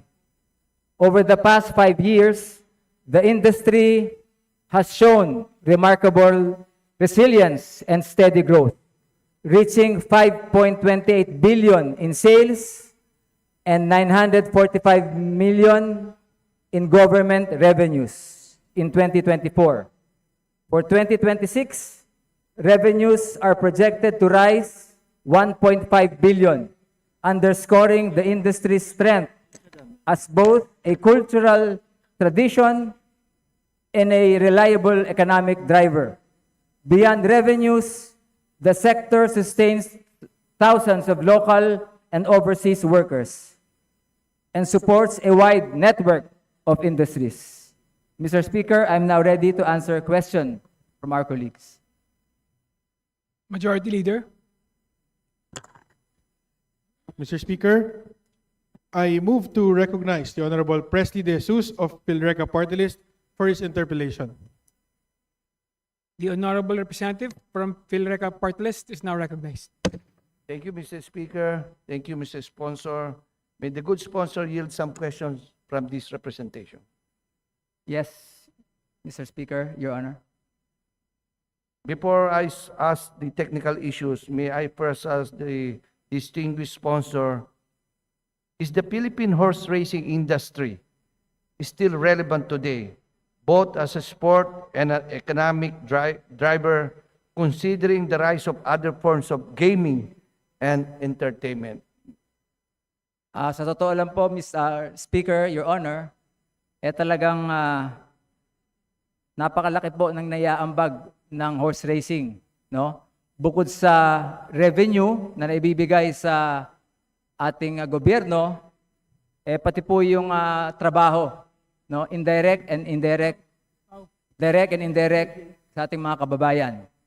Sa ngayon po, nasa almost 5,000 ang mga empleyado ng PhilRacom. Mr. Speaker, Mr. Sponsor, ilan ho ba ang hinihinyong budget at ilan ho ba yung nare-remit nyo? I know you are income generating because of those races. May taxes kayong sinisingil. So gusto ko lang ikumpara yung budget na binibigay sa inyo ng national and of course yung nire-remit nyo sa National Treasury. Do you have the figure for that, Mr. Speaker, Mr. Sponsor? Mr. Speaker, Your Honor, ang inihingi po nating budget, always po, palaging masasabi po nating maliit yung budget na naibibigay sa PhilRacom, parang nasa 1:5 ang ratio dahil halos times 5 ang naibabalik na revenue sa ating bansa.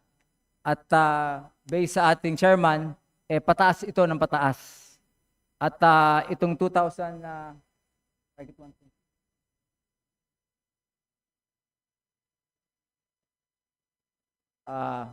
base po sa ating chairman, 1:5 today and might be 1:7 in the future. So maliit po ang nakukuhang pondo ng PhilRacom, pero malaki po ang naibabalik na revenue sa ating bansa. Mr. Speaker, nakakaawa naman ng Philippine Racing Commission kung ang budget nila is only 1/5 compared to what they return to the National Treasury natin. So in that meager amount, Mr. Speaker, Mr. Sponsor, paano nyo po nagiging competitive ang mga horse racing industry natin? Especially, you can watch in United States, the Kentucky Derby, the Preakness Derby, even the Belmont Derby, even in Japan, no? Because in the Philippines, napapanood na natin yan. So how can we be competitive? Kumpara mo sa kanila kung ang budget nyo is only 1/5 to what you return to the National Treasury. Ano ba mga ginagawa nyo to make sure to stay competitively globally? I'm not talking only in the Philippines, Mr. Speaker.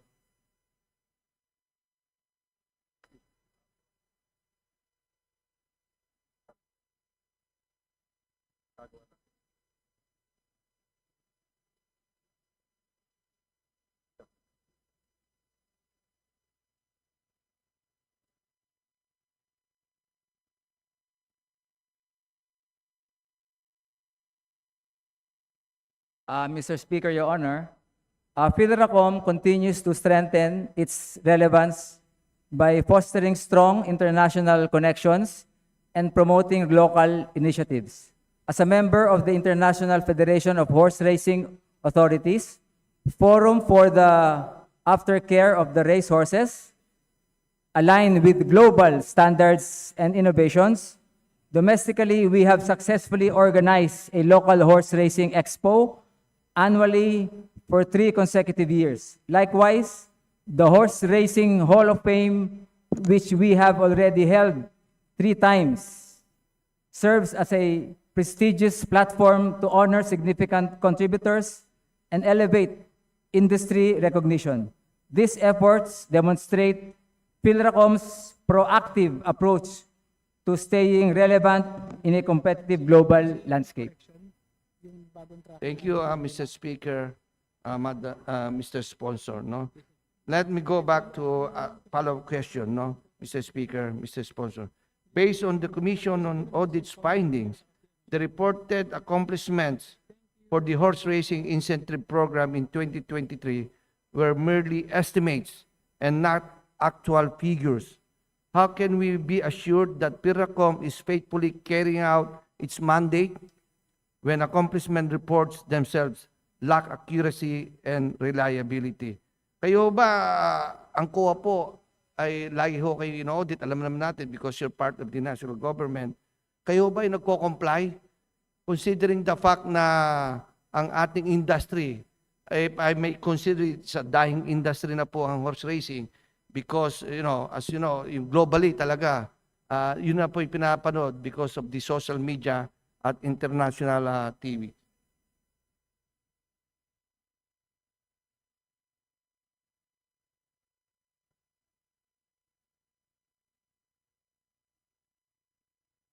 Sa ngayon po, masasabing accurate na po ang magiging report dahil kinukuha na po sa Games and Amusement Board. Okay. Thank you, Mr. Speaker, Mr. Sponsor. Maybe this will be my last question. Based on the COA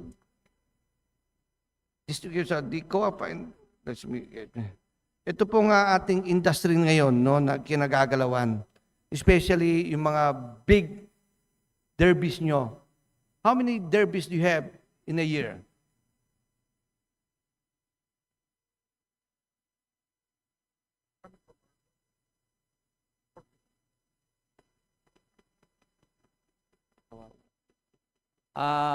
Mga stakes races po ba? Around 40 stakes races per year. Every year.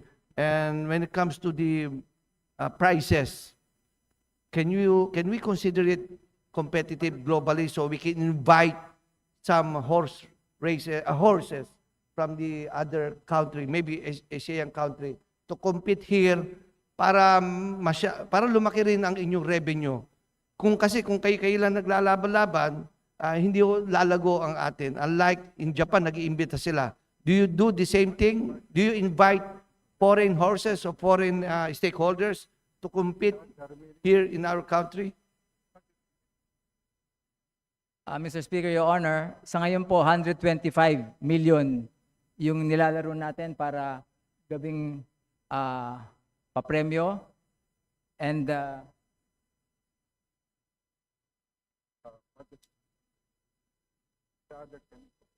okay, so 125 million from the budget and yung iba po galing sa sales. So malayo pa po kung babanggitin nyo compared sa ibang bansa. Thank you, Mr. Speaker. Your representation truly... Kasi po, klaro naman po na maliit ang pondo ng PhilRacom, pero malaki ang naibabalik sa gobyerno sa pamamagitan ng revenues. So masasabi natin, more funding, more revenues. Thank you. No, I fully support... Yung ratio po, talagang pataas. Klaro naman po sa data dito, na talagang simula nung 2020 kahit pandemic up to the present, talagang pataas po ang revenue.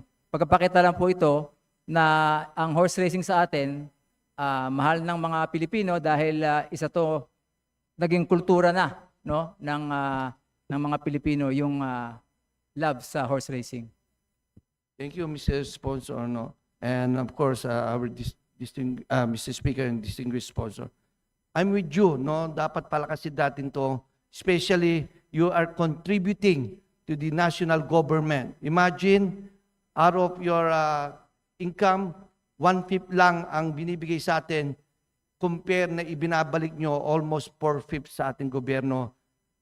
In fact, sa ginagawa nyo yan, tuloy-tuloy pa rin yung pinapakita na with the meager funds ay tuloy-tuloy pa rin ang inyong programa. Mr. Speaker, I am with them to increase their budget kasi talaga the horse racing, it's been there since time immemorial. So kailangan natin tulungan ang industry nito. For me, it's a dying industry. And ako, maalala ko, nung malita ko, I was living in Blumentritt. Nandun na yung San Lazaro, Santa Ana. Now, they move in Batangas. In Batangas, no? Naalala ko, si Skywalker, Fair and Square, yan ang mga kabayo noon. Na nakikita ko yan. Pero ngayon, mukhang dying na because we cannot compete globally. Having said that, Mr. Speaker, since there being no more members for the minority who wishes to interpolate, I move to terminate the period of sponsorship and debate for the budget of the Philippine Racing Commission. Congratulations to the family. Thank you very much po sa PhilRacom. Thank you, Mr. Speaker. Thank you, Mr. Sponsor. Majority Leader. Mr. Speaker, on the part of the majority, we join the minority in their motion to terminate the deliberation on the proposed budget of the Philippine Racing Commission. There is a motion to terminate the interpolation on the proposed budget of the Philippine Racing Commission. Is there any objection? Hearing none, the interpolation of the proposed budget of the Philippine Racing Commission is now terminated. Majority Leader. Mr. Speaker, I move to suspend session. Session suspended.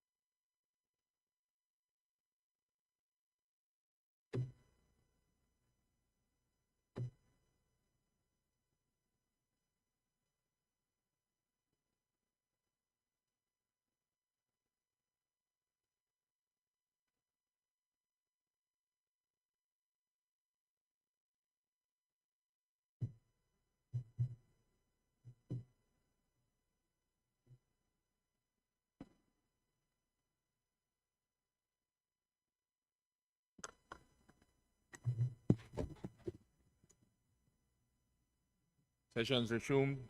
Majority Leader.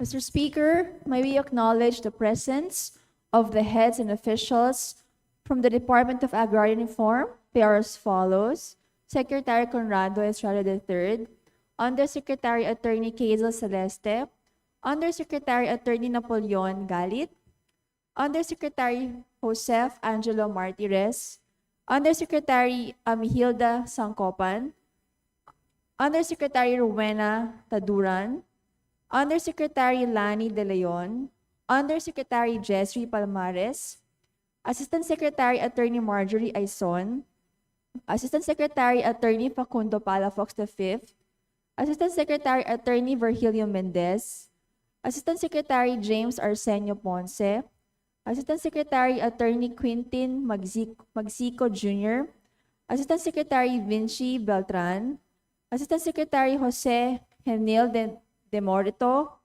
Assistant Secretary Rodolfo Castil, Assistant Secretary Sadiarin Ubaldo Jr., and Assistant Secretary Rene Colocar, Mr. Speaker. To the Department of Agrarian and Reform, led by Secretary Conrado M. Estrella III, welcome to the House of the People. Majority Leader.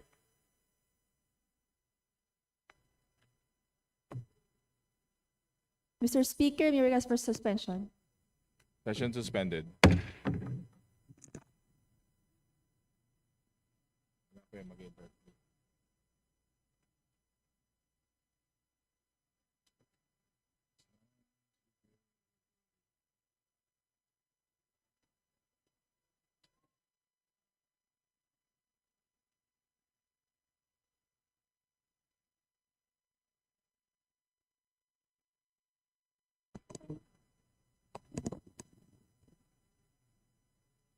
Session resumed. Majority Leader. Mr. Speaker, I wish to open the take into consideration the Department of Agrarian Reform budget, please? Sorry, can you repeat? May request to, I move to take into consideration the budget of Department of Agrarian Reform, Mr. Speaker. There's a motion. Is there any objection? Said motion is now approved. Majority Leader.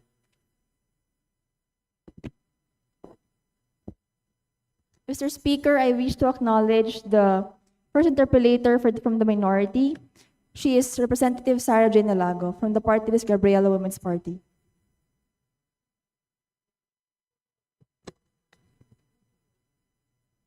Majority Leader. Mr. Speaker, I wish to acknowledge the sponsor of the Department of Agrarian Reform. He is Representative Vice Chairperson Ian D. Mr. Speaker. Thank you. The chair acknowledges the sponsor, Vice Chairman Paul L.D. Are you ready, sir? Yes, Mr. Speaker. Majority Leader, please recognize the first interpellator. Majority Leader.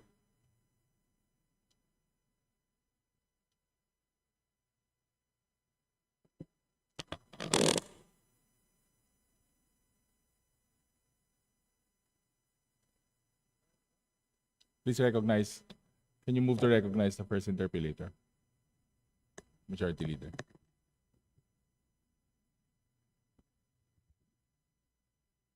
Yeah. Hello. Hi, Mr. Speaker. Of course, to the Secretary Conrad Estrella III of the Department of Agrarian Reform, and to all his colleagues and to colleagues here today, good afternoon, everyone. May I give my sponsorship speech now? Mr. Speaker, esteemed colleagues in this august chamber, I rise today to sponsor the proposed budget of the Department of Agrarian Reform for fiscal year 2026, a budget that represents lives, communities, and a national promise that has taken decades to fulfill. Agrarian reform is not simply a government program. It is, at its heart, an instrument of justice. It is our collective effort to correct deep historical inequities and to empower the very people who feed this nation, our farmers. When we provide land titles, when we condone debts that have trapped families in poverty, when we build roads, irrigation systems, and support services, we are not just improving economic outputs, we are investing in dignity, in security, and in rural hope. Allow me to ground this sponsorship in reality, because DAR is not a department that deals in theory, it delivers. In 2024 alone, the department distributed over 136,000 land titles covering 164,000 hectares to nearly 139,000 agrarian reform beneficiaries. These are not abstract numbers. These are families who now wake up each day with certainty about their land and their future.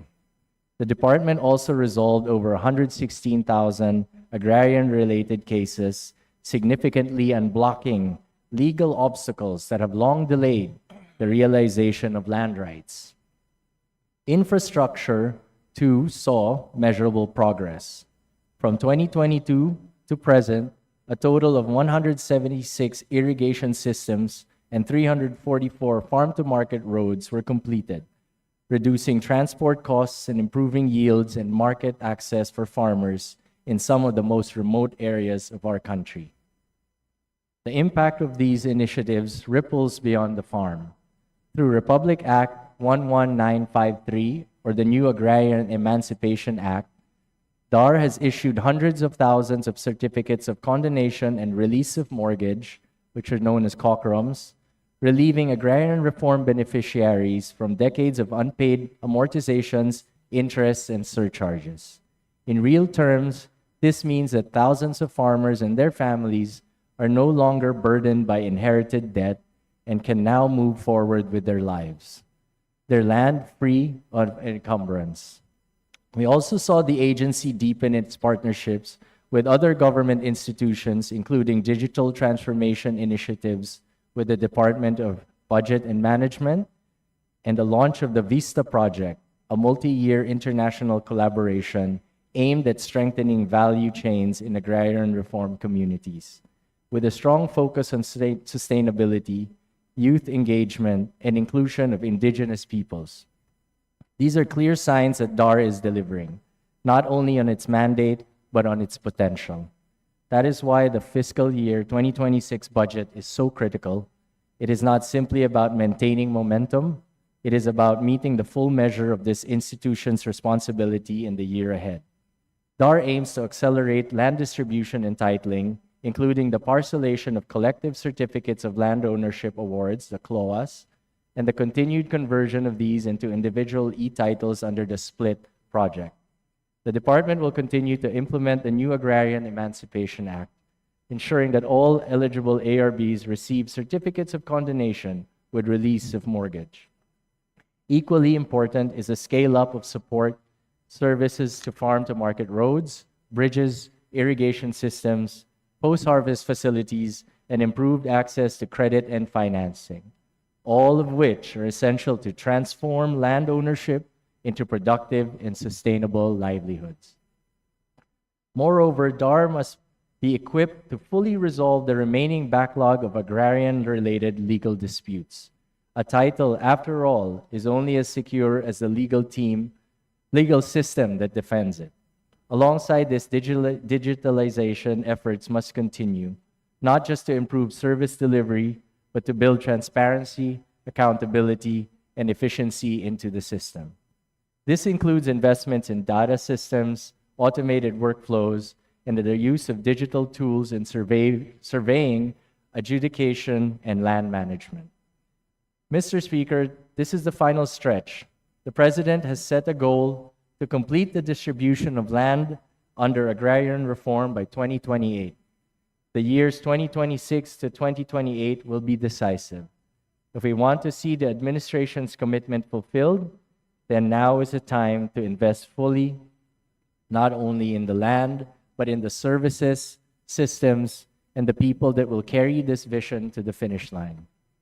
I therefore call on this esteemed body to approve in full the proposed budget of the Department of Agrarian Reform for fiscal year 2026, amounting to 17.395 billion. Let us now not allow administrative delays or fiscal caution to derail the promise that is finally within reach. This is not just about land, it is about justice, productivity, food security, and above all, human dignity. We owe it to our own farmers. We owe it to our nation.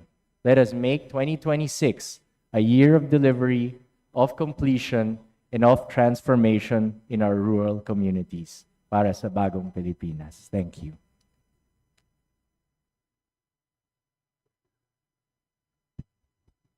Majority Leader.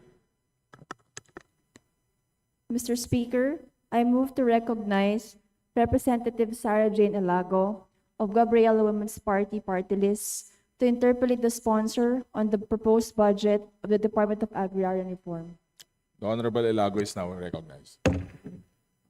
Maraming salamat, Mr. Speaker. Mr. Speaker, Mr. Sponsor, bukas ho ba ang ating Mr. Sponsor sa pagsagot ng ilang katanungan mula sa representasyon na ito mula sa mga kababaihan? Opo. Yes. Maraming salamat, Mr. Speaker. Tulad ng nasabi ng ating ginoong sponsor, napakahalaga ng reformang agraryo para sa social justice, para sa seguridad sa pagkain, at para sa pambansang kaunlaran at pagtitiyak ng maayos na buhay na para sa ating mga mamamayang Pilipino. At nasa gitna ng reformang agraryo ang kalagayan at karapatan mismo ng mga magsasaka, lalong-lalo na ang kanilang mga lupa. Kaya, Mr. Speaker, sa pagbibigay ng lupa sa ating mga magsasaka at pagbibigay rin ng sapat na suporta sa kanila, masisigurado natin ang pagkakaroon ng seguridad sa pagkain para sa bawat mesa ng mamamayang Pilipino. Ngunit sa kasalukuyan, marami ring natatanggap na ulat ang representasyon na ito tungkol sa nagiging mga problema, iba't ibang mga issue na may kinalaman sa land use conversion na nagdudulot ng displacement ng ating mga magsasaka. Mr. Speaker, noong 2019, may binuo ang DAR na Interagency Task Force para streamline ang proseso ng land use conversion. Kasama rito ang DAR, ang DILG, DA, at ang Housing and Land Use Regulatory Board. Mr. Sponsor, maaari bang malaman ang pinakahuling report ng task force na ito tungkol sa ilang ektarya na ng lupa ang sumailalim sa land use conversion o pagpapalit gamit ng lupa? Maaari din ba nating malaman, Mr. Speaker, kung ilang ektarya mula sa agricultural lands ang napunta sa residential, commercial, at industrial use? Yes, ma'am. Mr. Speaker, yes, there was a total area of 14,333.963 hectares, 9639 hectares that were proposed for total area applied for land conversion. And there were 13,714.2115 hectares that were approved for conversion for industrial power projects, agro-industrial, residential socialized housing, residential 4PH, regular residential, regular industrial, commercial, and institutional land conversion. Mr. Speaker, sa ilang libo na yan, saang mga rehiyon ang pinakamalaking mga bilang ng ektarya ang sumailalim ng pagpapalit gamit ng lupa? Okay, the biggest ones are for the industrial power project, which totals up to 9,874.491.16 hectares for renewable energy. So mostly for what do you call it, solar projects that they go into JV with yeah. Mr. Speaker, Mr. Sponsor, may we know again the top 3 regions which have the most number of hectares converted through the land use The conversion? second one would be regular residential, which is 1,416.5765 hectares. And the second one would be other non-agricultural use, which is mixed use, which is 2,204 hectares, 0.387. Mr. Speaker, Mr. Sponsor, this representation would appreciate the submission of the breakdown of the DAR conversion clearance per use as manifested by Mr. Sponsor, but I was asking about the top 3 regions. Oh, top 3 Yes. Which have the most number of hectares, which have undergone land use conversion.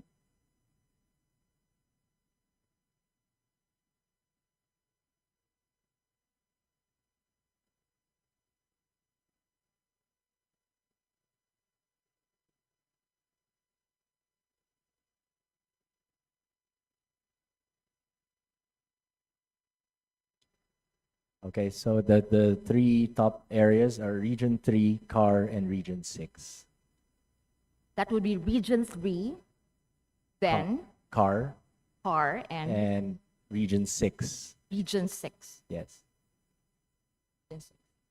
Nabanggit, Mr. Speaker, Mr. Sponsor, ang Gitnang Luzon bilang numero 1 na rehiyon pagdating sa bilang ng mga ektarya na nagkaroon ng mga pagpapalit ng lupa mula sa ating agricultural lands. Mr. Speaker, Mr. Sponsor, sa pag-aaral at sa kaalaman ng DAR, ano ba ang lugar ng Central Luzon pagdating sa pagtitiyak ng access sa murang pagkain, sa pagtitiyak ng soberanya sa pagkain sa ating bansa?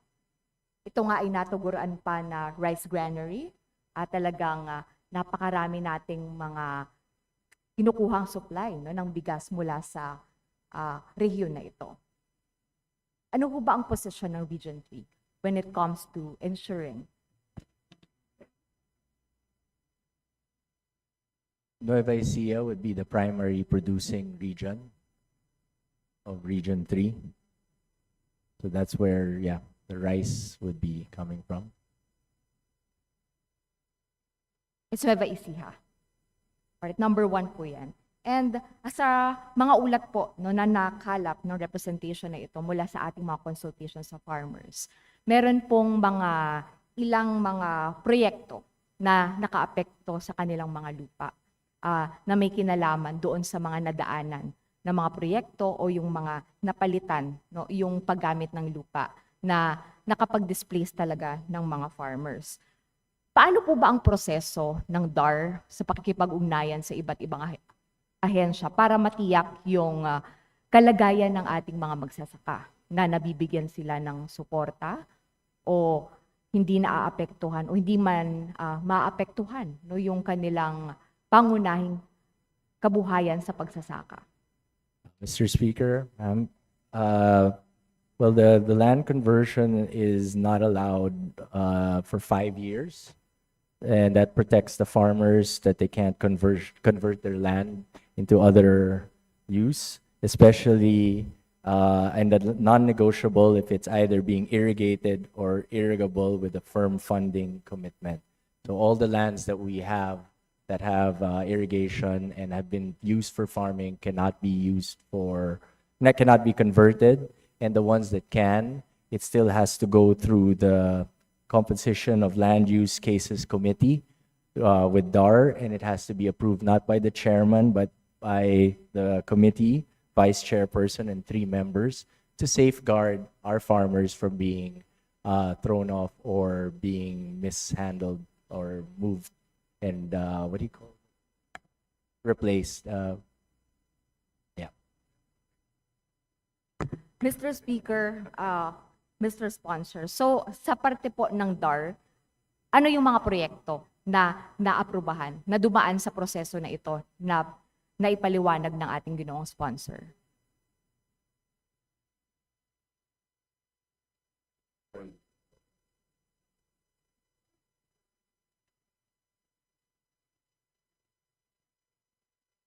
So for most of them that were converted, most of it, 90%, was through the renewable energy.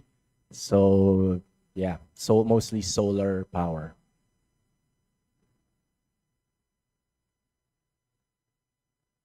Mr. Speaker, saang lugar po ito ginoong sponsor? Most of it are in Pangasinan, Ilocos region. Yeah. Mr. Speaker, Mr. Sponsor, manghihingi ho tayo ng ulat mula sa ating ginoong sponsor tungkol sa mga proyekto na ito na nabigyan ng DAR conversion clearance. Mr. Speaker, paano naman yung mga applications na mga special projects undertaking which are critically important? Sang-ayon sa administration order ng DAR na nilabas tungkol sa land use conversion, may mga particular na mga proyekto kayong papayagan. Kapag sa pag-timbang ninyo ay bagamat meron itong epekto sa agrikultura, ay meron namang mabibigay din na benepisyo sa ibang sektor o sa ibang mga programa para sa ating mga kababayan. How many projects or how many applications are currently in the DAR under this special undertakings which are considered critically important? As of now, there are no pending applications at the moment, according to DAR. So no pending applications? No pending. No pending applications. Okay. Mr. Speaker, what is the total number now of the conversion applications before DAR, or the number of DAR conversion clearances issued from the year 2016 to 2025?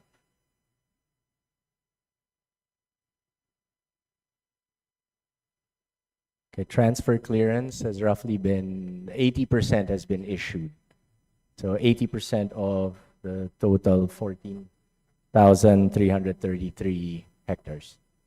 Again, Mr. Speaker, Mr. Sponsor, manghihingi ho tayo ng listahan ng mga We nabigyan will furnish ng you DAR conversion with all the clearance. copies of what you've asked for. Alright. From Sa bahagi po na ng DAR, dahil dito sa mga nabigay natin ng mga DAR conversion clearance, meron bang mga pag-aaral tungkol sa mga potential impact nito on rice production and food security? Marami po. Yes. Can the sponsor relate to us the general findings of this study?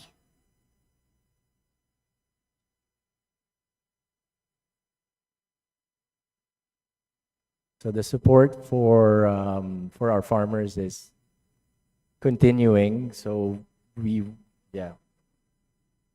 support of the services is continuing to enhance the production of rice. So we are still working on it and finding out what numbers to fully, and we will, like I said, that number is not in front of me now, and we will furnish you with whatever you need after this meeting. Mr. Speaker, Mr. Sponsor, tungkol din sa mga epekto sa mga magsasaka, meron din tayong natanggap na ulat mula naman sa kilusang magbubukid ng Pilipinas tungkol doon sa land use conversion sa gitnang Luzon. At meron silang mga reports, halimbawa, yung mga displaced na farmers na nadaanan ng Central Luzon Link Expressway na umabot sa 200 hectares ng rice fields yung naipaulat na nadaanan o naapektuhan. Meron ding mga ulat ng disrupted irrigation systems at ulat ng heightened flooding risk sa Nueva Ecija. Sa bahagi po ba ng DAR, nagkaroon na ng mga dialogo o nag-host ng mga konsultasyon para maalam kung ano nga ba ang kalagayan at epekto sa mga magsasaka ng particular na proyekto na nabanggit ng ating representasyon? As of what I know, every time there's something, another agency that interferes with the DAR land, they have consultations, ongoing talks with the people to get the best for those farmers and best results for our farmers without losing much of our agricultural land. So there has been a lot of talks with our farmers. Mr. Speaker, Mr. Sponsor, saan sa item dito sa DAR pumapasok yung mga pondo para sa pagsuporta sa mga makabuluhan na konsultasyon para sa ating mga magsasaka? It goes into the social services fund of DAR. So the support for our legal services that DAR can provide to help our farmers get the best help for their situation at the time. So it's a case-to-case basis. So DAR has a good legal team to support all of this, and I think they have done a good record in doing so in the past 3 years. So, Mr. Speaker, Mr. Sponsor, paano naman yung mga support services dito sa mga nabanggit natin na mga affected na mga magsasaka na handa rin ang representasyon na ito na magbukas pa ng mas maraming mga dialogo kasama ang Department of Agrarian Reform para maipaabot ang kanilang mga issues at mga concerns para sa land use conversion. Asa ngayon ba, kapag lumapit ang ating mga magsasaka hinggil dito sa kanilang mga hinaing ng displacement at mga disruption sa kanilang kabuhayan, meron bang mga support services din para sila ay yung kanilang mga pangangailangan ay mapunan sa agaran?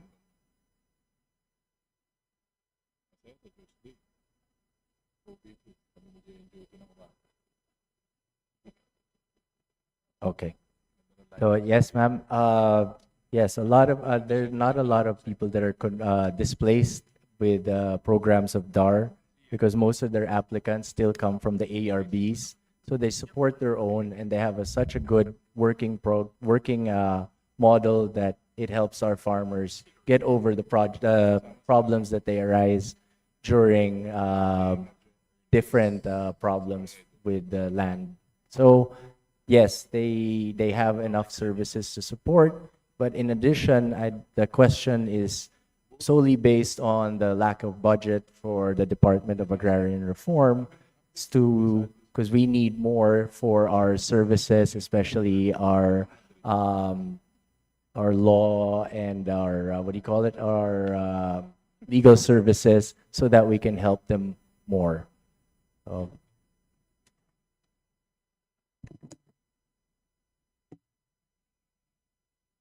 Yes.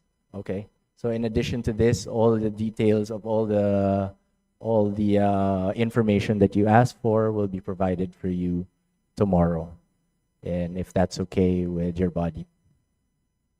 Mr. Speaker, Mr. Sponsor, hindi malinaw kung ano ba yung mga available na mga Legal service. support services dito sa mga displaced farmers. Ayan. Nandyan yung pwedeng access sa legal assistance, pero marami dun sa mga magsasaka na nag-uulat ng kanilang kalagayan. Ang suliranin talaga nila ay yung kabuhayan, na saan sila kukuha sa pang-araw-araw o paano nila mapagpapatuloy yung kanilang kabuhayan bilang pang-suporta din sa kanilang mga pamilya. Diba? Kaya, ano pa po ba yung mga proposal kung may pondo na o yung mga existing programs na may pondo na para suportahan itong mga displaced farmers na ito? Okay. DAR supports them with institutional and organizational development capacity building programs, which is training, bookkeeping, management, cooperative development. They have enterprise development support, which is coaching and mentoring on agribusiness value chain participation and market linkages, which also covers village level processing centers, facilities for small scale processing or agricultural products, marketing assistance, which is linking ARBOs with government feeding programs and private sector buyers. And we have the linking the government agencies and the private sector to leverage technical expertise, resources, and partnerships, collaborations with DA, DNR, DTI, DOLE, CDA, the LGUs, and CSR for private companies, and to align support services under the whole of government approach. And this is the reason why, even though we put a budget right now for DAR, we still believe that it is insufficient, because if we're doing this for all the farmers, and last time I checked, if you put in the budget of DAR and you put it to all the farmers, it's only 300 pesos, 14 pesos per year ang natatanggap ng isang beneficiary. So napakakulang po ito to do all of these all of these services that they provide. Especially, it needs a lot of manpower, a lot of legal, a lot of lawyers, and a lot of help from our government, and we are totally underfunded. And for DAR, an agency whose track record since 2022 has been impeccable, and with doing it underfunding is a very commendable thing. And I agree with you, ma'am, that we need more of these services for our farmers so that the 10 years that they get to own their property can be passed on generations longer than the actual 10 years.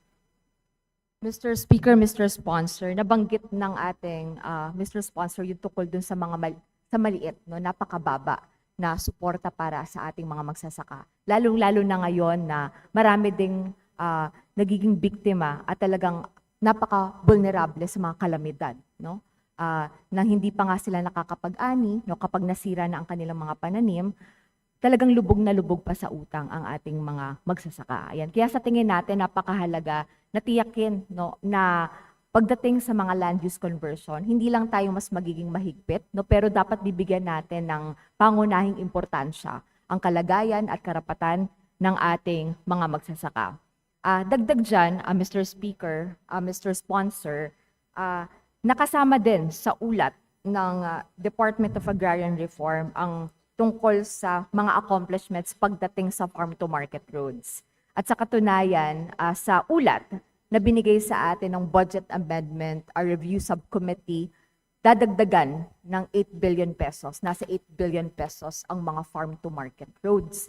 Ito bang mga proposals na ito? As I understand, Mr. Speaker, this came from institutional amendments. Nanggaling ba ito mula sa DAR o nanggaling sa DA? Yung 8 billion pesos That na comes from additional. DA. Nanggaling ko sa DA. Yes. What is the input, Mr. Speaker, Mr. Sponsor, of DAR with regard to the implementation, the proposed implementation of this farm-to-market roads worth 8 billion pesos? Okay.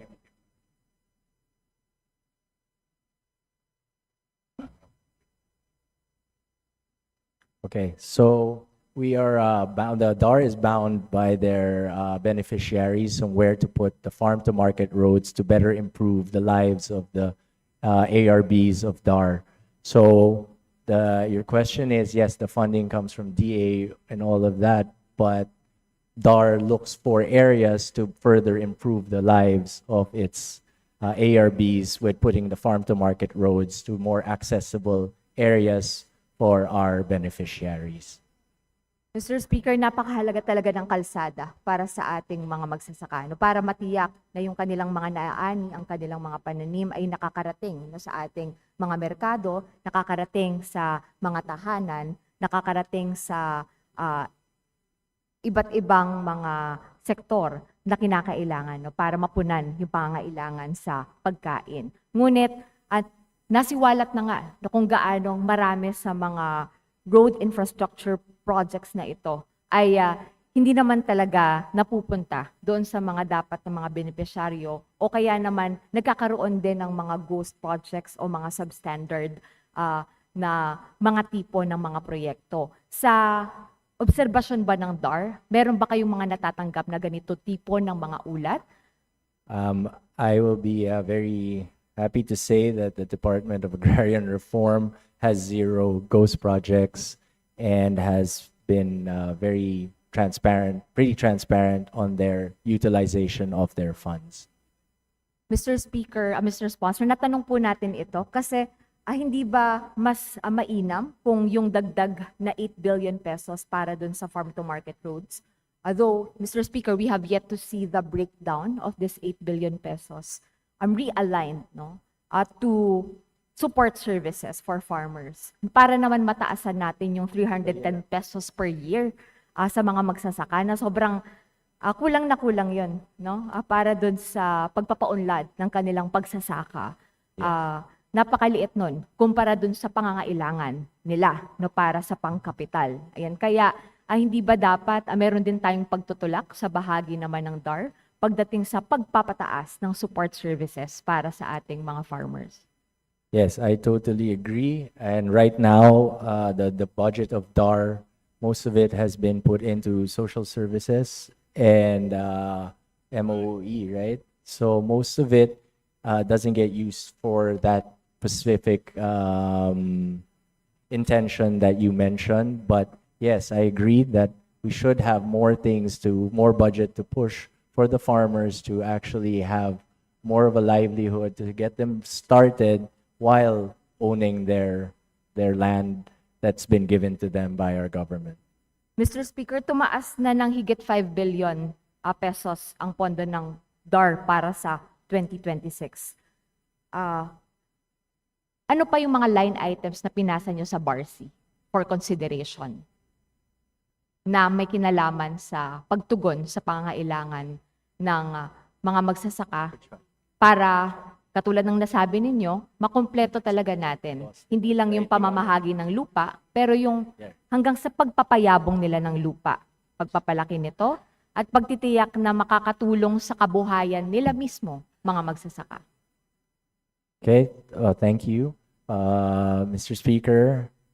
Yes, the budget amendments review, the subcommittee, the BARC endorsement, there were 2 things that we put the 600 million additional funding for the Land Tenure Security Program, which is Landowners Compensation by Land Bank of the Philippines, the Agrarian Reform Beneficiaries Development and Sustainability Program, which Climate Resilient Farm Productivity Support of 250 million, and where is that?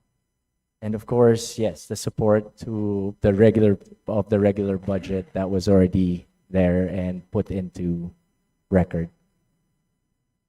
Mr. Speaker, Mr. Sponsor, manghihingi ho tayo ng kopya ng mga amendments na yan Yes. para makatulong tayo sa pagtutulak. Ngunit, Everything you ask for, we will give by tomorrow. Thank you, ma'am. ngunit bukod dyan, Mr. Speaker, Mr. Sponsor, would DAR consider forming a special task force on the issues being raised, no, by farmers in relation to land use conversion and the issuance of DAR conversion clearance? Yes, we will give all the data for tomorrow. Yes. Mr. Speaker, Mr. Sponsor, when can we expect For the tomorrow formation morning, of this? will be okay with your body? Yes? Mr. Speaker, Mr. Sponsor, we'd expect from the DAR family, the timeline for the formation of this special task force. And we hope that we can not only resolve, but really address the issues and concerns raised by the Yes. displaced farmers Yes. because of land use conversion. And my last question, Mr. Speaker, Mr. Sponsor, what have been the efforts of the Department of Agrarian Reform in terms of supporting a genuine agrarian reform bill, not only here in the House of Representatives but in the Senate? Kumusta po ang effort talaga natin sa pagtutulak para mas mapaiting pa at sa katuparan talaga ang tunay na reforma sa lupa para sa ating mga magsasaka?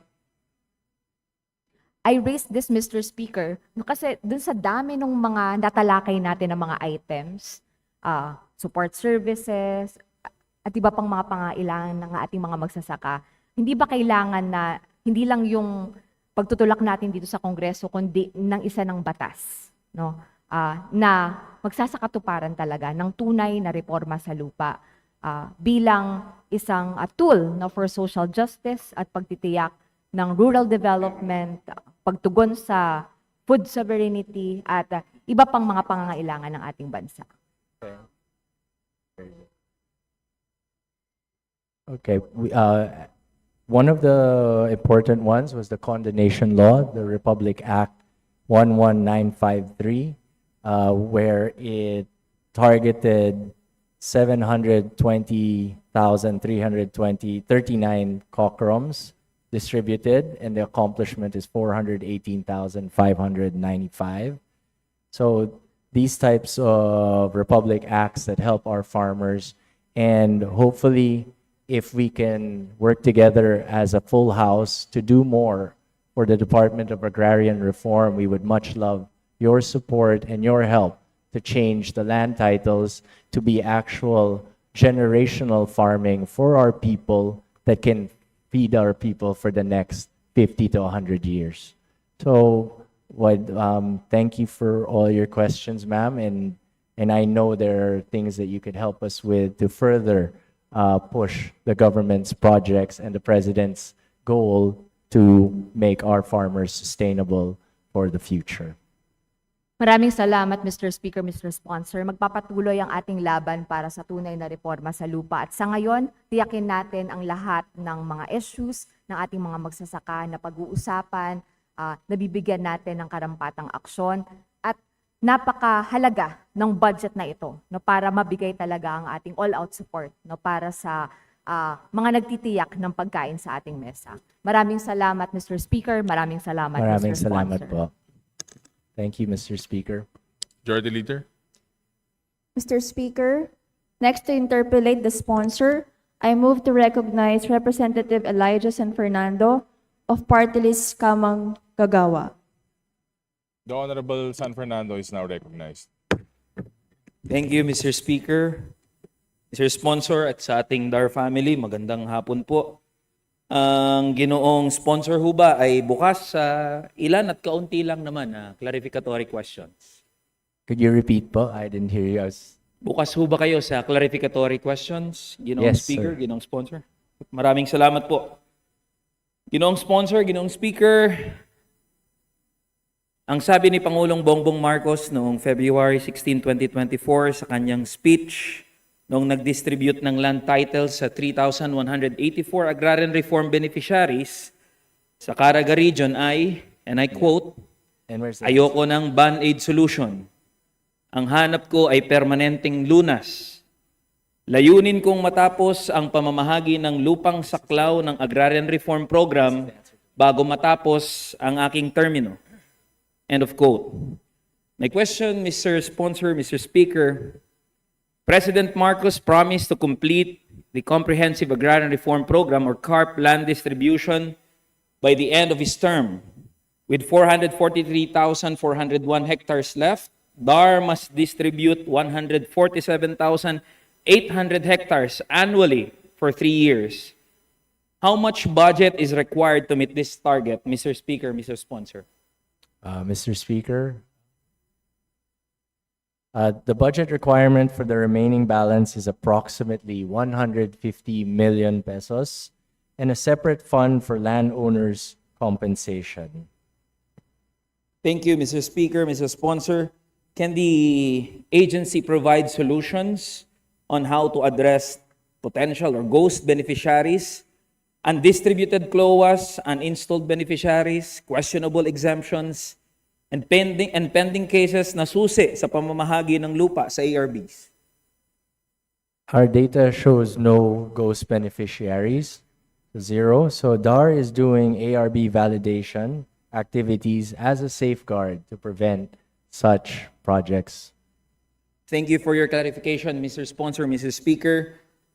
Now, on the split project, the Department of Agrarian Reform, through Administrative Order Number 2, Series of 2024, seeks to implement the World Bank-funded project support to parcelization of lands for individual titling or split, which aims to subdivide approximately 1.38 million hectares of land covered by a collective Certificate of Land Ownership Award, or CLOA, into individual titles. Section 25 of RA 6657, or CARP, and Section 10 of RA 9700, or CARPER, clearly establish that the primary mode of land distribution is individual CLOAs. The question, therefore, is, since parcelization does not add new accomplishments, but only subdivides collective CLOAs, how does DAR account for its outputs in its land distribution record? Mr. Speaker, Mr. Sponsor. DAR has a separate accounting of e-titles and issued under the split project.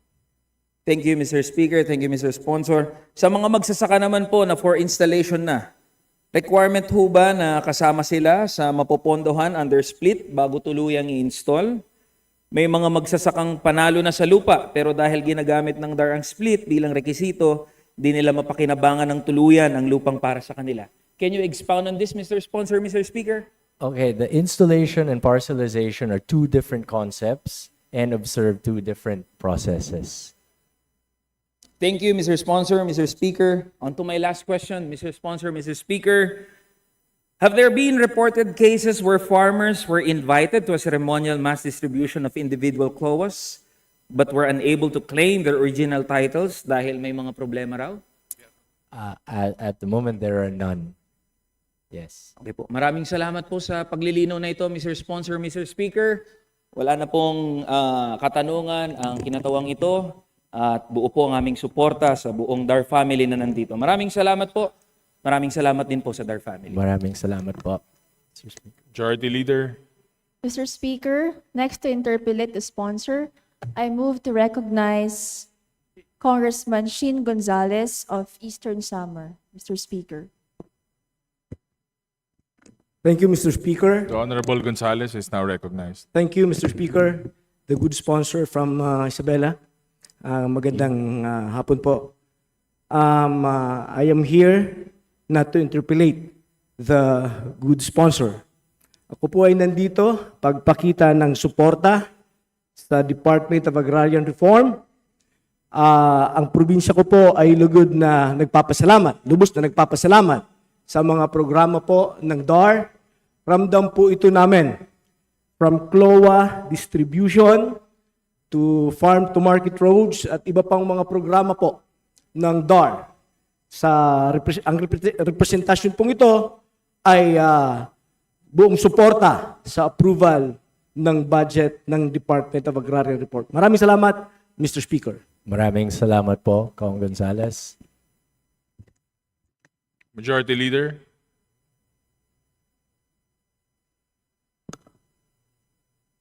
Mr. Speaker, next to interpolate the sponsor, I move to recognize Representative Parlo Marcoleta of Sagip Party List. The Honorable Marcoleta is now recognized.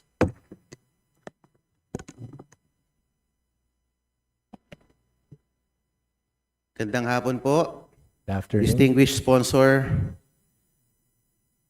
Ako po ay naghanda ng ilang mga katanungan para sa kagawaran ng Department of Agrarian Reform.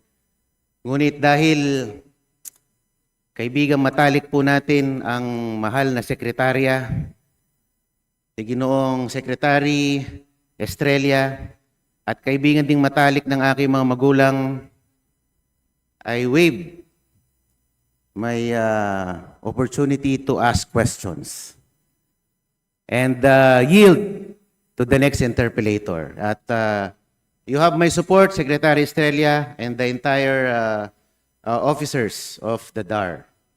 Maraming salamat po at magandang hapon. On behalf of DAR, maraming salamat po, Kong Marcoleta. Majority Leader.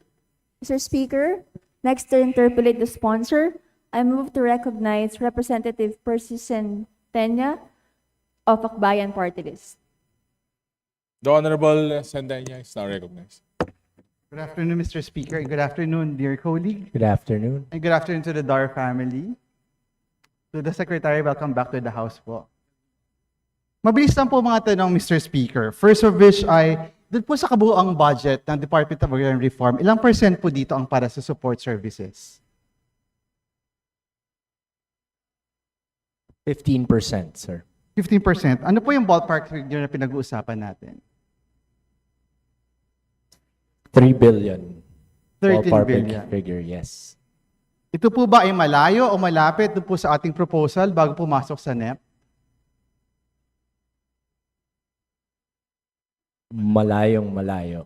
Malayo po, tulad nung layo nung mga kababayan nating magsasaka na wala pa rin kalsada hanggang ngayon na mga beneficiaries po ng ating Agrarian Reform Program. Gaano po kalayo yung amount? Kulang ng 11.5 billion. So kung kulang ng 11.5 billion, ibig sabihin po, kulang ng 11.5 billion ang support services para sa ating mga dapat ay farmer beneficiaries. Yes. I cannot overemphasize Akbayan being one of the authors, principal authors of the Comprehensive Agrarian Reform Program Extension and Reform na napakahalaga po ng support services para po sa ating mga farmer beneficiaries to realize fully the mandate and the spirit of this landmark legislation. Kaya po this representation would like to express our strongest possible support for the DAR, for the budget of DAR, particularly on the issue or on the line item of support services to be increased. Just for the record, one more time, gano'n nga po uli kalayo, ilang pong bilyon yung kulang to be able to fully realize yung ating targets for support services? 11.5 billion po. 11.5 billion pesos. I hope that this figure will make a necessary apparition pag lumabas na po yung ating final budget. This is not an insertion. This is a response to the need of the Filipino farmers. Marami pong salamat, Mr. Speaker. Thank you. Majority Leader. Mr. Speaker, next to interpolate the sponsor, I move to recognize Representative Sergio Dagook of Party List APEC. The Honorable Dagook is now recognized. Thank you, Mr. Speaker. Thank you, Majority Leader. Magandang hapon po sa ating lahat, lalong-lalo na to my former boss in the National Electrification Administration, former Administrator Conrad. I'm not interpolating the sponsor, Mr. Speaker. I am here to convey my sincerest support to the budget of the Department of Agrarian Reform. Thank you, Mr. Speaker. Thank you, sir. Majority Leader.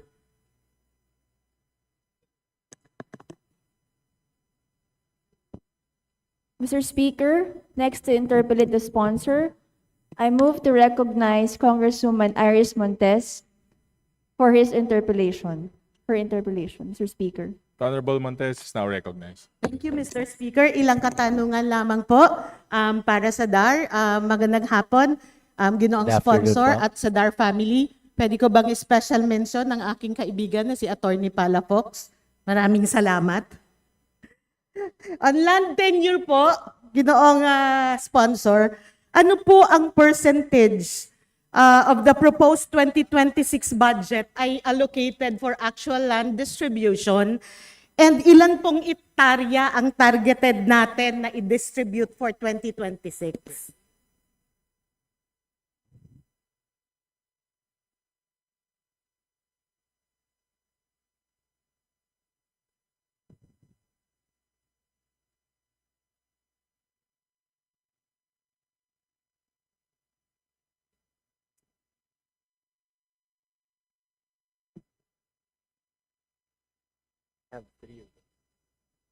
Um, Could I ask, Mr. Speaker, could I ask for 1 minute suspension, please?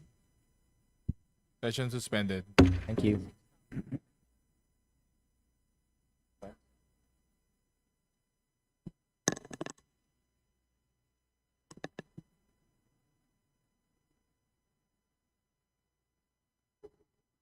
Yeah, but what was your...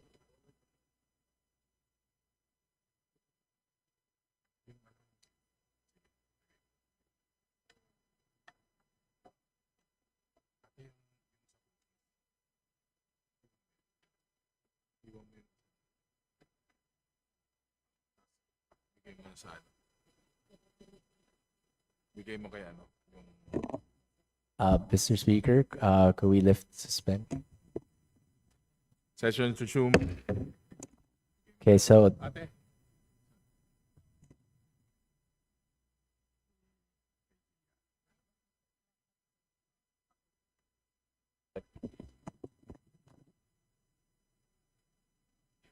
okay, so ma'am, yes, 17 million and for 26,000 hectares. Okay, thank you, Mr. Sponsor. Dito po, ilan ang target na benepisyaryo sa ipamamahagi nating lupa ang kababaihan? Meron din po ba tayong target beneficiaries list na for women? Yeah, ma'am, it would be 1:1, so around 26,000 recipients, and around 30% are women of the recipients. Thank you, Mr. Sponsor. Tungkol naman po sa GAD programs and budgets, ano po ang pangunahing GAD targeted POPs ninyo sa 2026?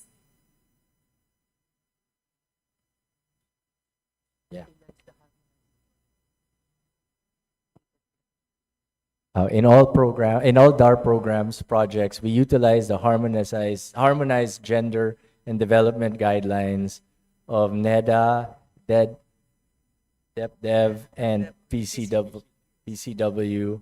And DAR's GAD plan was endorsed by PCW in 2025 with around 11% and 11% of its budget is attributed to GAD. Maraming salamat po. Congratulations po sa inyo sa DAR at kayo po ay isa sa ilang ahensya na nakakalagpas sa 5% threshold na tinalaga ng ating batas. At masaya po ako na malaman na lagpas po kayo dun sa 5%. Ano? Thank you po. So paano po natin sinusukat? Anong mga indicators meron po tayo dyan para sa empowerment, access at pagbabago ng kalagayan ng ating kababaihan? Kasi maganda po yung inyong compliance. So what indicators do we use para mas nagiging maganda yung ating utilization po ng gender and development budget?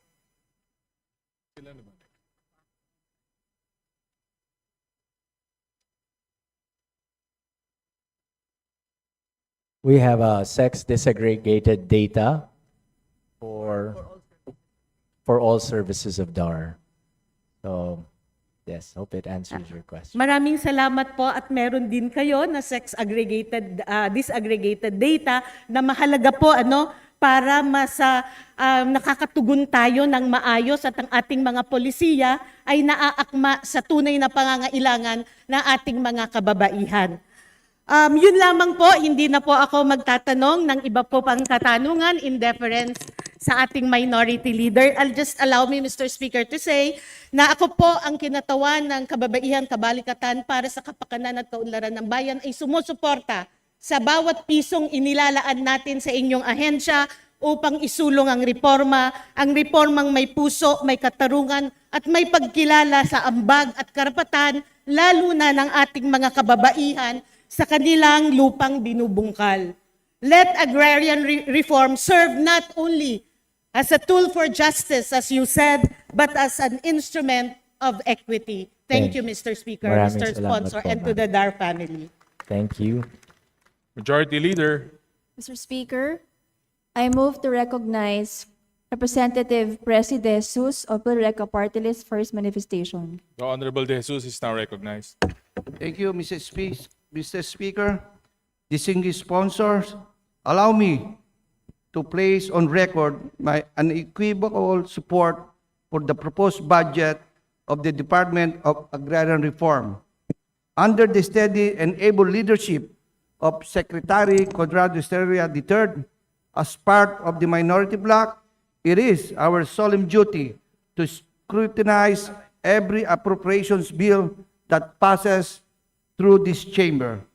But as someone who has been the importance of DAR's mandate, I believe it is also my duty to highlight the noble work that they are doing to show Filipinos that every peso entrusted to the department bears fruit for our farmers and our nation.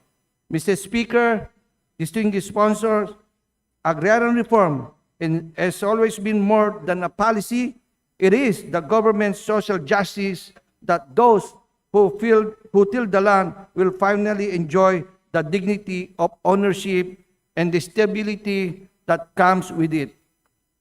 We have seen in the eyes of countless hardworking farmers both the weight of uncertainty and the glow of hope. The generations of families in doubt whether their children will ever inherit land, and the hope of receiving that long-awaited land title which secures their rightful place in the soil they have tilled with sweat and sacrifices.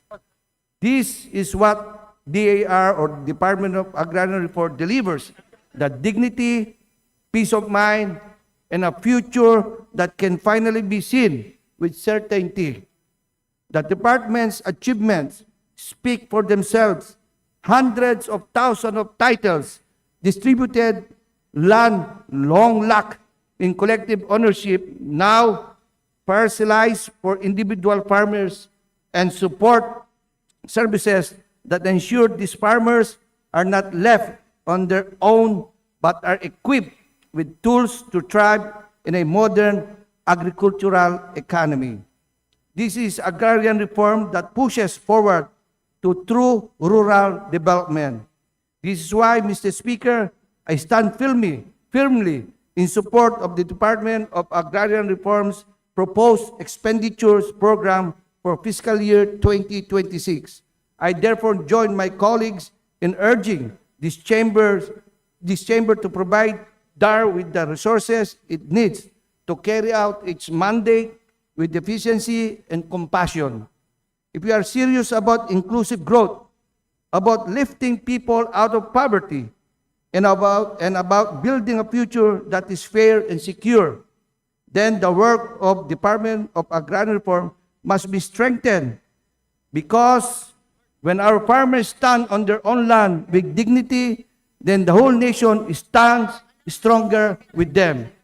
For that, Mr. Speaker, there being no more members for the minority who wishes to interpolate and debate for the budget of the Department of Agrarian Reform, I so move, Mr. Speaker. Congratulations to our family, Department of Agrarian Reform.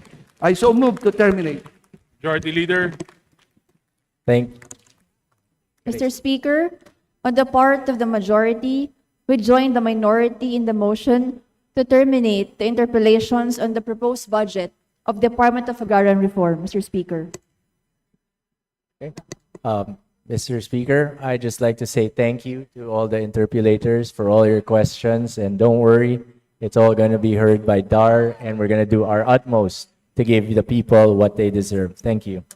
Thank you, Mr. Sponsor. There's a joint motion to terminate the budget of the Department of Agrarian and Reform. Hearing no objection, said budget is now terminated. Mr. Speaker, move to suspend session for a few minutes. Session suspended.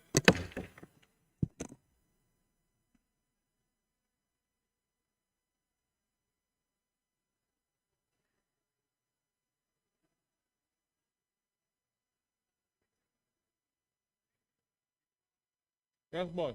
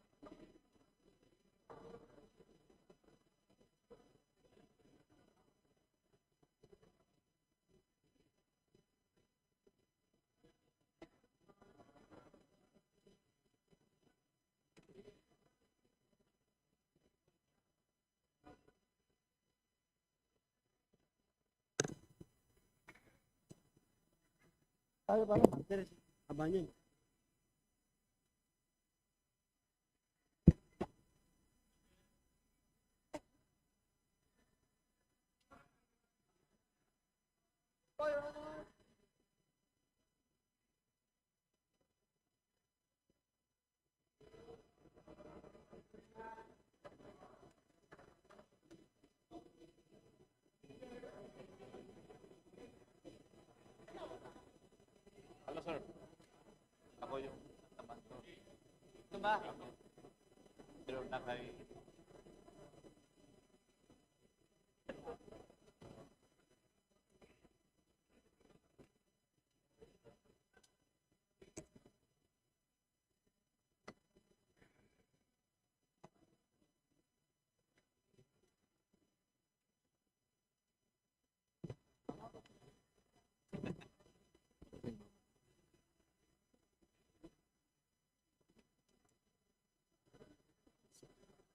Sa DOJ.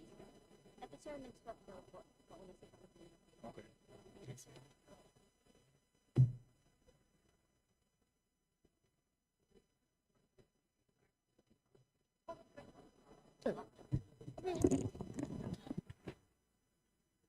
Okay lang.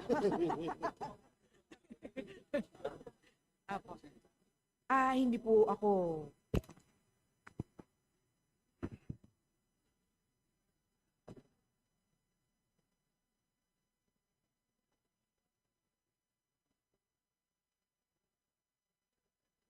Congratulations to all of you.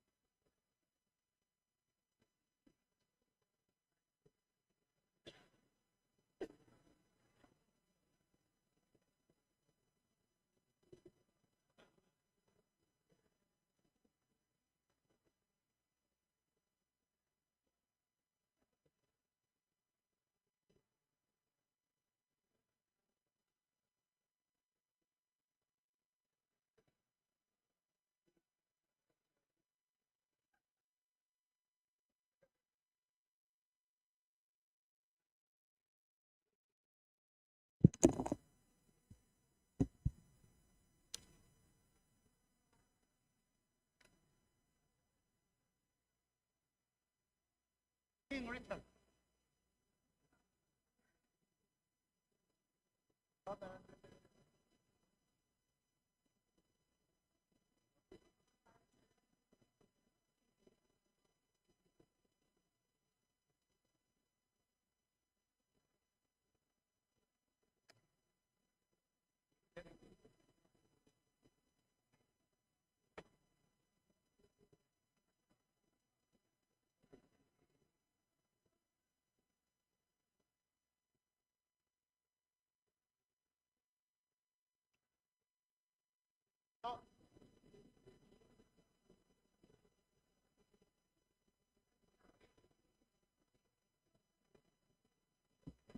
Mahaba palaban mo. Kumain ka.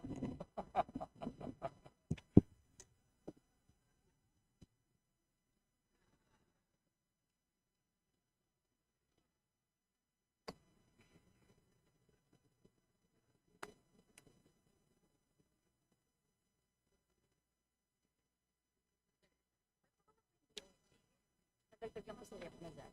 Sige. Ah, sige, dito na. Mga people can sit down.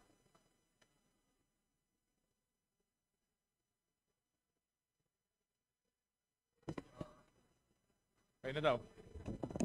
To take time. Kasi pag hindi tayo mag-start.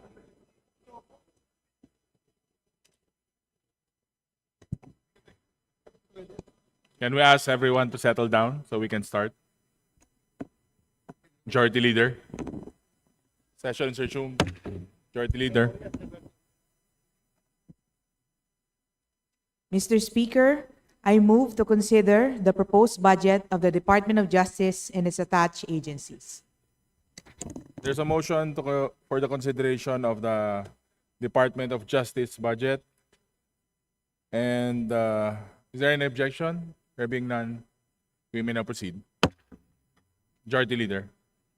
Mr. Speaker, before we proceed, may we acknowledge the presence of the heads and officials of the Department of Justice, namely Secretary Jesus Crispin C. Remulla, Undersecretary Jose R. Cadiz Jr., Undersecretary Margarita N. Gutierrez, Undersecretary Nicolas Felix L. T., Undersecretary Raul T. Vasquez, Undersecretary Jesse Hermogenes T. Andres, Undersecretary Frederick A. Vida, Director General Gregorio Pio Catapang Jr. of the Bureau of Corrections, Deputy Commissioner Aldwin F. Alegre of the Bureau of Immigration, Administrator Gerardo P. Sirios of the Land Registration Authority, Director Jaime P. Santiago of the National Bureau of Investigation, Executive Director Margaret Raiza D. Andaman of the Office of the Alternative Dispute Resolution, OIC Deputy Government Corporate Counsel Melissa F. Montesillo Acorda of the Office of the Government Corporate Counsel, Solicitor General Darlene Marie B. Berberabe of the Office of the Solicitor General, Administrator Bienvenido O. Benitez Jr. of the Parole and Probation Administration, Chairperson Melchor Quirino C. Sadang of the Presidential Commission on Good Government, and Chief Public Attorney Persida V. Rueda Acosta of the Public Attorney's Office. Mr. Speaker. To the Department of Justice and its attached agencies led by Secretary Jesus Crispin C. Remulla, welcome to the House of Representatives. Majority Leader.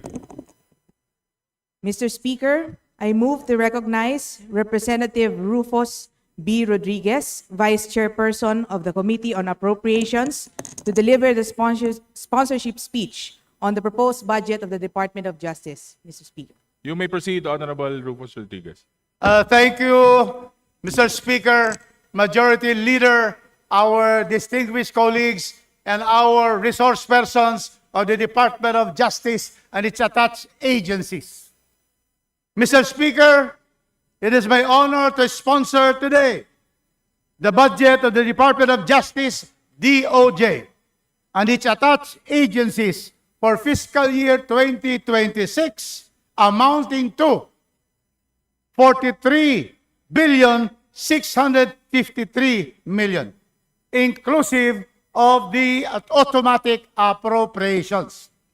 In terms of new appropriations, which is subject to congressional approval, the total budget of the DOJ amounts to 40.95 billion, which represents an increase of about 4% or 1.6 billion higher than the fiscal year 2025 level of 39.36 billion. Mr. Speaker, distinguished colleague, in addition, the Budget Amendments Review Subcommittee, BARSI, of the Committee on Appropriations has increased the budget of the DOJ by 815 million and 130,000.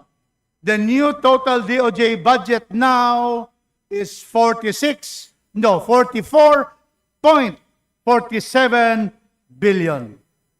Mr. Speaker, this budget will support the department's programs, projects, and its operations for the effective, efficient, and equitable administration of justice.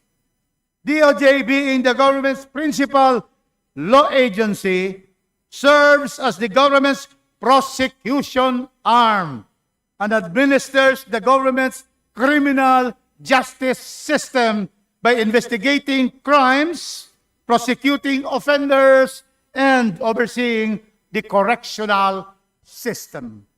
It is also the government's legal counsel and representative in litigations and proceedings requiring the services of a lawyer. Implements the Philippine laws on the admission and stay of aliens within the country and provides free legal services to indigent and other qualified citizens. Thank you, Mr. Speaker.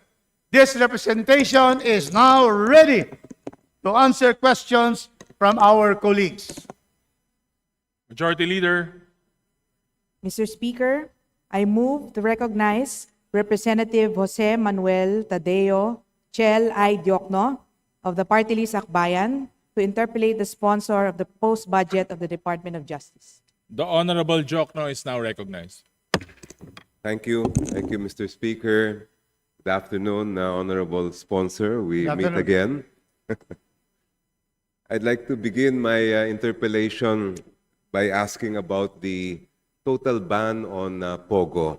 If we recall, the President in July of last year declared a total ban and then issued Executive Order number 74 calling for a stop on all POGO operations. May I just know what is the latest update from the Department of Justice on the implementation of Executive Order number 74? Thank you, Mr. Speaker, distinguished colleague Chel Diokno of the Akbayan Party List. We assure you that it is fully implemented. All POGOs are now banned. But there are also what we call these small groups of unscrupulous people still doing small-time POGO. And we assure you they will be arrested as soon as they are discovered. So we will also ask the...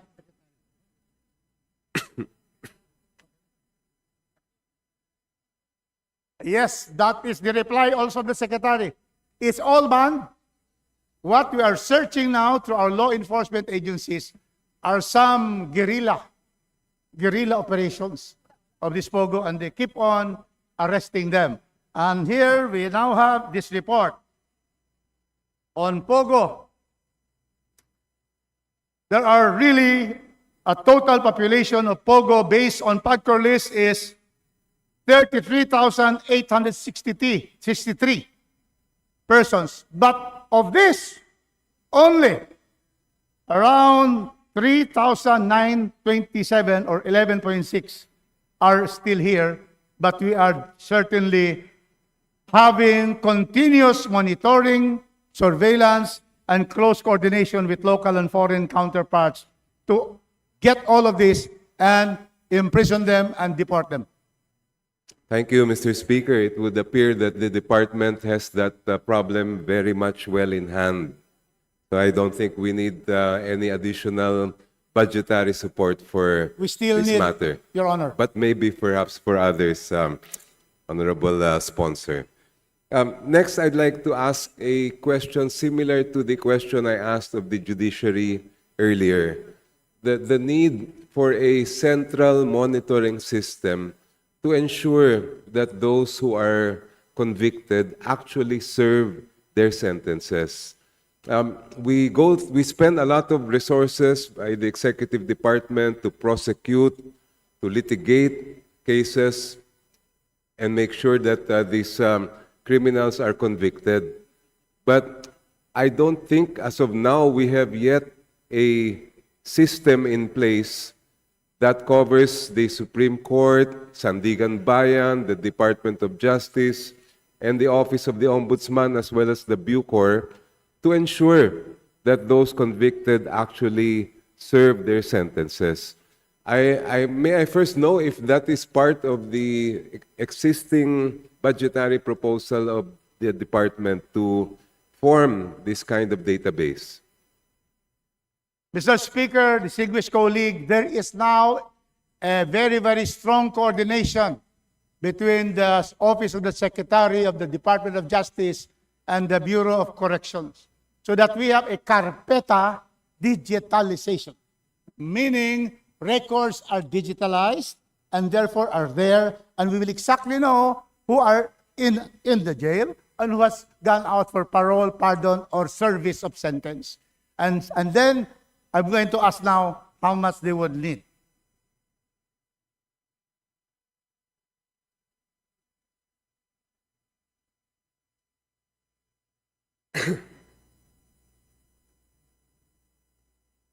We already have the budget, and so we thank you for enthusiasm to increase it, but according to the Secretary, we already have a budget embedded in the National Expenditure Program. One of the problems, Mr. Sponsor, is that when convictions are handed down by the lower court but appealed to either the Court of Appeals or the Supreme Court and later affirmed by the higher courts, we don't have apparently a system for ensuring that when the records are brought back down, that those who are convicted by final judgment are arrested and then serve their sentences. I know of the existing program with the Bucor, but perhaps that could be expanded to include coordination with the higher courts to ensure that those convicted serve their sentences.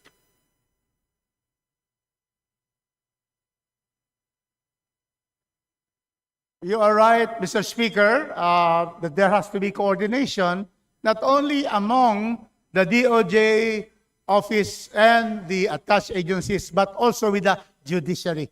And that is why they have what we call the Justice Sector Coordinating Convergence Council, and which we have also answered the other time. And so all of this sector will now coordinate and make sure that we account to each and every accused who has been convicted, who has gone on appeal, and then if it is either affirmed or acquitted, we will have the records, Your Honor. And that is why I am sure that you're interested, because you want to know that those who will be prosecuted and convicted on the corruption, especially on the flood control, you will be able to trace where they are.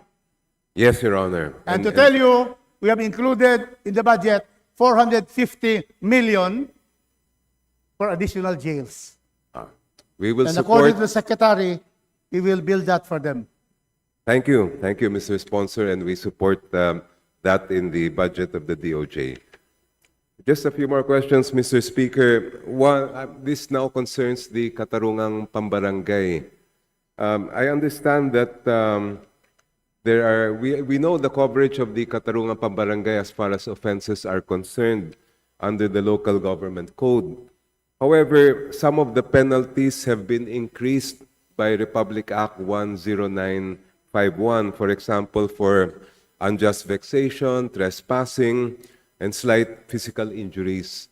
And now there appears to be some issue about whether these are still covered by the Katarungang Pambarangay law. May we know the position of the department when it comes to the jurisdiction of the Katarungang Pambarangay, considering that the penalties of some of these offenses have been increased? Mr. Speaker, it is the Supreme Court which has jurisdiction over penalties and also the coverage of crimes, especially in Katarungang Pambarangay. Therefore, we will be able to ask the Supreme Court on who will have jurisdiction, whether the Katarungang Barangay level in the barangay in mediation and then reconciliation and the decision to allow the filing of cases in the courts, we will therefore be able, with that question, we, the Committee on Appropriations, will now request the Supreme Court to be definitive because that is jurisdiction and that is lodged. Criminal jurisdiction is lodged with the Supreme Court.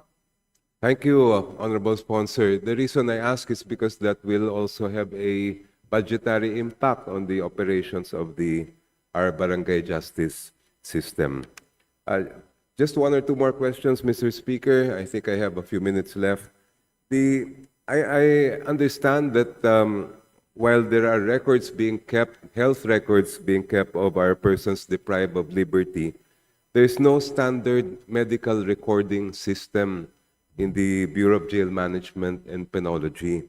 I have received reports that some of the records are only kept in loose sheets of paper and that there is no available database.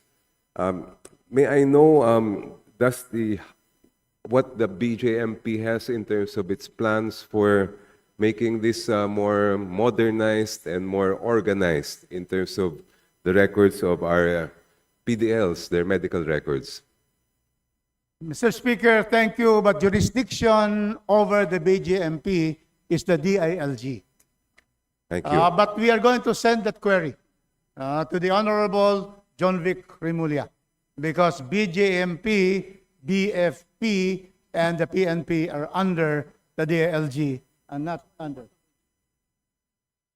And that is why there is a merger under our Justice Coordinating Council so that we can have interaction and coordination among all of this, the BJMP, the Bureau of Corrections. The Bureau of Corrections is under the Department of Justice Secretary. BJMP under the DILG. But we are trying to have this together to assure that there is a seamless dispensation of justice in this country. One last question, Mr. Speaker, Honorable Sponsor. This concerns, I am aware of and I applaud the moves by the Department of Justice to require reasonable certainty of conviction. However, and this I ask in terms of coordination of the DOJ with the PNP, I understand from my conversations with the Philippine National Police that they continue to apply what they call clearance and solution rates to gauge their performance. Ang ibig po sabihin ng clearance and solution rates ay basta't nakapag-file sila ng kaso sa prosecutor's office, they consider their job done. And that makes it difficult for prosecutors to gather the evidence that they need to convict those that they are charging. May I know if the department is in coordination with the PNP so that both agencies can be on the same page and so that the evidence gathering of our law enforcers will be sufficient so that your convictions will be secured? Thank you, Mr. Speaker. Precisely, the Bar C and the Committee on Appropriations yesterday was able to increase the budget to have the budget for training of law enforcement agencies like the PNP, the NBI, and the BI so that when there is a crime, there is really preparation to make sure that first they follow the constitutional provisions on how to arrest, secondly, case building, and when the case is given to the Department of Justice by the NBI, by the PNP, it has all the ingredients of the elements of the crime so that there is always that possibility or certainty of conviction. We have given this committee, it's now for our distinguished colleagues to decide, we have added 150 million pesos so that we can continue to train our law enforcement agencies on case building and to properly handle cases. I'm very happy to hear that, Mr. Speaker. I actually was involved some years back in training of our law enforcers as well as prosecutors on Administrative Order number 35. I'm sure Secretary Remulla is familiar with that. And I hope that, and I will support moves to continue that kind of training in the department.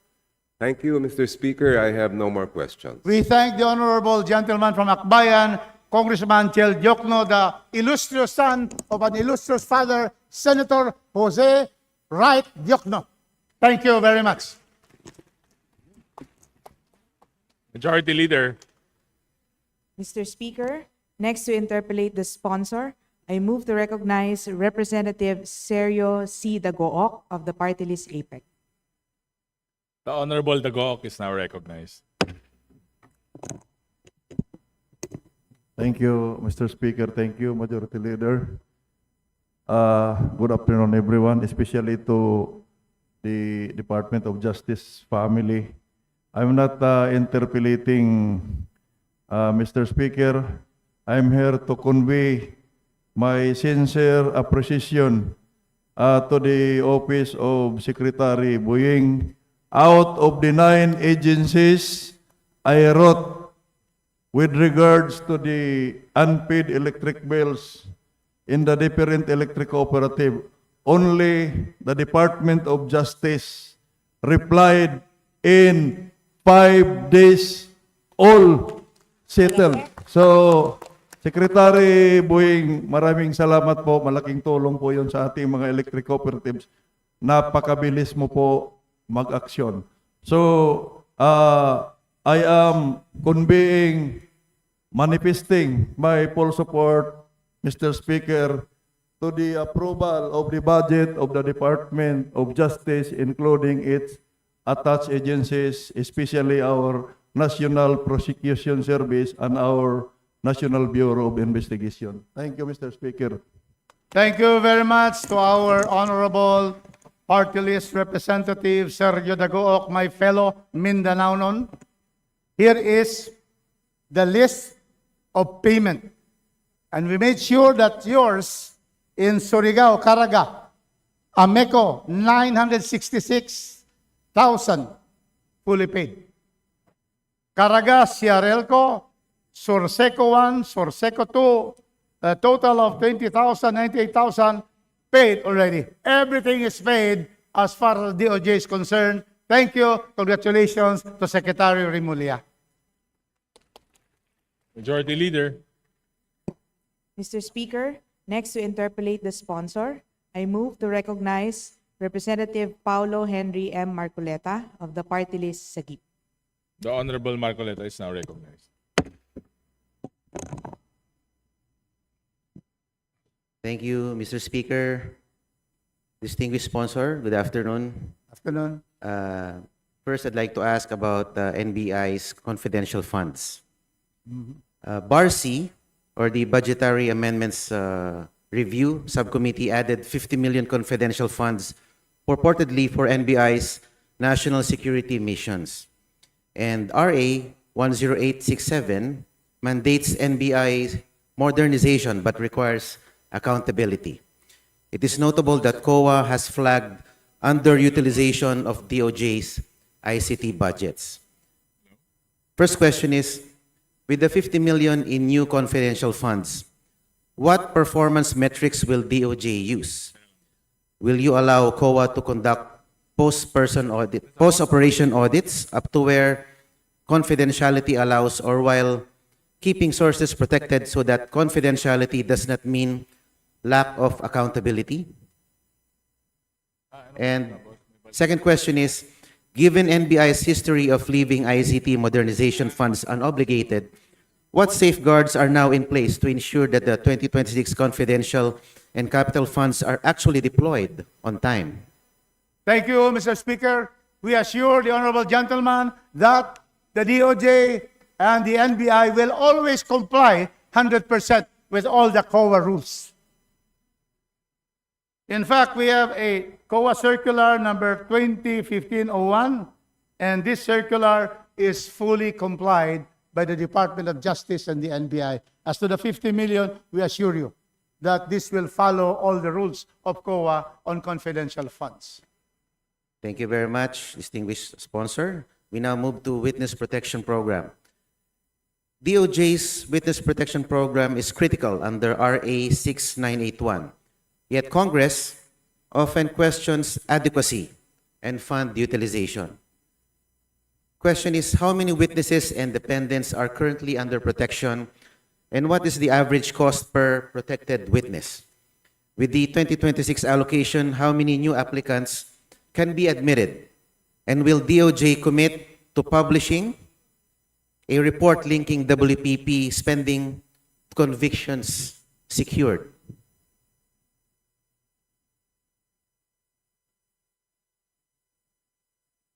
We have right now exactly 522 state witnesses. Under the Witness Protection Program of the Department of Justice, we spend around 350,000 per witness per month. Opo, and for 2026, ilan po ang balak nating i-accommodate na witnesses? Mr. Sponsor. Well, right now, we have to be able to know who will be the applicants. We cannot, at this time, be able to see and to give you definitive numbers on how will be accepted for 2025. But certainly, the DOJ we are very much willing to be able to consider and give a report to the Honorable Paulo Marcoleta on those who will be admitted in the program. Opo, and I heard from the news that our esteemed secretary has already admitted Mr. Hernandez, Engineer Alcantara, and a few more whistleblowers to the Witness Protection Program, including the couple, Vizcayas. Mr. Speaker, there's a distinction between a state witness accepted to the state witness protection program and a protected witness. Mr. Alcantara, Mr.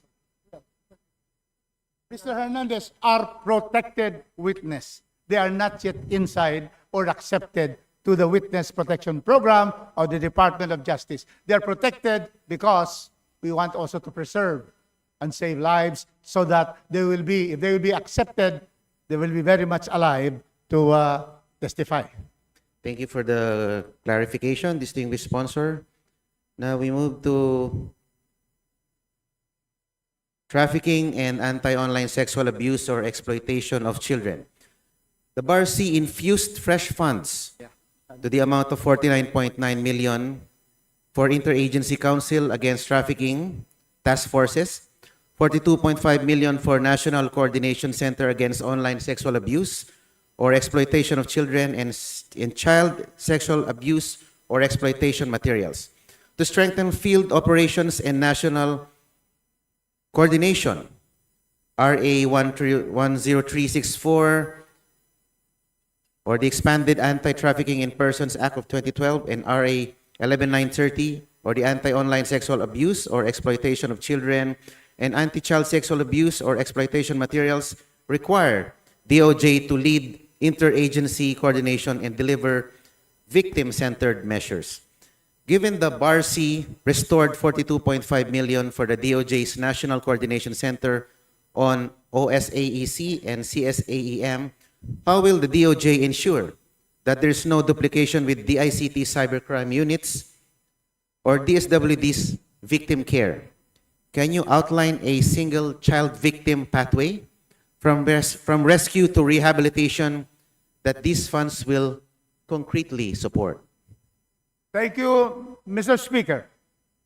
The Bar C has approved and the Committee on Appropriations has already approved for the IACAT, Interagency Against Trafficking, is 49 million.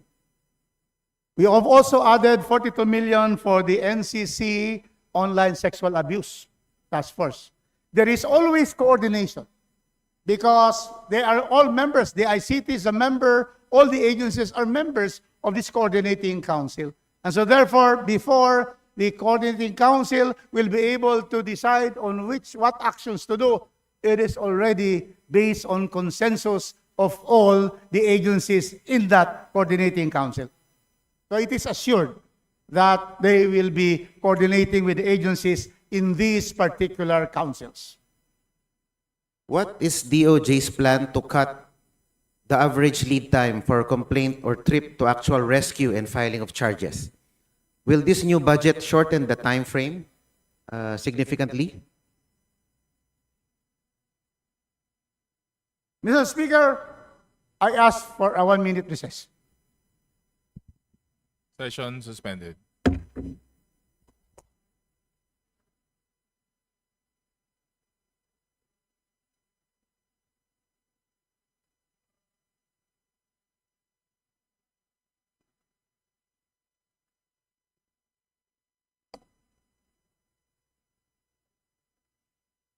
I move for resumption, Mr. Speaker.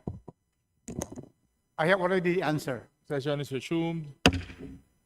Mr. Speaker, we are now victim-centered.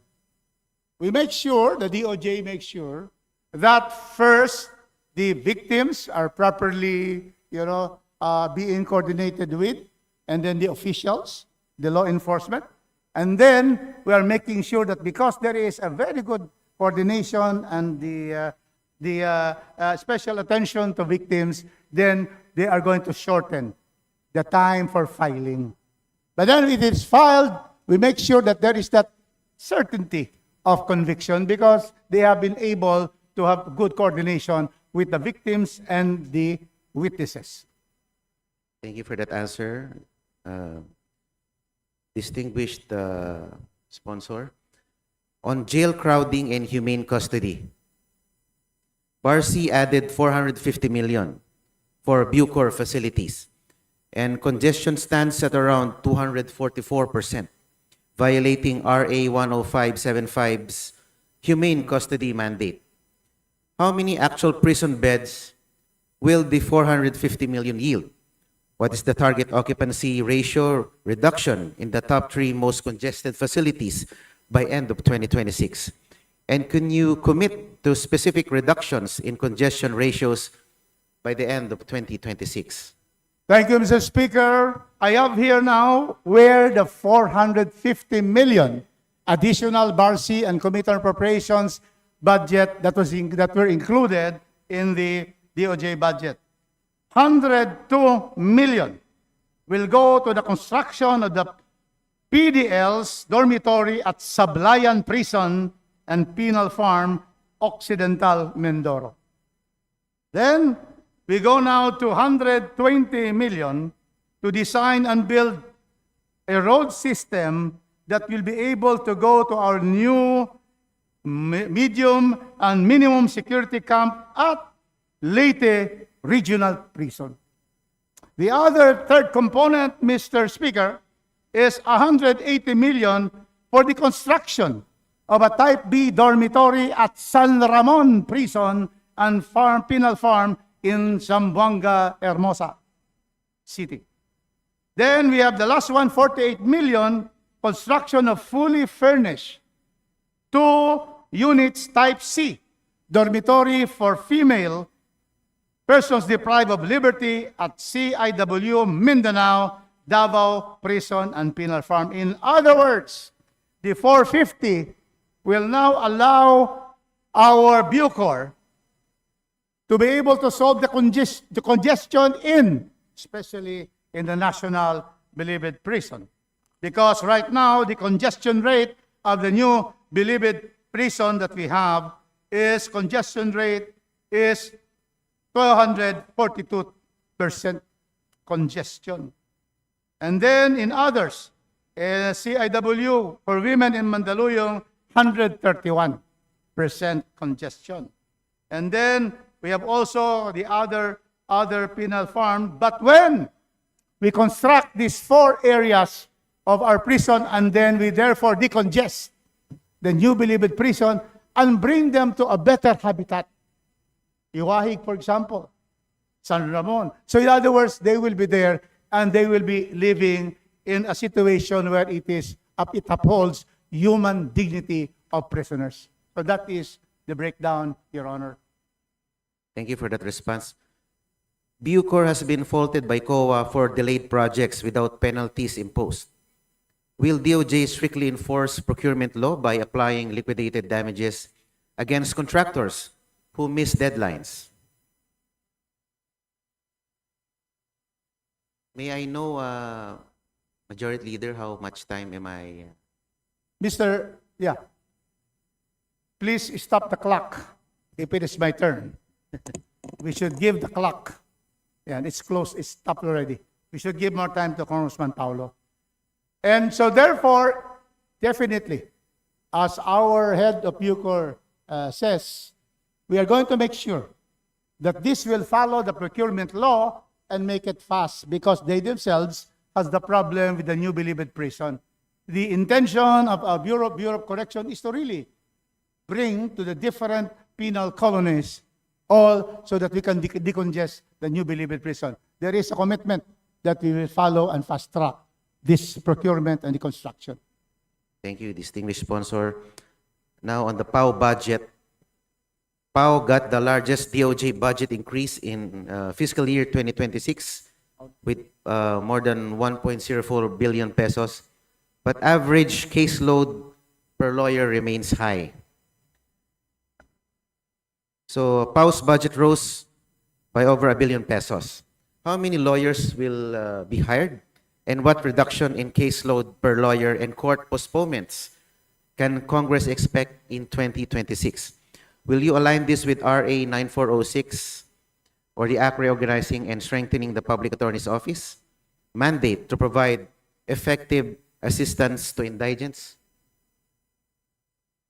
1 minute suspension, please, Mr. Speaker. Session suspended.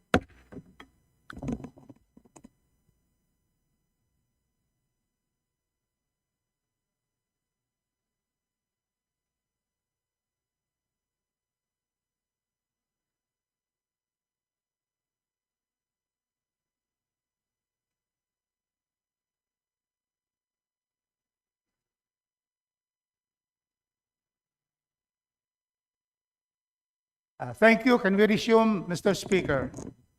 Sessions resumed. The records of the Public Attorney's Office is that in 2024, total number of clients assisted, Your Honor, is 15,089,235 persons, clients. In the first semester of 2025, we already have 9,050,520 clients. The number of cases handled, these are the persons, the first one, the millions are the persons handled. Now we go to the cases handled. 2024, last year, 847,317 cases. First semester of 2025 is 687,492. Therefore, the average number of clients assisted by each lawyer in 2024, and you will be shocked with these figures, each PAO lawyer has assisted for 2024 5,631 clients. And for this first semester, each lawyer is assisting a total of 3,376. And the total in case of cases handled, we have an average number of cases handled by each lawyer of 317 cases for each lawyer. Almost one a day. 365 days is already 317. And then each lawyer is handling right now, in 2025, 249 cases. And yet, Your Honor, and yet, our lawyers and complement of the PAO, we only have lawyers 2,681, support personnel of 1,034, total of 3,715. That is why, nationwide, that is why they need more budget to hire more lawyers to be able to assist our indigent clients. Okay, this is still a PAO related. PAO and OSAC case backlogs. BARC restored 11.4 million for OSAC DOJ Action Center and expanded training from 158 million to 815 million. DOJ's prosecution service continues to face dismissal rates and backlogs. RA 9999 mandates wider access to free legal aid. How will the OSAC increment translate into faster complaint handling? Can DOJ commit to publishing quarterly turnaround times and resolution rates for complaints lodged? The DOJ promises to be able to publish what is required by our distinguished member of Congress.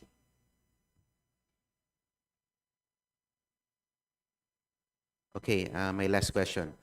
With the training budget ballooning fivefold, what specific competencies like digital forensics, chain of custody, victim-sensitive interviewing will be taught, and how will you measure their effect on conviction rates and reduced case dismissals? How will you measure post-training impacts such as conviction rates, better evidence handling, or reduced case dismissals? Mr. Speaker, 1 minute recess, please. Session suspended.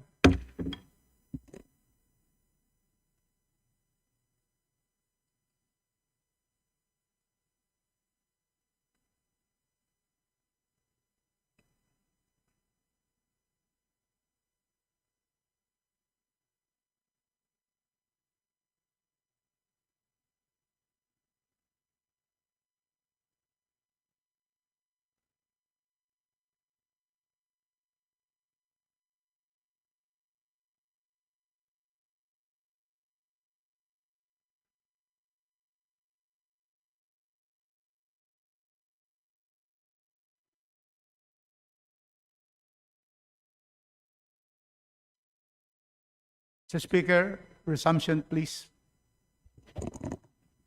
Sessions resumed. You may proceed. Thank you, Mr. Speaker. Based on the records of the Department of Justice National Prosecution Service, there is right now a sustained prosecution success rate, and it has increased from 2020, where only 80%, 80.33. Now, the success prosecution rate of the National Prosecution Service in 2024, last year, is 90.14%.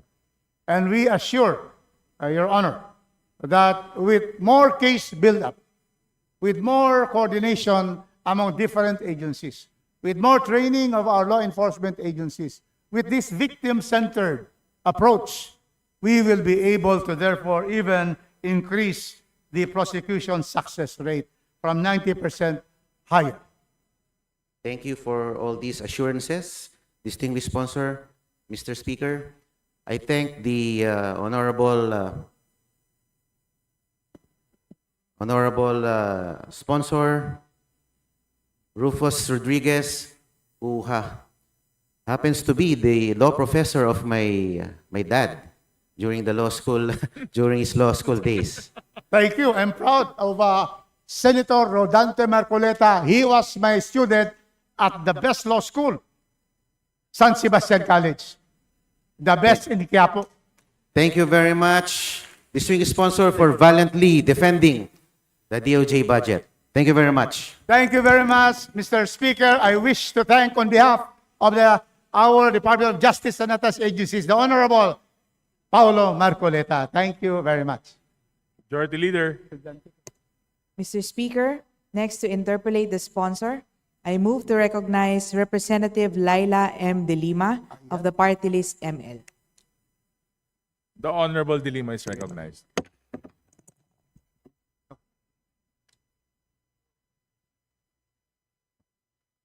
Thank you, Mr. Speaker, the distinguished sponsor. I'd like to start with questions on the Witness Protection Program, because I heard earlier our colleague, Representative Marcoleta, also touched on the issue of Witness Protection Program. These are basically academic questions.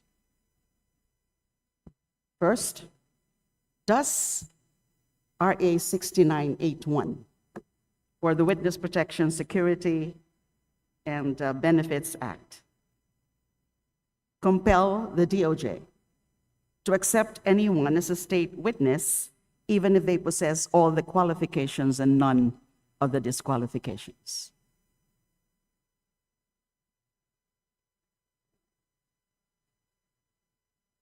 They are not compelled.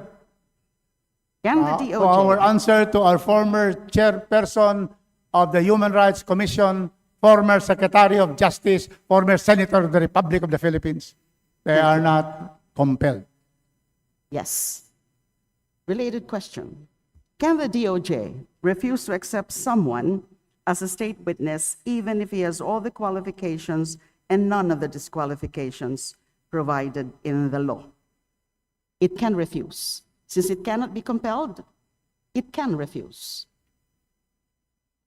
The Secretary says, any applicant to be under the Witness Protection Program should be properly evaluated, and whether they will be admitted or not will be subject to this rigorous evaluation of the witness, whether they will be able to help in the conviction of those most guilty. Thank you. In short, is the business of accepting a state witness ministerial and compulsory on the DOJ, or is it merely discretionary? These are all related questions before we come up with a conclusion which I think is the correct position. Every power given, Mr. Speaker, when there is a head of agency, the Secretary of Justice. The law is there, but there is always that leeway and there is that discretion, because he is able, himself and his committee, to be able to evaluate. It is not, therefore, compulsory. And the Secretary will do in his mind, in his conscience, what is the best to do in terms of any applicant to the Witness Protection Program. Thank you. Am I correct to say that the power, authority, and function of the DOJ to accept someone as a state witness under the law is highly discretionary upon the DOJ and the SOJ in particular? It is not really highly discretionary, but there is discretion. Otherwise, it will become a, if it is ministerial, there's no more need to think.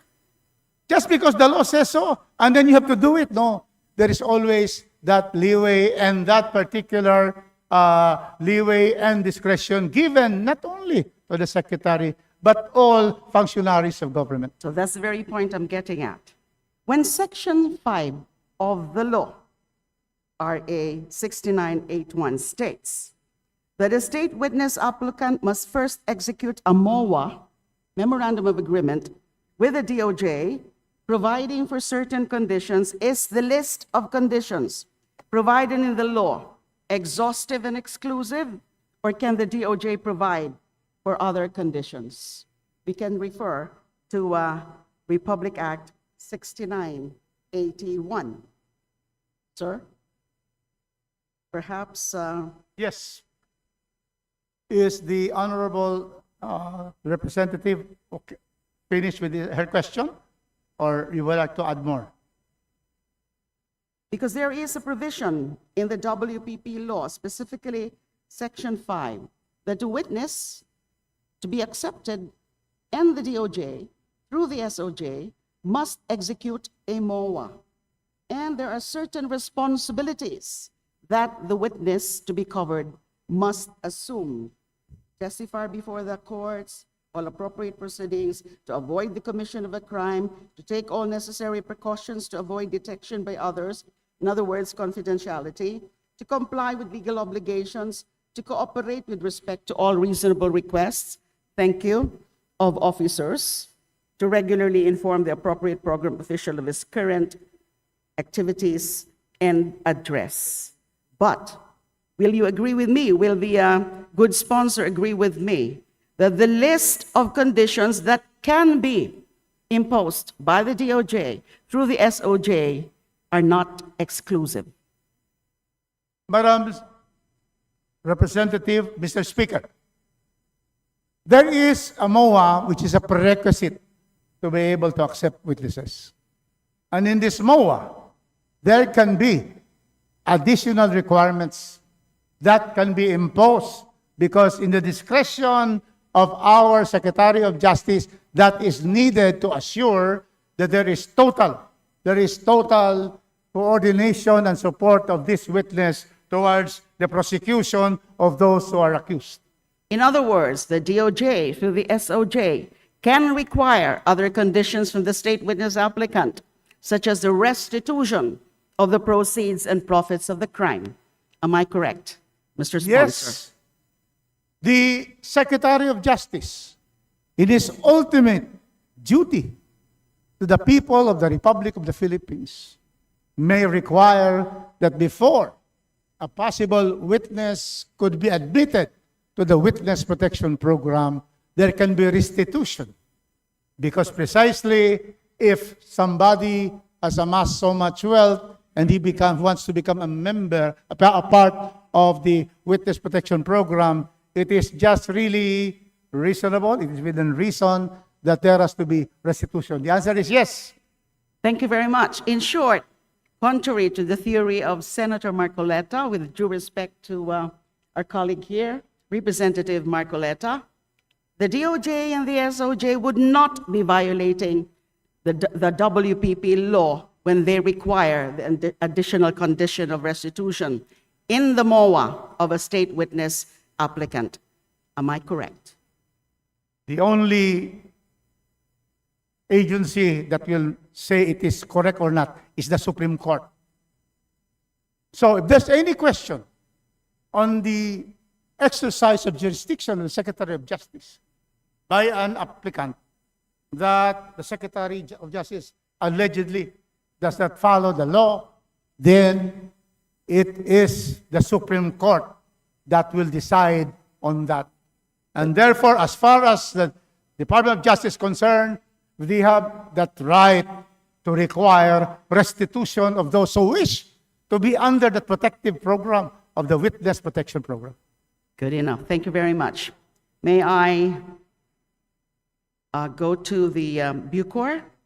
Certain questions about the Bucor. I'm particularly interested about the actual plans of New Bilibid Prison for its relocation. Because in 2014, nung panahon po namin, when I was the SOJ under Pinoy administration, in 2014, Bucor publicly announced that procurement for the Laur relocation project would be completed in 2015, with construction to take 3 years. Wala na po yun.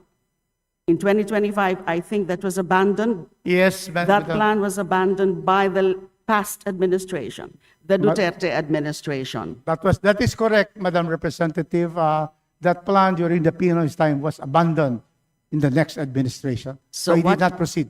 So what exactly are the plans of the DOJ and the Bucor with respect to prison facilities? Let us please take note that among the items augmented in the DOJ budget from the Bar C is the additional budget for prison facilities, 450 million prison facilities. Now, I'm just wondering, Bucor is now spending heavily on regional transfers, new dormitories, and a Sablayan Supermax.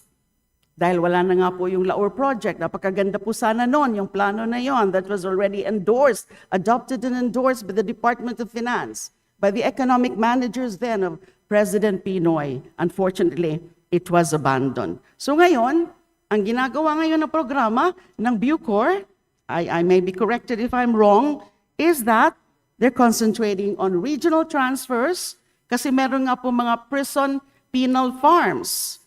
Ang tanong ko po, with 300% average congestion and facilities like Davao Penal Farm at 709%, grabe pala yung congestion doon. Why does DOJ or Bucor in particular prioritize dormitories and transfers instead of systemic relocation? Ang kailangan po sana ay talagang tunay na relocation. So, are these regional transfers proven to be more cost-efficient and sustainable than a single modern correctional complex na yun dapat yung Laur project? So, Para bang wala ng choice ang DOJ and Bucor since that very good project was abandoned. Kailangan na mag-recalibrate sila and just think about these regional prison facilities. Cost-efficient and sustainable po ba sila? Ano ho ba talaga ang long-term correctional strategy ng DOJ at Bucor? Is it isang centralized mega-complex approximating what was planned before? Or just multiple regional prisons nationwide? Madam Representative, Mr. Speaker, precisely, we are going to construct more dormitories in 4 areas. Under the law, it is required that we establish regional prisons. And the reason for this is humanitarian. The families of the PDLs are able to visit the prisoners, and that is very important. They do not have to come to Muntinlupa, to the New Bilibid prisons. They come from Mindanao. And that is why we're moving them nearer to regional prisons like in Occidental Mindoro, in Palawan, and then also in Cebu and other places. And that is why, with the construction of these dormitories, we are just making it, more palatable, not prisons, but dormitories. Prisons din ito. But we are therefore trying to solve the overcrowding of certain prisons, like the New Bilibid prison, and then develop them so that we can bring them there, our PDLs in these prisons, and they are nearer to their loved ones, Mr. Speaker. So it is now confirmed that the thrust now of Bucor is actually regionalization, and no more about the grand transfer of the NBP facilities to another big facility. So it's just a clarification, and I understand very well the rationale na dapat po talaga malapit sa mga loved ones, because we are adopting now the restorative philosophy of justice, and no more punitive. Kaya dati na iinis po ako noon kapag may mga naririnig ako noon ng kasagsagan ng war on drugs na dapat daw yung mga high profile na mga kriminal or convicted criminals itapon na lang sa isang island ala Albatross. But that is certainly inhuman, because that is against the restorative philosophy of justice. So salamat po sa pag-clarify doon. How about po yung plano dapat in establishing DOJ Academy, Correctional Academy, Prosecution Academy? Hindi pa po ba yan na factor in? Hindi pa po ba yan sinasama sa proposal ng DOJ? Because it's a very good idea. But if I may share my idea about it, mas maganda po sana kung isang facility na lang, nandyan na sila lahat. Iba-iba lang siyempre yung mga courses. Because correctional, iba po yun. Prosecution Academy, the DOJ Academy, and any other attached agencies of DOJ which they think na pwede magkaroon ng mga training centers for them. So perhaps, of course, it's too late now for the 2026 budget. Maybe in future budgets, pwede na pong i-consider yan, and that would be more cost efficient. Does the distinguished sponsor agree? Mr. Speaker, indeed, very good suggestions from our distinguished colleagues. I have been in touch with our Secretary of Justice, and precisely the plan for a Department of Justice Academy is already planned, but subject also to coordination with the Supreme Court and other agencies that will help in a total approach to training the Department of Justice officials. In the case of our Bucor there is already a plan to have the Bureau of Correction Academy that will now train those in the correctional system be properly be trained to handle our PDLs. So thank you for the suggestion. We do not have that budget this year, but as you have said that might be included in the succeeding budget. Thank you very much for the suggestion. 3 points na lang po. About the parole and probation office. An additional 23 million, I think, was granted after the BARC, at That's the BARC correct. level. Isa po yan, because there have been several augmented items. And Yes. I'm happy about it that several items in the DOJ proposed budget had been augmented. Yes. So one of them is the Parole and Probation Administration. May I know po, what is the current case backlog of the Parole and Probation Administration, and how many cases are expected to be resolved with the hiring of this additional 150 case decongestion assistants? At bakit ho 150? Was there a workload analysis or study conducted to justify such number?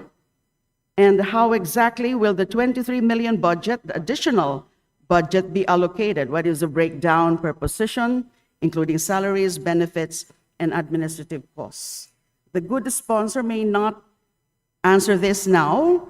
I can just probably ask for a list of, We of can those answer. of those data. Yeah, Or- we can also give you the data, but we can answer now. 130,000 persons are admitted every year to the parole and probation program. And out of that, 67% are drug-related. So we have Yes. given them this fund to be able to hire 150 probation officers so that they can help in case congestion and be able to attend to our probationers. Because I suppose the department, and especially the PPA, Parole and Probation Administration, is very cognizant of the importance of its mandate. Yes, very as part much. of the decongestion. Yes, very much, Your program. Honor. Okay. Dalawang punto na lang po. Meron pa ho bang forensic laboratory or office ang PAO?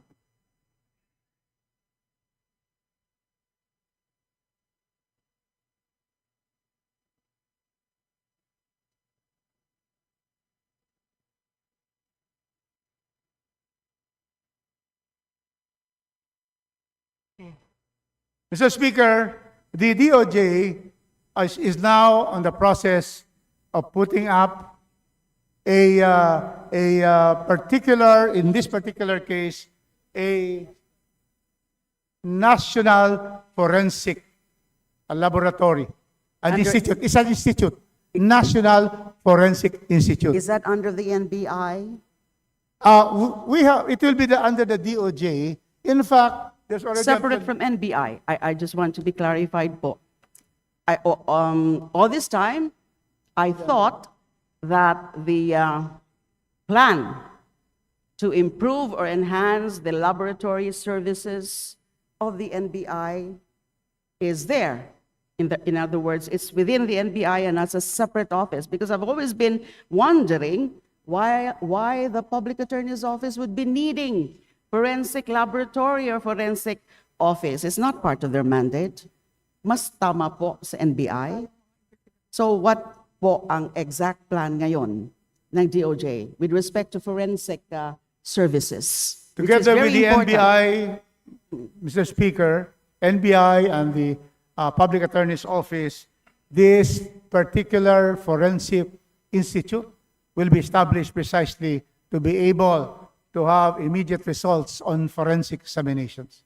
Okay. So they are now doing an DOJ-wide forensic institute. Of course, the NBI will be there.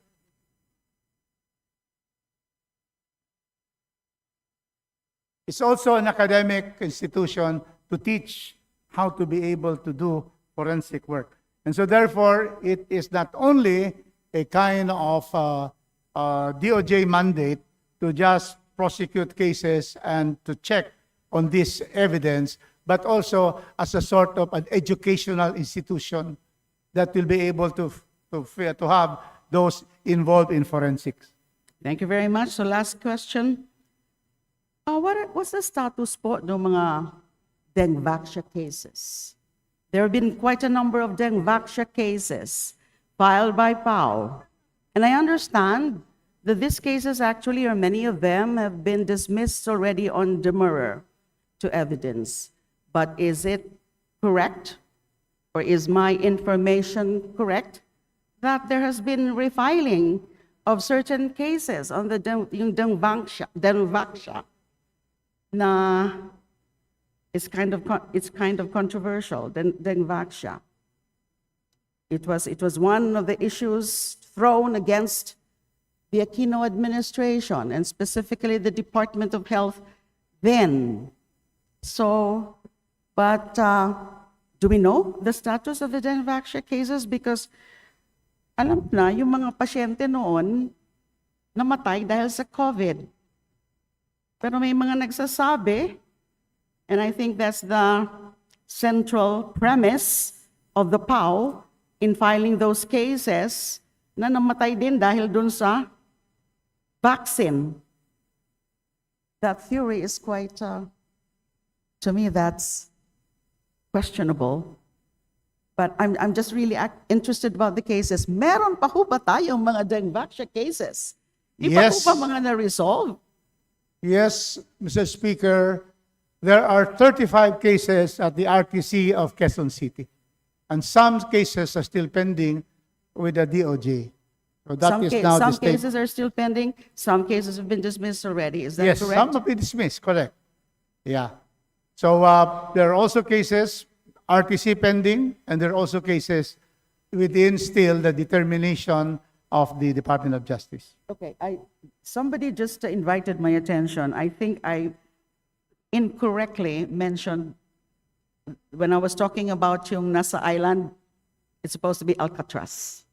I don't know what I said earlier. Sabi nung Albatros. nakarinig, iba daw yung sinabi ko. Alcatraz. Oh. It should be Alcatraz. But no problem because of the principle of idem sonans. It's Yes. okay. Idem solas. Thank you very much. That's Thank all. you. Thank you, Mr. Speaker. Thank you, distinguished sponsor, and thank you, DOJ. Thank you very much And to our I fully distinguished colleague. support the budget of the DOJ. Thank you. And if there is still some room in the fiscal space, let's consider, please, augmenting some important items of the DOJ and or its attached agencies. Salamat po. Thank you very much, Representative Laila De Lima, for your support. Thank you. Majority Leader. Mr. Speaker, next to interpolate the sponsor, I move to recognize Representative Rene Luis M. Co. from the party list Kabataan. The Honorable Ko is now recognized. Thank you, Mr. Chair, and good afternoon to ang sa gagalang-galang naming sponsor Thank at you. ang Good afternoon. Department of Justice po dito. At actually, very fresh po yung mga gusto nating tanong. We are aware that in the Department of Justice, bahagi po ng pinopondohan natin ay yung Witness Protection Program. At may very new developments na mga witnesses na ipapasa ilalim dito in the names of Curly and Sarah Diskaya in relation sa nangyayari po sa pag-uncover natin ng malawakang korupsyon through the flood control projects. So, pwede po bang matanong ano ba ang naging batayan ng DOJ, Mr. Chair, Mr. Sponsor, sa pagdedeklara na ang mga Diskaya ay least guilty sa flood control corruption that allowed them to be state witnesses? Yes, Mr. Speaker, there is no determination yet. It is ongoing. Based on the requirements of admission to the State Witness Protection Program, there are those who have applied. As stated earlier, there's still no witness under the Witness Protection Program. Some are just protected witnesses. So it's still under evaluation. Okay, so right now, they are not state witnesses yet. Is that correct po, Mr. Not yet. Sponsor? Nobody has been granted the status. In fact, it will be the courts that will determine whether a person accused can be admitted to the witness protection program. Okay. Thank you very much for that clarification, because in the public's perspective, no, meron ng mga ang intindi ay state witnesses na po ang mga diskaya. And ang dehado dito at ang gusto nating ma-ensure, no, is yung malaking utang and financial liabilities ng pamilya Diskaya, pati na rin yung nakita nating malawakang paggamit ng kayamanang nakuha para bumili ng mga luxury items, at sila lang yung nakakabenepisyo dito, hindi yung mamamayang Pilipino na dehado ngayon sa ghost or palpak by design na flood control projects ang naiiwan at left behind. So, yung tatanong ko na lang po natin ay, given yung clarification that was provided, paano po ba sinasaalang-alang ng DOJ, no, yung iba't ibang mga protocols and criteria kung paano maging state witnesses during now sa malawakang scandal on flood control corruption? Meron po bang mga bagong mga issuances, criteria, in relation sa kung paano hinahandle yung pagkakaroon ng state witnesses ngayon? Yes, thank you, Mr. Speaker. The question is whether there have been new circulars or issuances in relation to how they can apply for the witness protection program.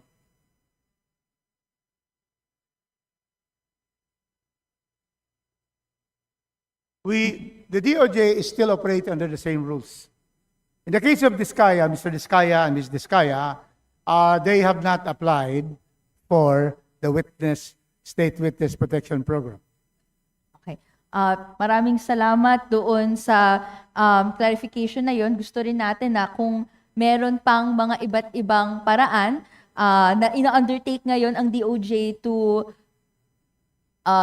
refine their criteria kung sino magiging state witnesses, ma-furnish po, no, immediately yung body na to, this representation, dahil napaka-sensitive nga po ng issue na ito.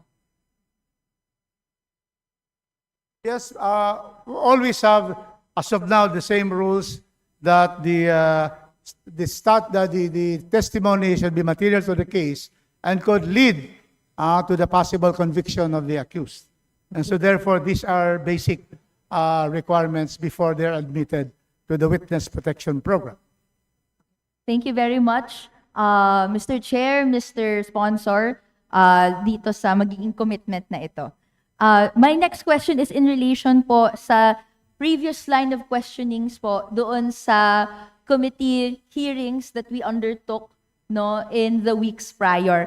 We requested for data in relation po doon sa Department Circular number 20, no, providing, no, the guidelines on case build-up and the instrument, no, yung that guides the task force. We received a letter which is from the NBI clarifying that the NBI is not a member of this task force, and the task force is composed, no, from officers or employees of the National Prosecution Service.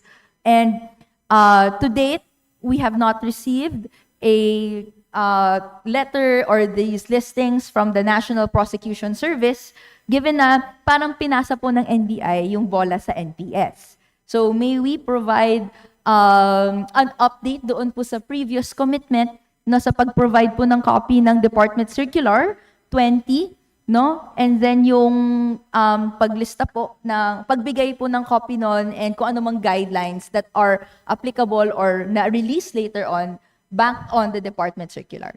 Mr. Speaker, I have here a copy already of Department Circular number 020, which you are referring to. This is to all prosecutors of the National Prosecution Service, subject policy on proactive involvement of prosecutors in case build-up, dated March 11, 2023. We'll give you a copy right now. Okay. of this particular. And then the next question is, are there new issuances pertaining to this memorandum circular? Are there new ones? Bago na, wala pa. Still the same?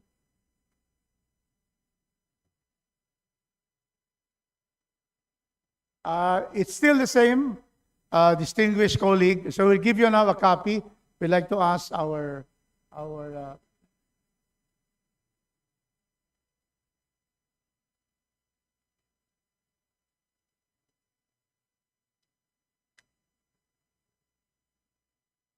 also, aside from giving you now a copy of Memorandum Circular 020, the DOJ now undertakes that they will comply and answer your letter and proceed, not anymore the NBI.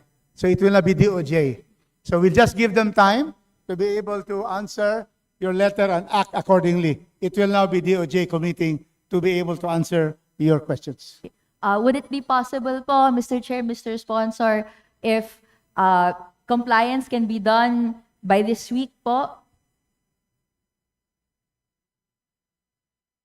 Yes, the answer is yes. They will comply with your request on or before Friday this week. Okay. Thank you very much for these commitments, Mr. Chair, Mr. Sponsor. Sa bahagi ko po ay wala na po kong ibang tanong. Maraming salamat po sa pagsagot po sa commitments ninyo. And given that there are no other interpellators, no, I move to terminate the interpellations on the proposed budget of the Department of Justice. Majority Leader. Mr. Speaker, on the part of the majority, we join the minority in their motion to terminate the interpellation to the proposed budget of the Department of Justice, including its attached agencies. I so move, Mr. Speaker. There's a joint motion to terminate the budget of the Department of Justice and its attached agencies. Is there any objection? Chair, hearing none. Said budget is now terminated. Majority Leader. Thank you, Move to suspend. Mr. Speaker. Majority Leader Sandro Marcos is here. Thank you so much. The Department of Justice and attached agencies are thankful to the House of Representatives for terminating this period of interpellations. Thank you very much. We'll ask a picture with our Majority Leader. Thank you, Mr. Sponsor. Session is suspended for a few minutes. Suspended. Boss Eric, si Rudy, brad natin.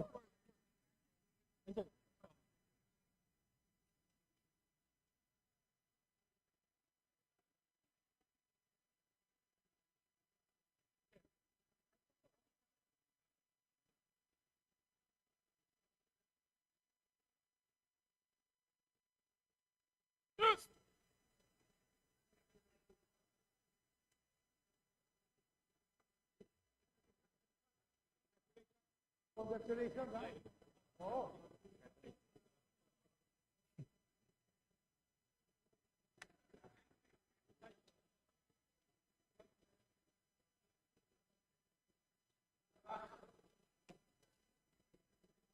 Apo,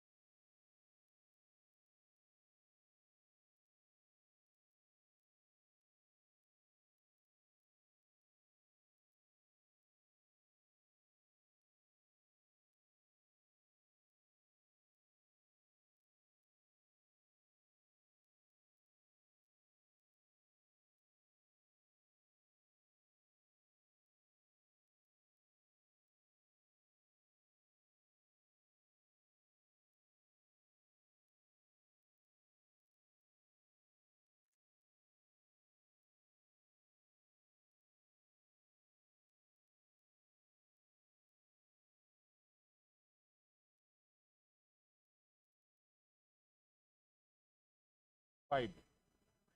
Ibalindong. Tita Christine.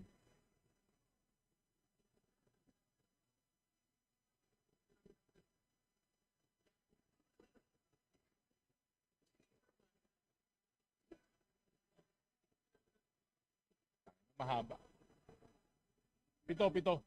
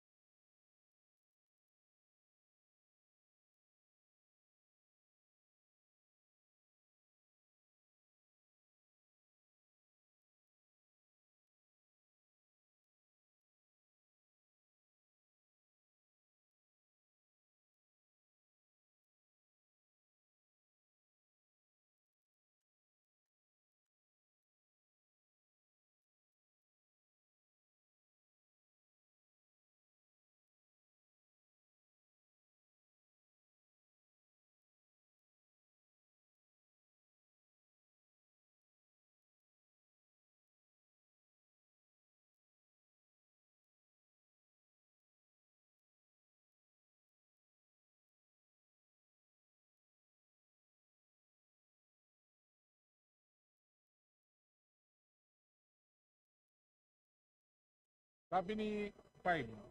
5 na. Sakto lang.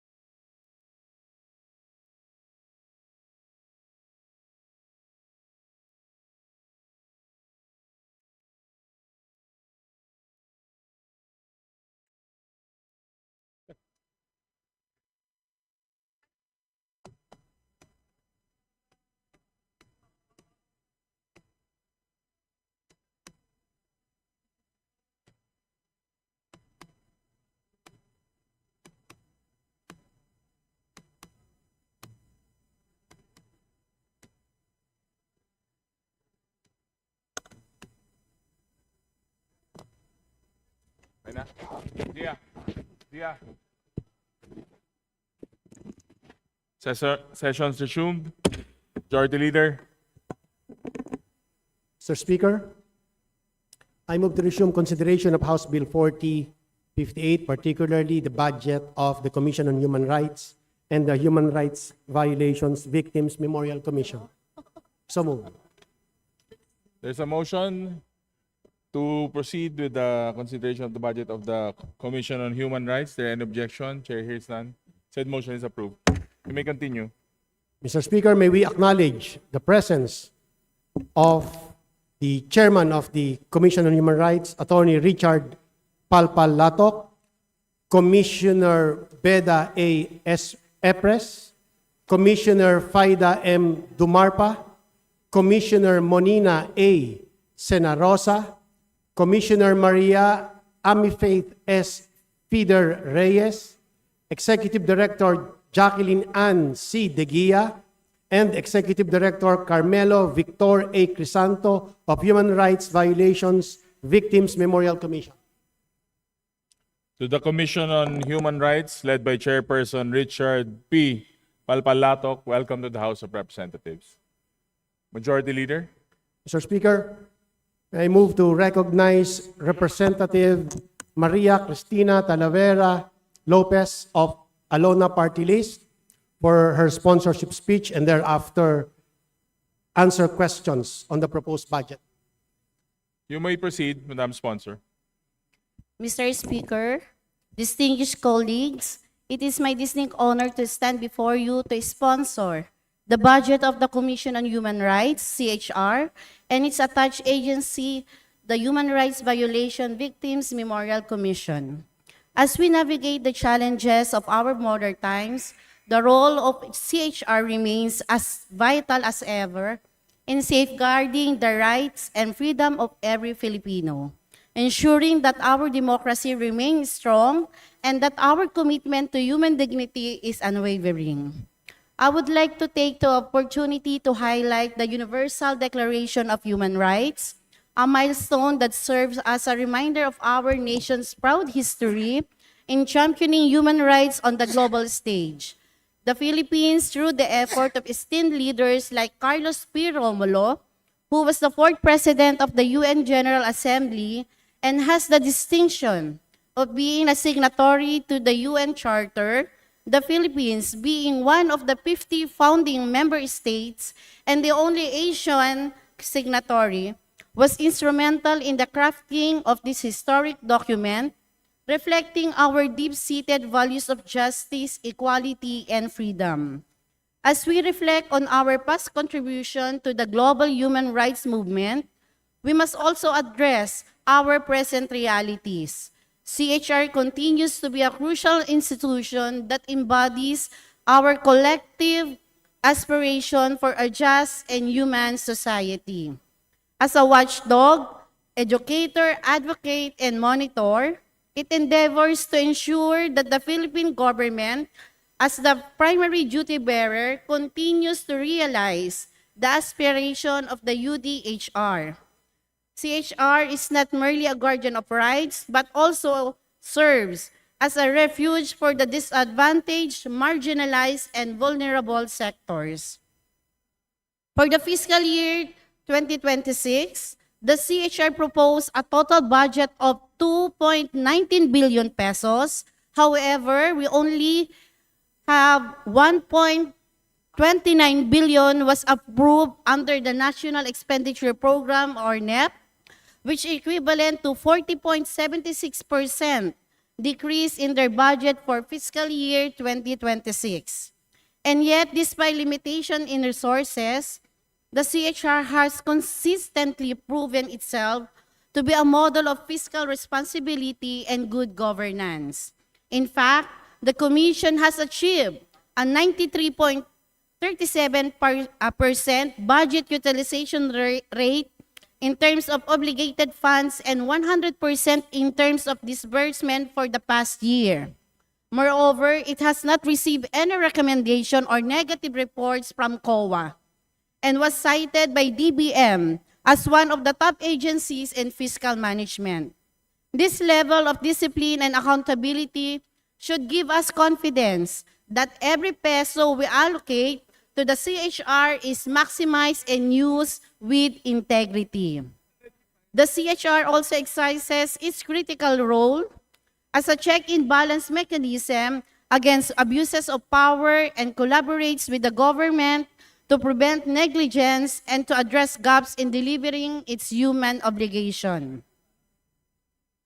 The CHR consistently meets the standard worthy of a national human rights institution even during the most challenging years. It has maintained its status A accreditation fully compliant of the Paris Principle standards, which enable it to recognize as a credible and authoritative voice in international human rights forums, where it reports on the country's human rights situation and reviews domestic laws, policies, and practices.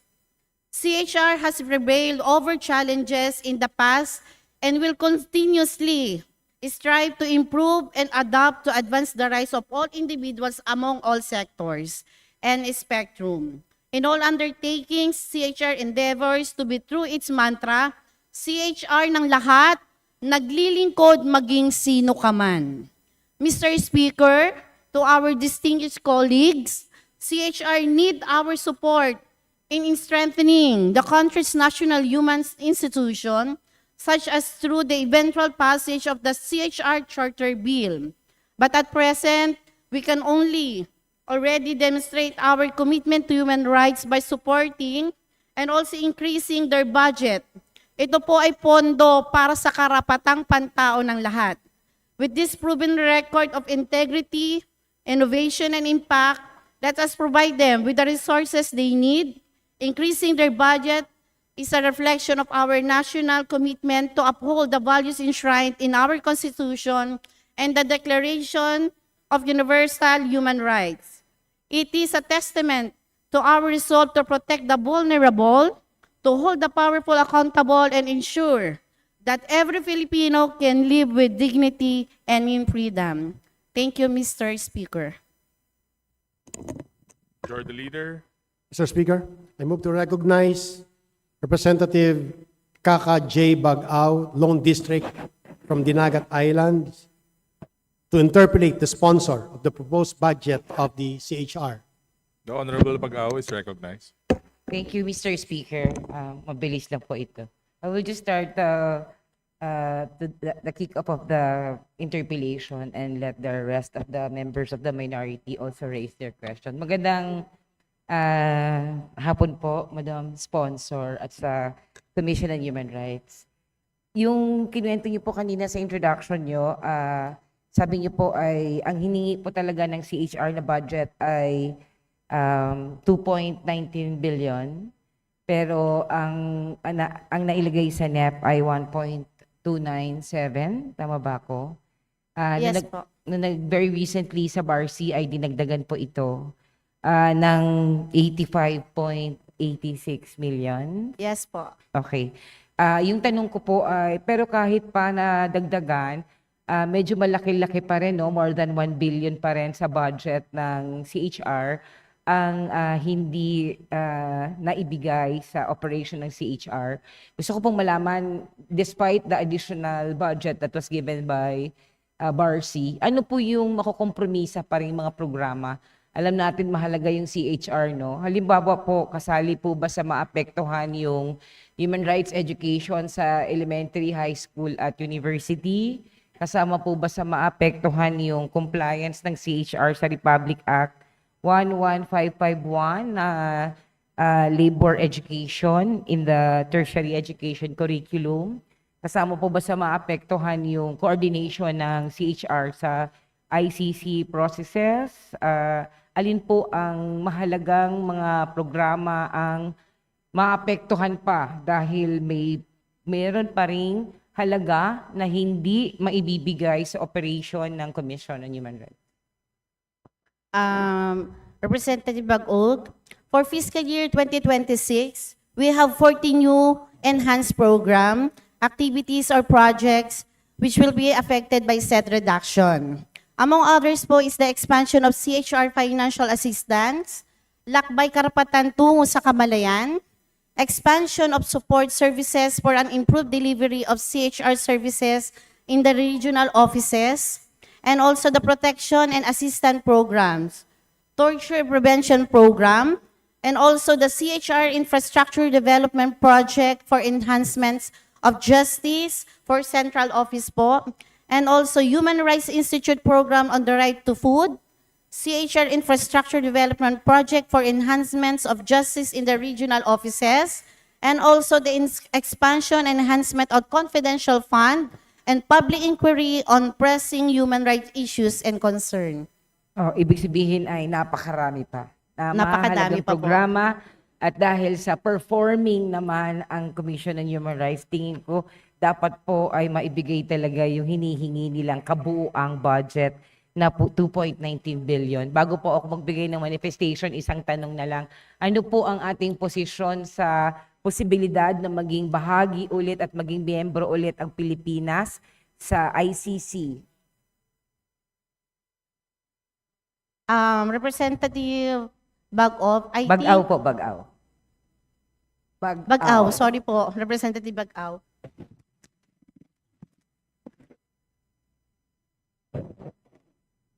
With regards po sa position of the International Criminal Court and the possibility of the Philippines rejoining it, CHR supports the Philippines rejoining the ICC. Since the country's withdrawal in 2019, it has been CHR's position that it is the Filipino people who are bound to lose when they no longer have the recourse in times when local justice system fail in protecting. Marami pong salamat, Commission on Human Rights.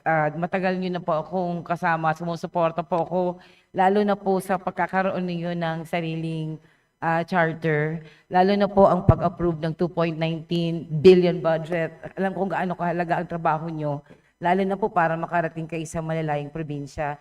Mr. Speaker, Madam Sponsor, I fully support the whole budget of the Commission on Human Rights. Thank you so much. Maraming salamat po. Majority Leader. Mr. Speaker, next to interpellate the sponsor, I move to recognize Representative Reni Luis M. Co. of Kabataan Party List. The Honorable Co is now recommended.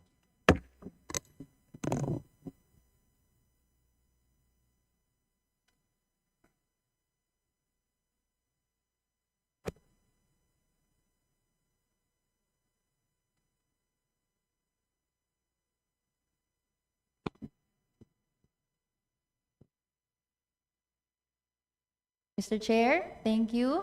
Good afternoon to our sponsor and to the Commission on Human Rights. Just some questions, no?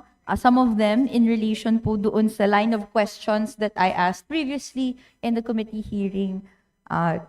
First off po, sa last hearing ng budget for the Commission on Human Rights, na-mention po na mayroong mga agencies that provide data on the compliance with the anti-torture law. Can we ask, how does the agency ensure the veracity of these reports? I assume these reports, no, come from the Philippine National Police, no, that, sila din po yung nagiging proponents ng torture, if any, should there be recorded na ganon.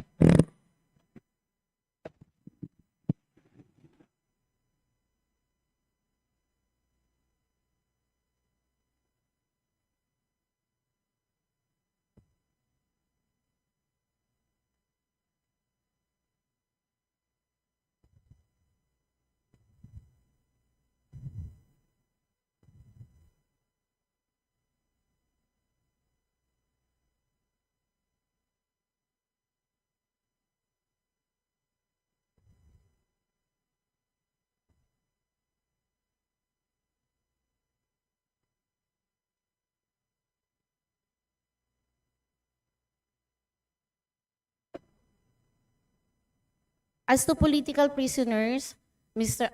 Representative Ko, according to Karapatan, there are approximate 754 political prisoners as of June 30, 2024. Ito po yung mga 90 older persons, 102 yung po mga may sakit, and also 32 alleged detained on trump-up charges of violations RA 11479 or Anti-Terrorism Act and RA 10168 Terrorism Financing Prevention and Suppression Act together with other criminal offenses. So, lahat po ng mga dumadating sa atin sa CHR, iminamatch pa rin po natin yon sa ating pong mga datang nakukuha. Mr. Chair, Ms. Sponsor, the organization Karapatan was mentioned, if I note correctly. Tama po ba that we get these data as well from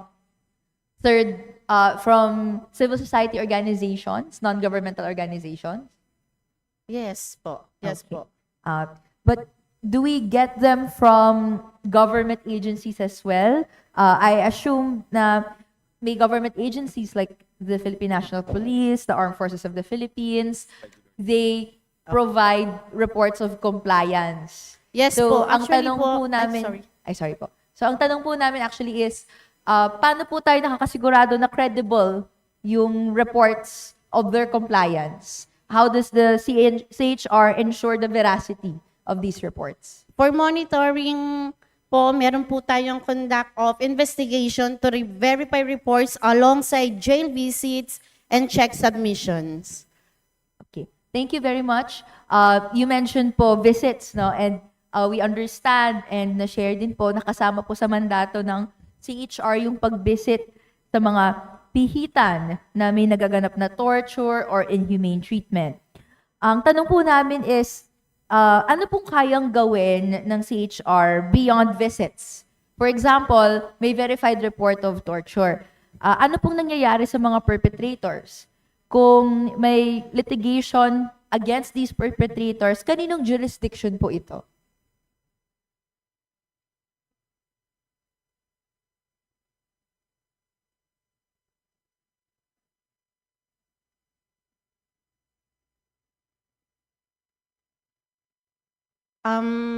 Mr. Chair, limited lamang po ang mandato sa atin ng CHR. So tayo po, tayo lamang po ang investigation at upon investigation, nire-refer na rin po natin sa ibang agency yung ating pong napuntahang mga jails.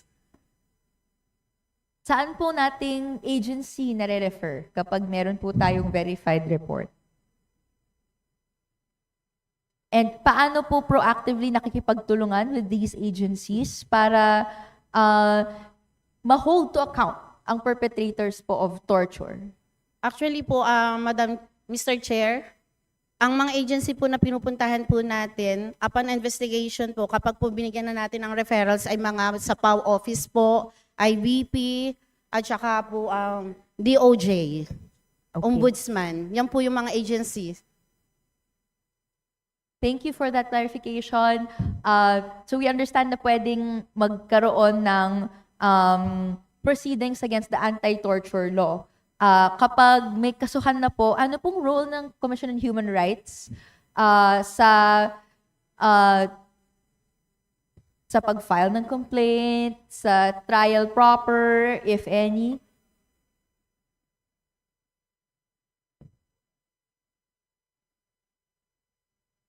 Meron po tayong legal assistance sa binibigay po sa ating pong mga clients, pero wala po tayong litigation. Okay. Ang next question ko po is, may mga na-reporting instances that hinahanapan ang CHR ng permits when visiting jails, no, or possible sites ng torture or inhumane treatment. Kayo na po mismo ang nagsabi na, or rather, the Commission on Human Rights mismo ang nag-admit that they are aware that they're delaying tactics, no, when manghihingi ng permit. May punishment po ba sa warden or Bureau of Correction officials kung hinaharangan po yung pagpasok ng CHR? And if wala po, bakit? Pakiulit nga po ng question, representative ko. Sorry. In our previous committee hearing, we asked po kung hinahanapan po ba yung CHR ng permits when visiting? Ideally, dapat hindi, di ba po? Jail visits are surprise, they are random, but there are times, not only jails, no, torture sites or centers na may temporary or permanent detention na ang awareness natin is dito po nangyayari yung torture. May times po na hihingin po ng permit.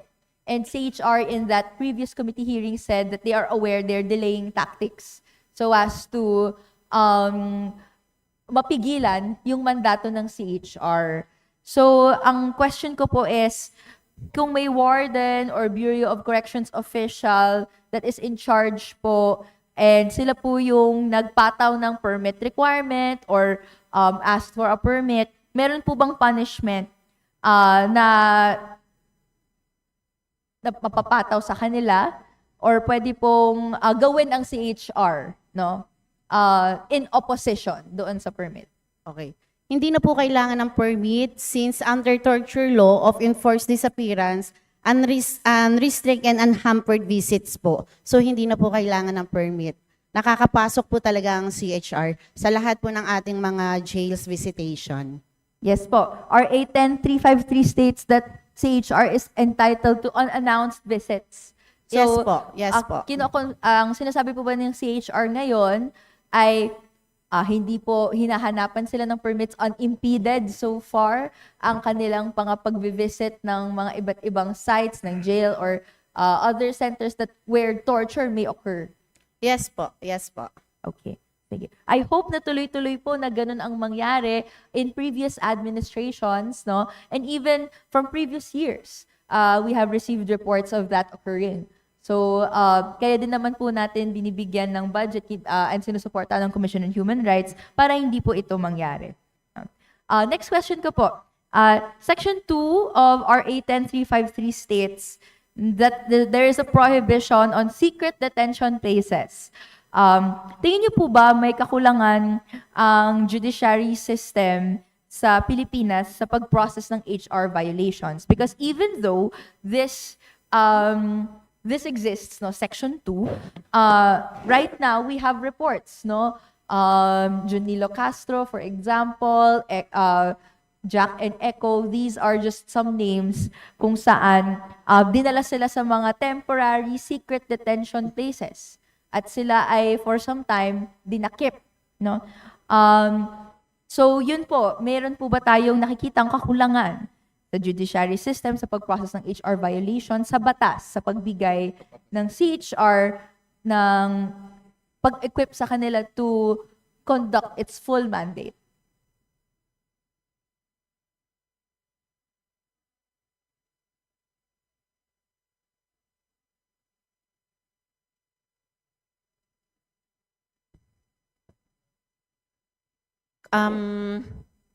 Mr. Chair, kung meron po mang kakulangan, ang solusyon po natin dyan is the protective rates are available but may need to loosen burden on victims. Sorry, can you repeat the last part po, Mr. Chair? Lessen burden on victims po. Yes po, we agree, no? Kailangan pong mag-lessen yung burden on the victims. So, ang question ko po, no, how can the CHR and its budget ensure that human rights violations are properly processed, ma-augment at masuportahan ng budget na to ng maayos para kung anumang complaints of human rights violations na natatanggap ng CHR ay nakaka-respond po sila accordingly?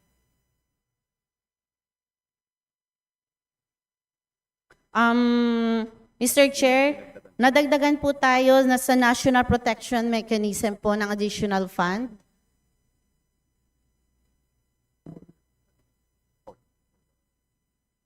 So we will utilize that fund to support those victims po. Okay. Pwede po bang makapagbigay ng konting detalye pa further? So, paano siya gagamitin to do so? Among other services po, we provide, protect human rights defenders and sanctuaries po. Mr. Chair. Okay. So inahasahan din po natin na dito sa budget na maibibigay, magamit po to para maitigil, maimbestigahan ang mga temporary secret detention places, even permanent secret detention places. Yes, kasama po yun palagi, Mr. Chair. Part po yun ng regular inspection, and also we also provide financial assistance and legal assistance. Yes po.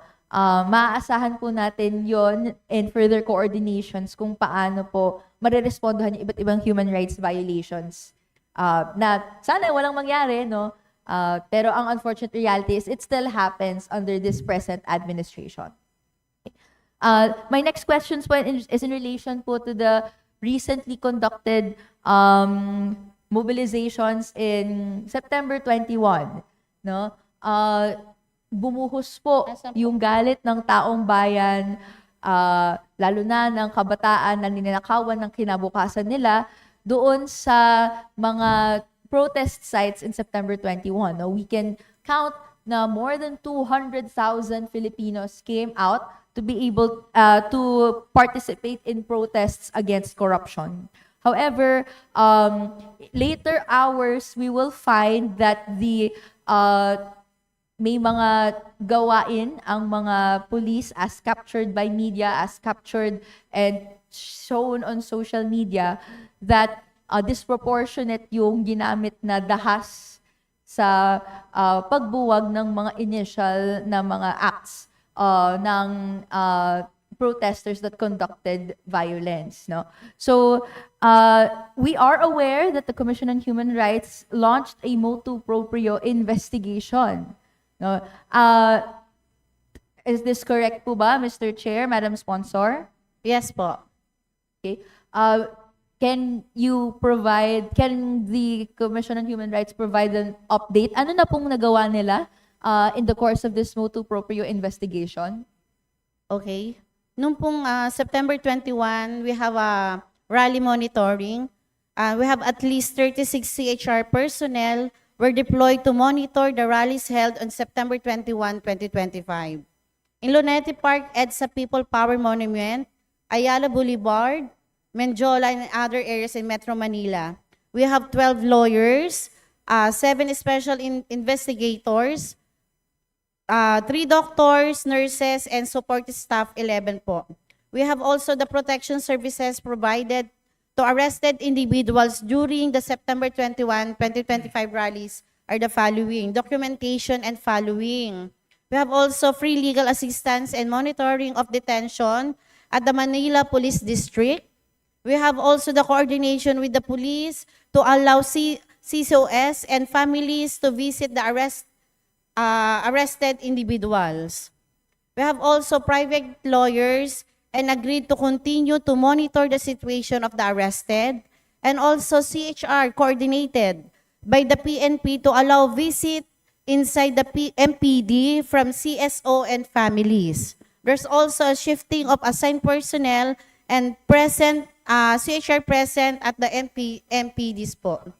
Until today po, meron po tayong continuous dispatch of investigators and lawyers until including Child Rights Center to investigate and monitor minors, those arrested. At ang nakuha ko po, Mr. Chair, Madam Sponsor, ay may monitoring sa protest itself and sa nagawang mga arrests.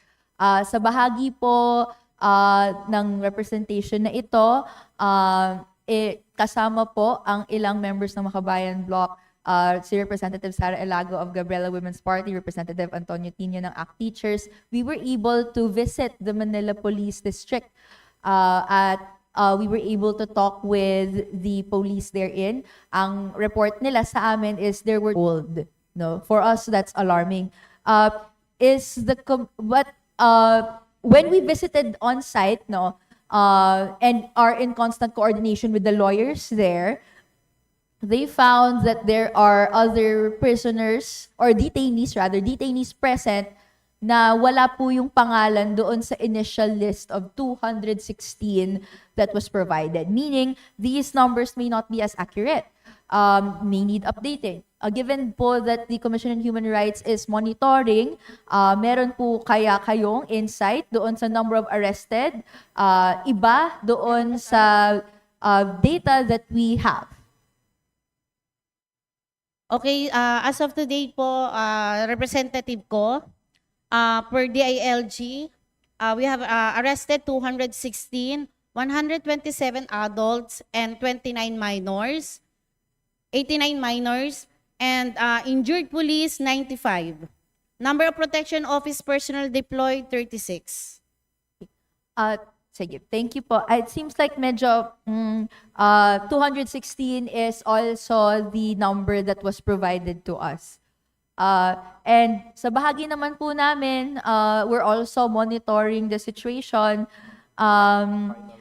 I assume that investigation, monitoring sa inyo or on the part of the Commission on Human Rights, Mr. Chair, Madam Sponsor, as mentioned, no, is ongoing.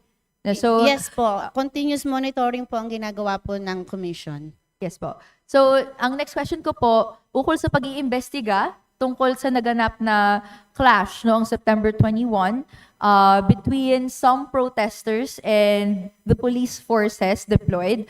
Mag-agree po ba kayo na may mga naganap na abuses noong araw na yon at paglabag mismo ng human rights conducted by the Philippine National Police and SWAT? To be determined po yan, subject po for final investigation po yan, representative ko. So investigation is ongoing and Yes po. You are not making a determination at this point kung meron or hindi. Yes po. Okay. Sa bahagi po ninyo, meron naman nakita niyo na tumatanggap po ba kayo ng mga ebidensya from civil society organizations, from protesters? Ano pong channel available para po kung may human rights violations that would like to be reported to the Commission on Human Rights, Mr. Chair, Madam Sponsor, anong avenue po available? Pwede pong i-file po yan sa commission. Pwede So- pong i-file sa commission. So through the normal procedure of filing po ng complaints with the Commission on Human Rights, am I to understand that correctly? Pwede po yung i-file direkta sa commission at pwede rin po yun dun sa mismo, yung pong official platform po ng commission. Yung Do we- mismo. Thank you po. Do we get a commitment po ba, Mr. Chair, Madam Sponsor, that the Commission on Human Rights will include yung mga na-file po na ito sa kanilang motu proprio investigation in relation po doon sa what happened po sa September 21? Yes, kasama po yan. Okay. We Thank you. collect all the evidences po. So my next question po is, actually, marami pong reports na may mga nasaktan na journalists, nasaktan na civil society witnesses, and even the detained participants, they have a lot of stories to share. We talked to some of them. May ilan po na ang kanilang narratives ay they were simply bystanders, and then later ay inaresto na lang bigla. No, meron pong ilan that would like to provide immediate assistance, giving water, medical aid sa mga injured na nakasuot lang ng black, no? But later they will be detained, no? My question po is, how will CHR protect civil society witnesses, journalists, or detained participants who might provide crucial evidence from retaliation or intimidation, especially if the perpetrating authority to be investigated is the police itself?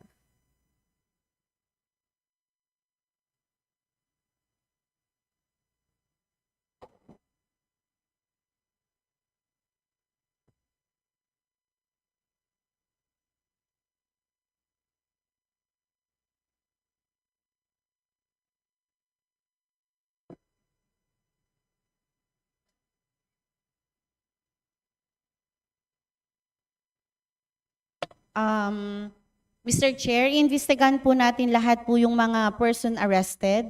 At kapag po yan ay ating natingnan na may probable po, bibigyan po natin sila ng financial assistance and witness protection monitoring po.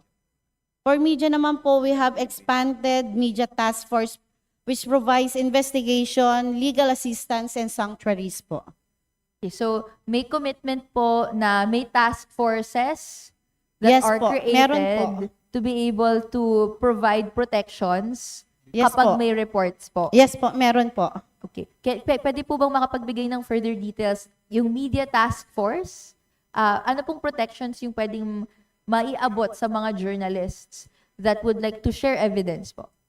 Under your expanded media task force, we provide investigation and legal assistance pa rin po. Sanctuaries din po, kasama din po yan. Kung may mga threats po nakasama sa ating pong mga media personnel. Okay.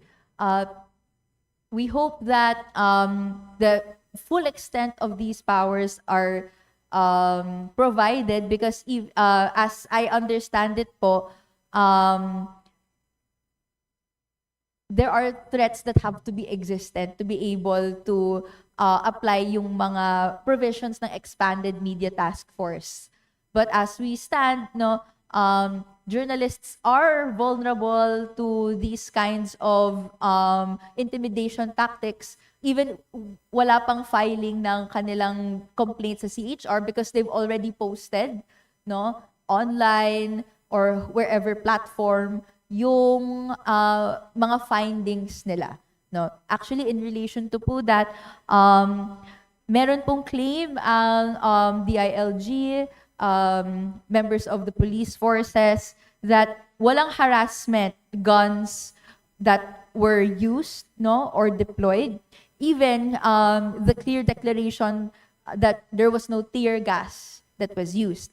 But may clear evidence, video evidence, photographic evidence, testimonies that meron, easily available online, that the CHR may be able to access as well. Motu proprio.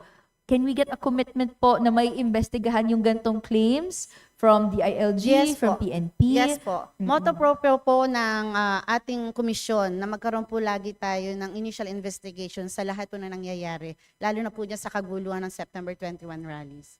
We bank on this commitment, Mr. Chair, Madam Speaker, dahil alarming po yung mga naging developments na nakita natin online and yung disproportionate response ng ating state forces in relation sa mga nandoon on-site. And lastly, if the CHR finds that standard police rules on use of force and maximum tolerance were violated, will it demand prosecution of officers and not just suspension? Maaasahan po ba namin, Mr. Chair, Madam Sponsor, na itatrabaho ng CHR ang aktibong paghabol sa reparasyon para sa mga biktima, like medical, psychological, or legal aid? Opo, basta po may basihan po, we will file agad po. Kapag po nakita natin sa investigation na meron pong lumagpas sa karapatang pantao, even our men in uniform. Okay. Thank you very much for that commitment. Mr. Speaker, Madam Sponsor, gusto ko lang pong i-manifest ang matinding pagkadismaya at pagkapuot sa mga nangyaring mass arrests noong September 21 na dapat ay araw ng pagbabalik tanaw sa martial law at pag-alala sa madugong kasaysayan natin at yung pag-igpaw sa ganito gamit ang kolektibong aksyon. Pero tila na ulit-ulit ang karanasan sa madilim na kasaysayan noong araw na yun mismo. Sa reported na datos nga po ng mass arrests as also confirmed by the Madam Sponsor here today, 216 were arrested. And according to the breakdown po that was provided to us, 91 are minors. 67 are children in conflict with the law, 24 are 15 years old and below. And at pinakabatang detainee ay 9 na taon gulang lamang.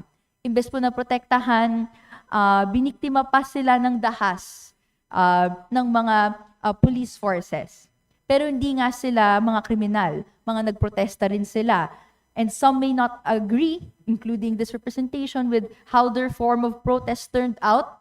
Pero nagmumula ang matinding galit nila sa makatwiran at makatarungang dahilan na bunga ng mismong karahasan at inhustisya ng korupsyon na for decades has been existent sa lipunan natin.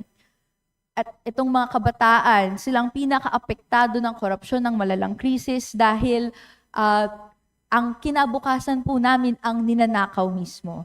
Sana pakinggan ang kabataan at huwag tratuhin bilang kalaban ng lipunan. Kaya hindi po pwedeng mapalusot na walang harassment, walang paglabag dahil kalat na kalat sa social media ang lahat ng ebidensya ng pandadahas ng kapulisan. May videos, may testimonies, may photos. Kaya kailangang manindigan, and we're calling po for the Commission on Human Rights na manindigan at maimbestigahan ang Philippine National Police, ang SWAT na malinaw na lumabag at habulin ang hustisya at reparasyon para sa mga inaresto. Kung mismong dahas at paglabag sa karapatang pantao ang sinasagot sa mga karapatang nirerehistro ang galit at sawa sa malalang katiwalian, what kind of government do we have? Hindi ba't mas malaking krimen ang pagtanggol sa tiwaling sistema kaysa pagprotesta laban dito? I hope that we will be able to cooperate with the Commission on Human Rights in relation po sa investigations that's happened on September 21, 2025. Yun lamang po, Mr. Speaker, Madam Sponsor, maraming salamat po. I yield my time to the floor. Majority Leader. Mr. Speaker, next to interpolate the sponsor, I move to recognize Representative Antonio L. Tino of ACT Teachers. The Honorable Tino is now recognized.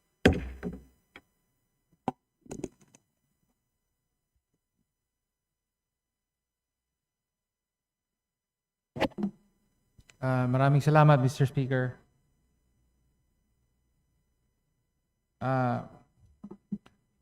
Well, unang tanong po, Mr. Speaker, Madam Sponsor, ay last year, pagkatapos po ng Quadcom hearing kung saan dumalo po ang dating Pangulong Duterte at nagkaroon siya ng ilang mga admissions, no? May pag-amin, including yung pag-ako ng responsibilidad para sa mga drug war killings. Nandun din yung yung testimonya ng iba pa, including sina Colonel Royina Garma tungkol sa pag-set up ng reward system kaugnay sa Tokhang. No, yung CHR po ay nag-anunsyo na magbubuo sila ng task force, no, para imbestigahan at tukuyin yung mga opisyal na responsable para sa drug war killings, no. Pwede po bang makakuha ng update sa status ng task force na ito? Meron po tayo niyan para po sa ating task force pagtugis. Meron po tayong hot cases po. Number of cases po ay 493. And also ang na-close po natin dito, 204 cases. At ongoing pa rin po ngayon ang 289 cases. Meron po tayong deadline na ngayon pong October 30, 2025, which ang 10 po dyan ay CHR-initiated filed cases po. Mhm. So meron pong task force pagtugis. Yun po ang pangalan. Yes po. Okay, tapos meron pong marami-raming mga kaso na nabanggit kayo. So ito pong mga kasong binabanggit ay mga individual cases po ng EJK, ganun po ba? Tama po. Individual Okay. cases po. Kung maaari po, mabigyan na lang ng written na binasa nyo. Ang sinasabi nyo ay by October 30 ay meron pong deadline na self-imposed ang task force. Ano po uli ang maasahan natin by October 30? Kung makukompleto po natin, yung pong binigay po lahat sa atin na cases na 493. So lahat po yon by October 30, sana po ay matapos po natin. Bibigyan po namin kayo ng updates, representative ninyo, para po sa data ng task force pagtugis. So meron pong 493 cases po. 493 cases. No, at tinatarget po na by October 30 ay matapos at mag-report ng resulta nito sa publiko. Ganun po ba? Tama po. At makaaasa po ba tayo na merong mapapangalanan at makakasuhan sa mga iniimbestigahan? Basta po meron po tayong basihan na sila'y ating kakasuhan. Opo. Napakahalaga po ng ganitong investigasyon, no? Dahil sa kasalukuyan, bagaman, of course, ang pinakaumako, si dating Pangulong Duterte, alam nating lahat ay nasa ICC ngayon at naghihintay na ng kanyang paglilitis, ay hindi lang naman po ang pinakaulo ang responsable para sa sistematikong pagpatay ng libo-libong mga kababayan natin sa ngalan ng peking drug war. No? At sa totoo lang, wala pa actually gumagawa nung ganitong mahalagang trabaho ng pagtukoy ng mga pangunahing tagapagpatupad mula sa pinakamataas, no, sa highest levels, for example, ng PNP hanggang sa baba, no, doon sa pinaka-lowest level, sa level ng police station, at yung mga aktual na miyembro ng PNP na maaaring naging involved directly sa mga illegal na pagpatay na ito, no? Kaya napakahalaga po ng trabaho na ginagawa at sinimulan ng Commission on Human Rights. Tandaan po natin ng libo-libo ang namatay at maaring yung mga pumatay ay nasa serbisyo pa. No? Kaya yan po ang napakalinaw na halimbawa ng tinatawag nating impunity. No? Kaya mahalagang hakbang ito para mabasag ang ganong kawalan ng pagpapanagot, no, sa mga may malubhang paglabag sa karapatang pantao. Kaya maganda po na merong binuong ganyang task force ang Commission on Human Rights at abangan po natin ang October 30. Hopefully ay magtuloy-tuloy pa ito. Meron po bang pagkatapos ng October 30, ano na po ang plano? Sasara na po yung task force? Paano ba yan? Depende po yun, Representative Dino, kung ano pong magiging findings po sa mga cases na ito. Okay, so maaring magtuloy pa kung may sapat na batayan ang mga kaso. Tama po, itutuloy po natin Okay. yan. Alright. Maraming salamat po sa paglilinaw na yon. Ngayon, ang pangalawang tanong po ay tungkol po sa... Dali lang po. Okay. Pangalawang tanong po natin ay tungkol sa Freedom Memorial Museum. No, ito po yung tinakda ng batas, Republic Act 10368. The Human Rights Victims Reparation and Recognition Act of 2013. Isa po, kasama po sa minamandato doon ay ang pagtatayo ng isang memorial, no, para sa mga biktima ng human rights violations, no? So, ang status po nito sa pagkakaalam ko, as of last year, 2013 pa po yung batas, pero hanggang ngayon ay hindi pa rin na itatayo ang museum na ito. Ang alam kong status nito ay meron na pong usapan na naganap sa pagitan ng specifically ng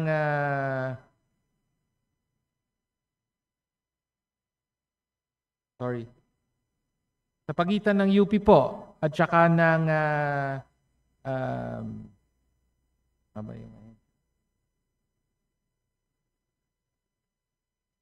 ng CHR mismo, no? So, paari po bang makakuha ng updates sa status nito? Until now po, Mr. Chair, hindi pa po binibigay ng UP ang lupa upang magkaroon po tayo o pasimulan ang pagtatayo po ng museum. Hindi pa binibigay ng UP. Opo. No? So, meron na pong lupa na natukoy. Tama po ba? May natukoy na po tayong lupa. Opo. Gaano kalaki po yung lupa? 1.4 hectares po. 1.4 hectares sa UP Diliman campus po ito. Yes po. Kala natin magkakaroon na ng turnover. Yun po ang napabalita na as of last year pa dapat, di ba? May turnover na. Ano po nangyari doon? Pinag-uusapan po yun, Representative Tinyo, pero until now po, wala pa pong naibigay o nato-turnover ang UP sa CHR. Wala po bang target date para sa turnover? This September po dapat, pero hindi pa rin po siya natuloy. So, hindi pa rin ito natuloy. At ano po ang dahilan ng hindi pagkatuloy nito? Hindi pa po inaalis ang mga UP structures doon po sa lupang napagkasunduan. Okay. So, ang sinasabi po ninyo ay ang bara ay ang UP mismo. Ganun Yes po ba? Okay. Well, tamang-tama po. Bukas, sa pagkakalam ko, ay didinigin naman ang budget ng mga state universities and colleges. So, kung tama po ang sinasabi nyo, pwede rin pong i-take up ang usaping ito sa pamunuan ng UP. No? Basta ang interest po natin dito, Mr. Speaker, ay finally maitayo na ang museum na ito para sa paggunita sa mga biktima ng human rights violations. Matagal na po itong tinakda ng batas, pero hanggang ngayon, more than 10 years, ay hindi pa rin isa sa katuparan. So, maraming salamat po sa paglilinaw na yon. Hanggang doon na lang po ang pagtatanong natin, Mr. Speaker. Maraming salamat po. Majority Leader. Mr. Speaker, next to interpolate the sponsor, I move to recognize Representative Laila M. De Lima, ML Party List. The Honorable De Lima is now recognized.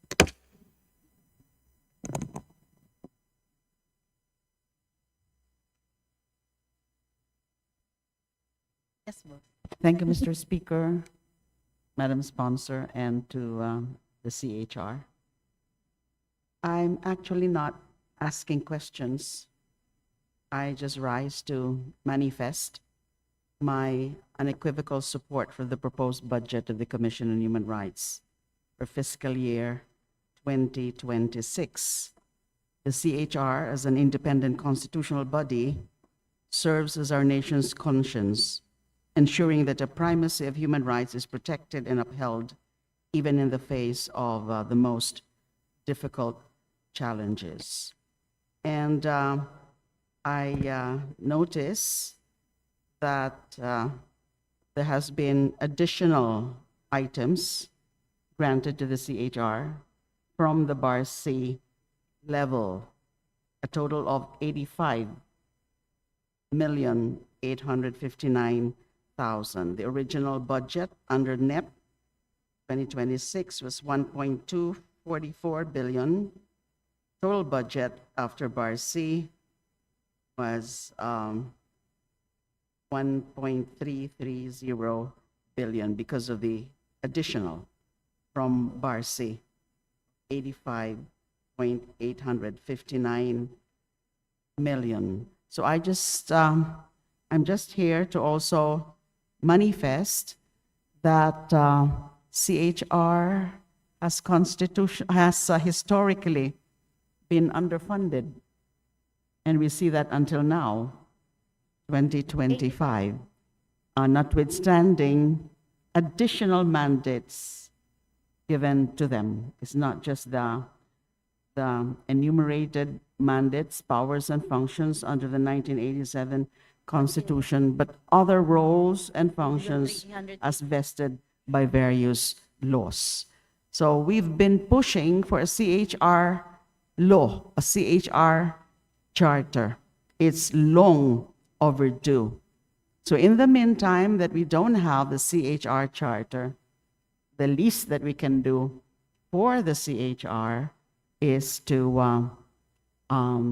augment and support its budgetary requirements. So that's all. Thank you, Mr. Speaker. Thank you, Madam Representative Sponsor. Leila. Majority Leader. Mr. Speaker, next to interpolate the sponsor, I move to recognize Representative Sarah Jane I. Elago of Gabriela Women's Party. The Honorable Elago is now recognized. Thank you, Mr. Speaker, Madam Sponsor. First, I'd like to ask an update about the findings and recommendations from the CHR on the public inquiry the Commission conducted on the cases of red tagging in the Philippines. Nasa report writing stage na po yung red tagging and we will be releasing it po. The Commission will release it this year din po. Mr. Speaker, Madam Sponsor, when can we expect the findings and recommendations from CHR? This is a very important, Mr. Speaker, because I believe if I recall correctly, the public inquiry has concluded its consultations and conduct of public hearings in March this year. So it's been months already since the CHR concluded this inquiry. And since then, Mr. Speaker, Madam Sponsor, in Gabriela Women's Party, we have documented 4 cases of red tagging among the ranks of women human rights defenders and women activists. And a few of them are members of and leaders of Gabriela Women's Party. One is Emilia Ventula, part of our Cagayan chapter of the Amihan National Federation of Peasant Women, which is an organization which fights for peasant women's rights and genuine agrarian reform. There's the case of Jackie Ratin. Iba't ibang tipo din ng harassment at intimidation yung kanyang nararanasan, binibisita sa bahay. Bukod pa po yung mismong red tagging sa kanya. Nandyan din si Miriam Villanueva na laman ng iba't ibang tipo ng mga posters na pinapakalat ang kanyang muka sa mga posters, hindi lang po sa kanyang probinsya ng Cavite, kundi natagpuan din yung mga materyales na ito, red tagging her in many provinces in Region 4. And the most recent one po, si Teresita de Jesus, na nitong August 2025 lang, member po siya ng Gabriela Women's Party Marikina, na binisita po sa kanilang bahay mismo, nagpapakilalang DSWD employees, nag-offer ng ayuda in exchange for renouncing her membership with Gabriela Women's Party after signing a document. So, all of these cases, Mr. Speaker, Madam Sponsor, nagsisimula sa red tagging and then really translates to physical harm or threats to their exercise of their freedom to voice out their issues and concerns, their demands in their communities. Kaya ganun po ka-urgent at necessary na malaman na po natin kung ano ba yung resulta, ano ba yung mga recommendations, lalo na sa kapulungan na ito. Pagdating doon sa mga kaso ng red tagging na sinabi na ng Korte Suprema na malinaw na banta sa buhay, sa kalayaan, sa seguridad ng ating mga human rights defenders at lahat ng nagpapahayag ng kanyang mga sentimiento tungkol sa iba't ibang issue ng bayan. So again, Mr. Speaker, Madam Sponsor, when can we expect the findings and recommendations from the public inquiry of CHR? Before po matapos tong taong na to, the CHR will release the red tagging. Sana rin po makatulong rin po sa solusyon na ito. Kaya meron pong mga recommendations po na ginawa po ang komisyon. At sa parte po ng legislation, will enact a law that explicitly prohibits and penalizes red tagging, pass protective legislation for human rights defenders, and ensure actions are based only on credible, transparent, independently verifiable evidence of direct involvement in armed violence, strengthen accountability mechanism for state and non-state actors involved, and also dismantle reform mechanism that enable red tagging, particularly within national security and counterinsurgency structures.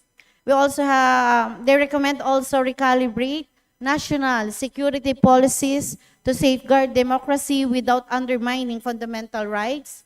And of course, sa cross-sectoral engagement po, we encourage the academe, civil society, and media to counter stigmatization and misinformation. We also promote awareness campaigns to restore civic space and defend democratic freedoms. Mr. Chairman. Mr. Speaker, Madam Sponsor, sa lahat po ng mga binanggit nyo ng mga rekomendasyon, ilan ho dyan yung pasok na may pondo at magagawa na natin para sa susunod na taon? Wala pa po ito. Irerekomenda pa po ito ng komisyon after po ng report. Mr. Speaker, Madam Sponsor, part of CHR's thrust for next year and priorities as well is the Human Rights Protection Program. And also, under that program, to implement guidelines on national protection mechanisms for the safety and security of human rights defenders and other individuals at risk. So, from the Commission proposed budget, vis-a-vis the DBM proposed, ano po yung difference nito sa ngayon?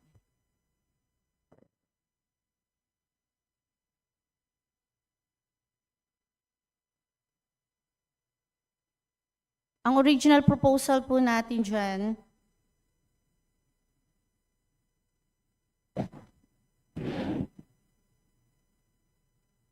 for fiscal year 2026 po, the Commission on Human Rights proposed a total budget amounting to 2,190 million.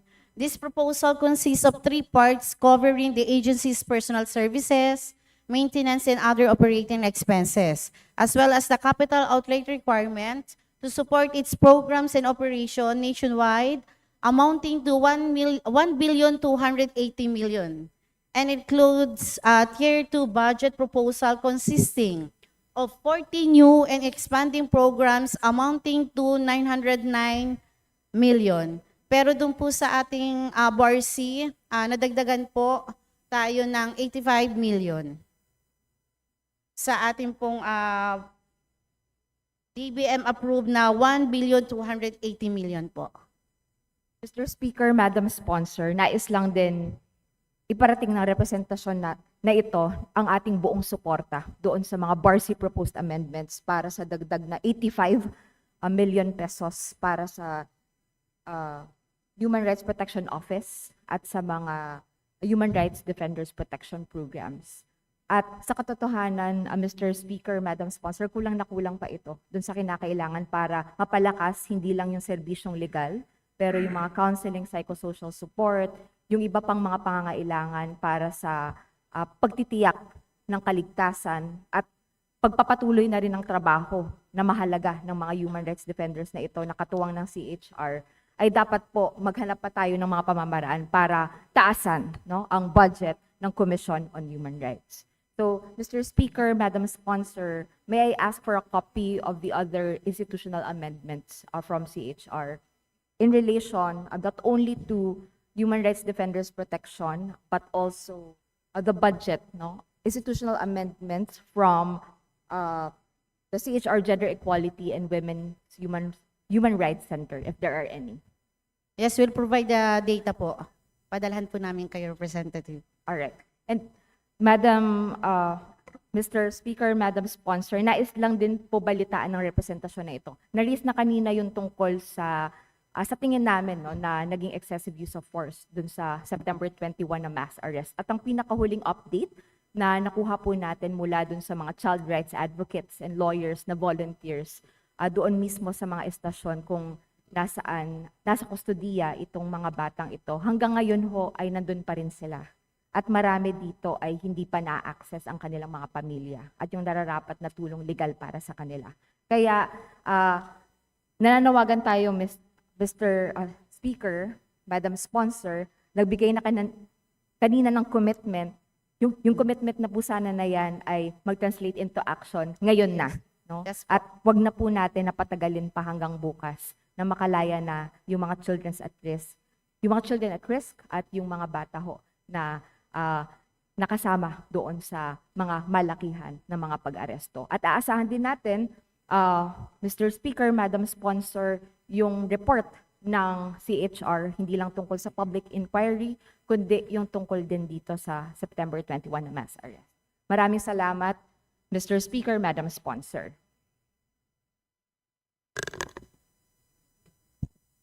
Majority Leader.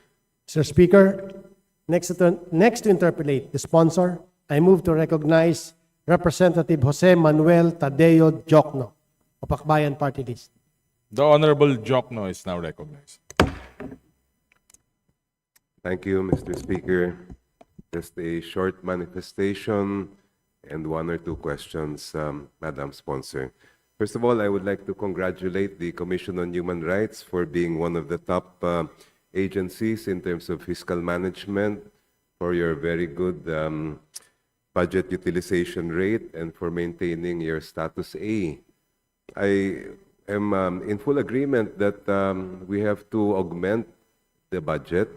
I know that malaki po yung nawala sa inyo based on your original proposed budget. And as far as the line items are concerned that were not included or are not included in the present budget, which include the expansion of your financial assistance program for human rights defenders, lakbay karapatan tungo sa kamalayan, expansion of support services, and 7 other line items, I do support the increase o na maibalik po natin yan. But I would want to justify, for example, the confidential funds. How can we ensure, and the public and the members of the House, that this will be used with transparency and accountability, and that there will be no abuses in the use of these funds? Thank you po, Mr. Chair. Representative Jokno, CHR has only 1 million. Confidential fund lang po. You want to augment that, I understand, to 4 million? Is that right? Actually po, 4 million po yung proposal po natin. At ang komisyon po bilang National Human Rights Institution ay sinisiguradong ang mga programa at serbisyo na maibigay sa Pilipino sa loob at sa labas ng bansa ay sa pinakamabilis at angkop na pamamaraan. So kaya kailangan po natin, kung madadagdagan po ang pondo, mas maganda po sana para po natin masakop ang mga high-profile cases, kasama din po ang pagpapaigting ng mandato bilang NHRI at sa patuloy na pakikipagtulungan at pakikilahok sa mga iba't ibang international human rights bodies. Alam ko po na maliit ang 4 na milyon kumpara sa ibang mga ahensya na napakalaki ang kanilang mga confidential funds. Pero ganun pa man, paano po natin matitiyak na itong confidential funds ay hindi maabuso at magiging transparent ang paggamit ng CHR nito? Actually po, yan po ay fully liquidated po yan. So may mga kasamang resibo rin po yan na sinasubmit po natin sa Commission on Audit. Thank you. I'm very happy to hear that. One other point, Madam Sponsor, I understand that in previous budgets, and I believe in this budget cycle as well, hindi po naisama ang mga alokasyon para sa mga special human rights laws that the Congress has given or mandated should be in the hands of the CHR. Kasama na doon yung anti-enforced disappearance law, yung anti-torture law, among, I think there are 14 or 15 other laws. Maari po ba namin maihingi sa inyo kung ano yung mga kailangan ninyo para mapatupad natin yung mga batas na yun? Because as a human rights defender, before I joined the House, I believe it is a very important part of the role of the CHR to implement those special laws. Kahit isubmit na lang po so that we can justify it at the Meron po proper kaming data niyan. time. Thank you, Madam Sponsor.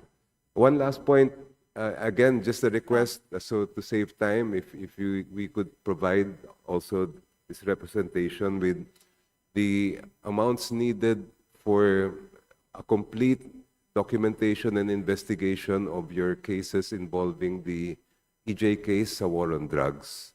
Because Yes, again, po. Yes, po. many families of victims are really aching for justice. Noted po, Representative Jokno. We will provide po the necessary documents na kailangan nyo po with regards po dun sa mga additional unfunded special laws po. Thank you so much, CHR family, Madam Sponsor, and Mr. Speaker. I have no more questions. Majority Leader. Mr. Speaker, on the part of the minority, we move to terminate the interpolation of the budget of the Commission on Human Rights for fiscal year 2026. Majority Leader. Mr. Speaker, on the part of the majority, we join the minority in the motion to terminate the interpellations on the proposed budget of the CHR. There's a joint motion to terminate the budget of the Department of the Commission on Human Rights. Is there any objection? Chair hears none. Mr. Speaker and to our colleagues, maraming salamat po sa inyong lahat. Thank you, Motion to Madam suspend. Sponsor. Pakisama na rin po, Mr. Speaker, ang ating Human Rights Violation Victim Memorial Commission po. Thank you, Madam Sponsor. May I continue? The proposed budget of the Commission on Human Rights is Mr. now Speaker, pakisama po na maaprubahan po natin ang Human Rights Violation Victims Memorial Commission. Majority Leader. Yes, Mr. Speaker, it is all included in the motion, Your Honor, that is the budget of the Memorial Commission. Is there any objection? None. Okay na, Madam Sponsor? Nakarecord Okay. na po. Said budget is now terminated. Yeah. Hindi pa ako tapusin.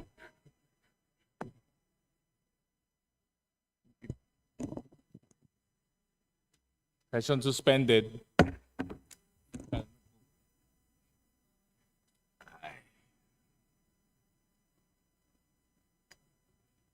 Itong majority leader, umalis na.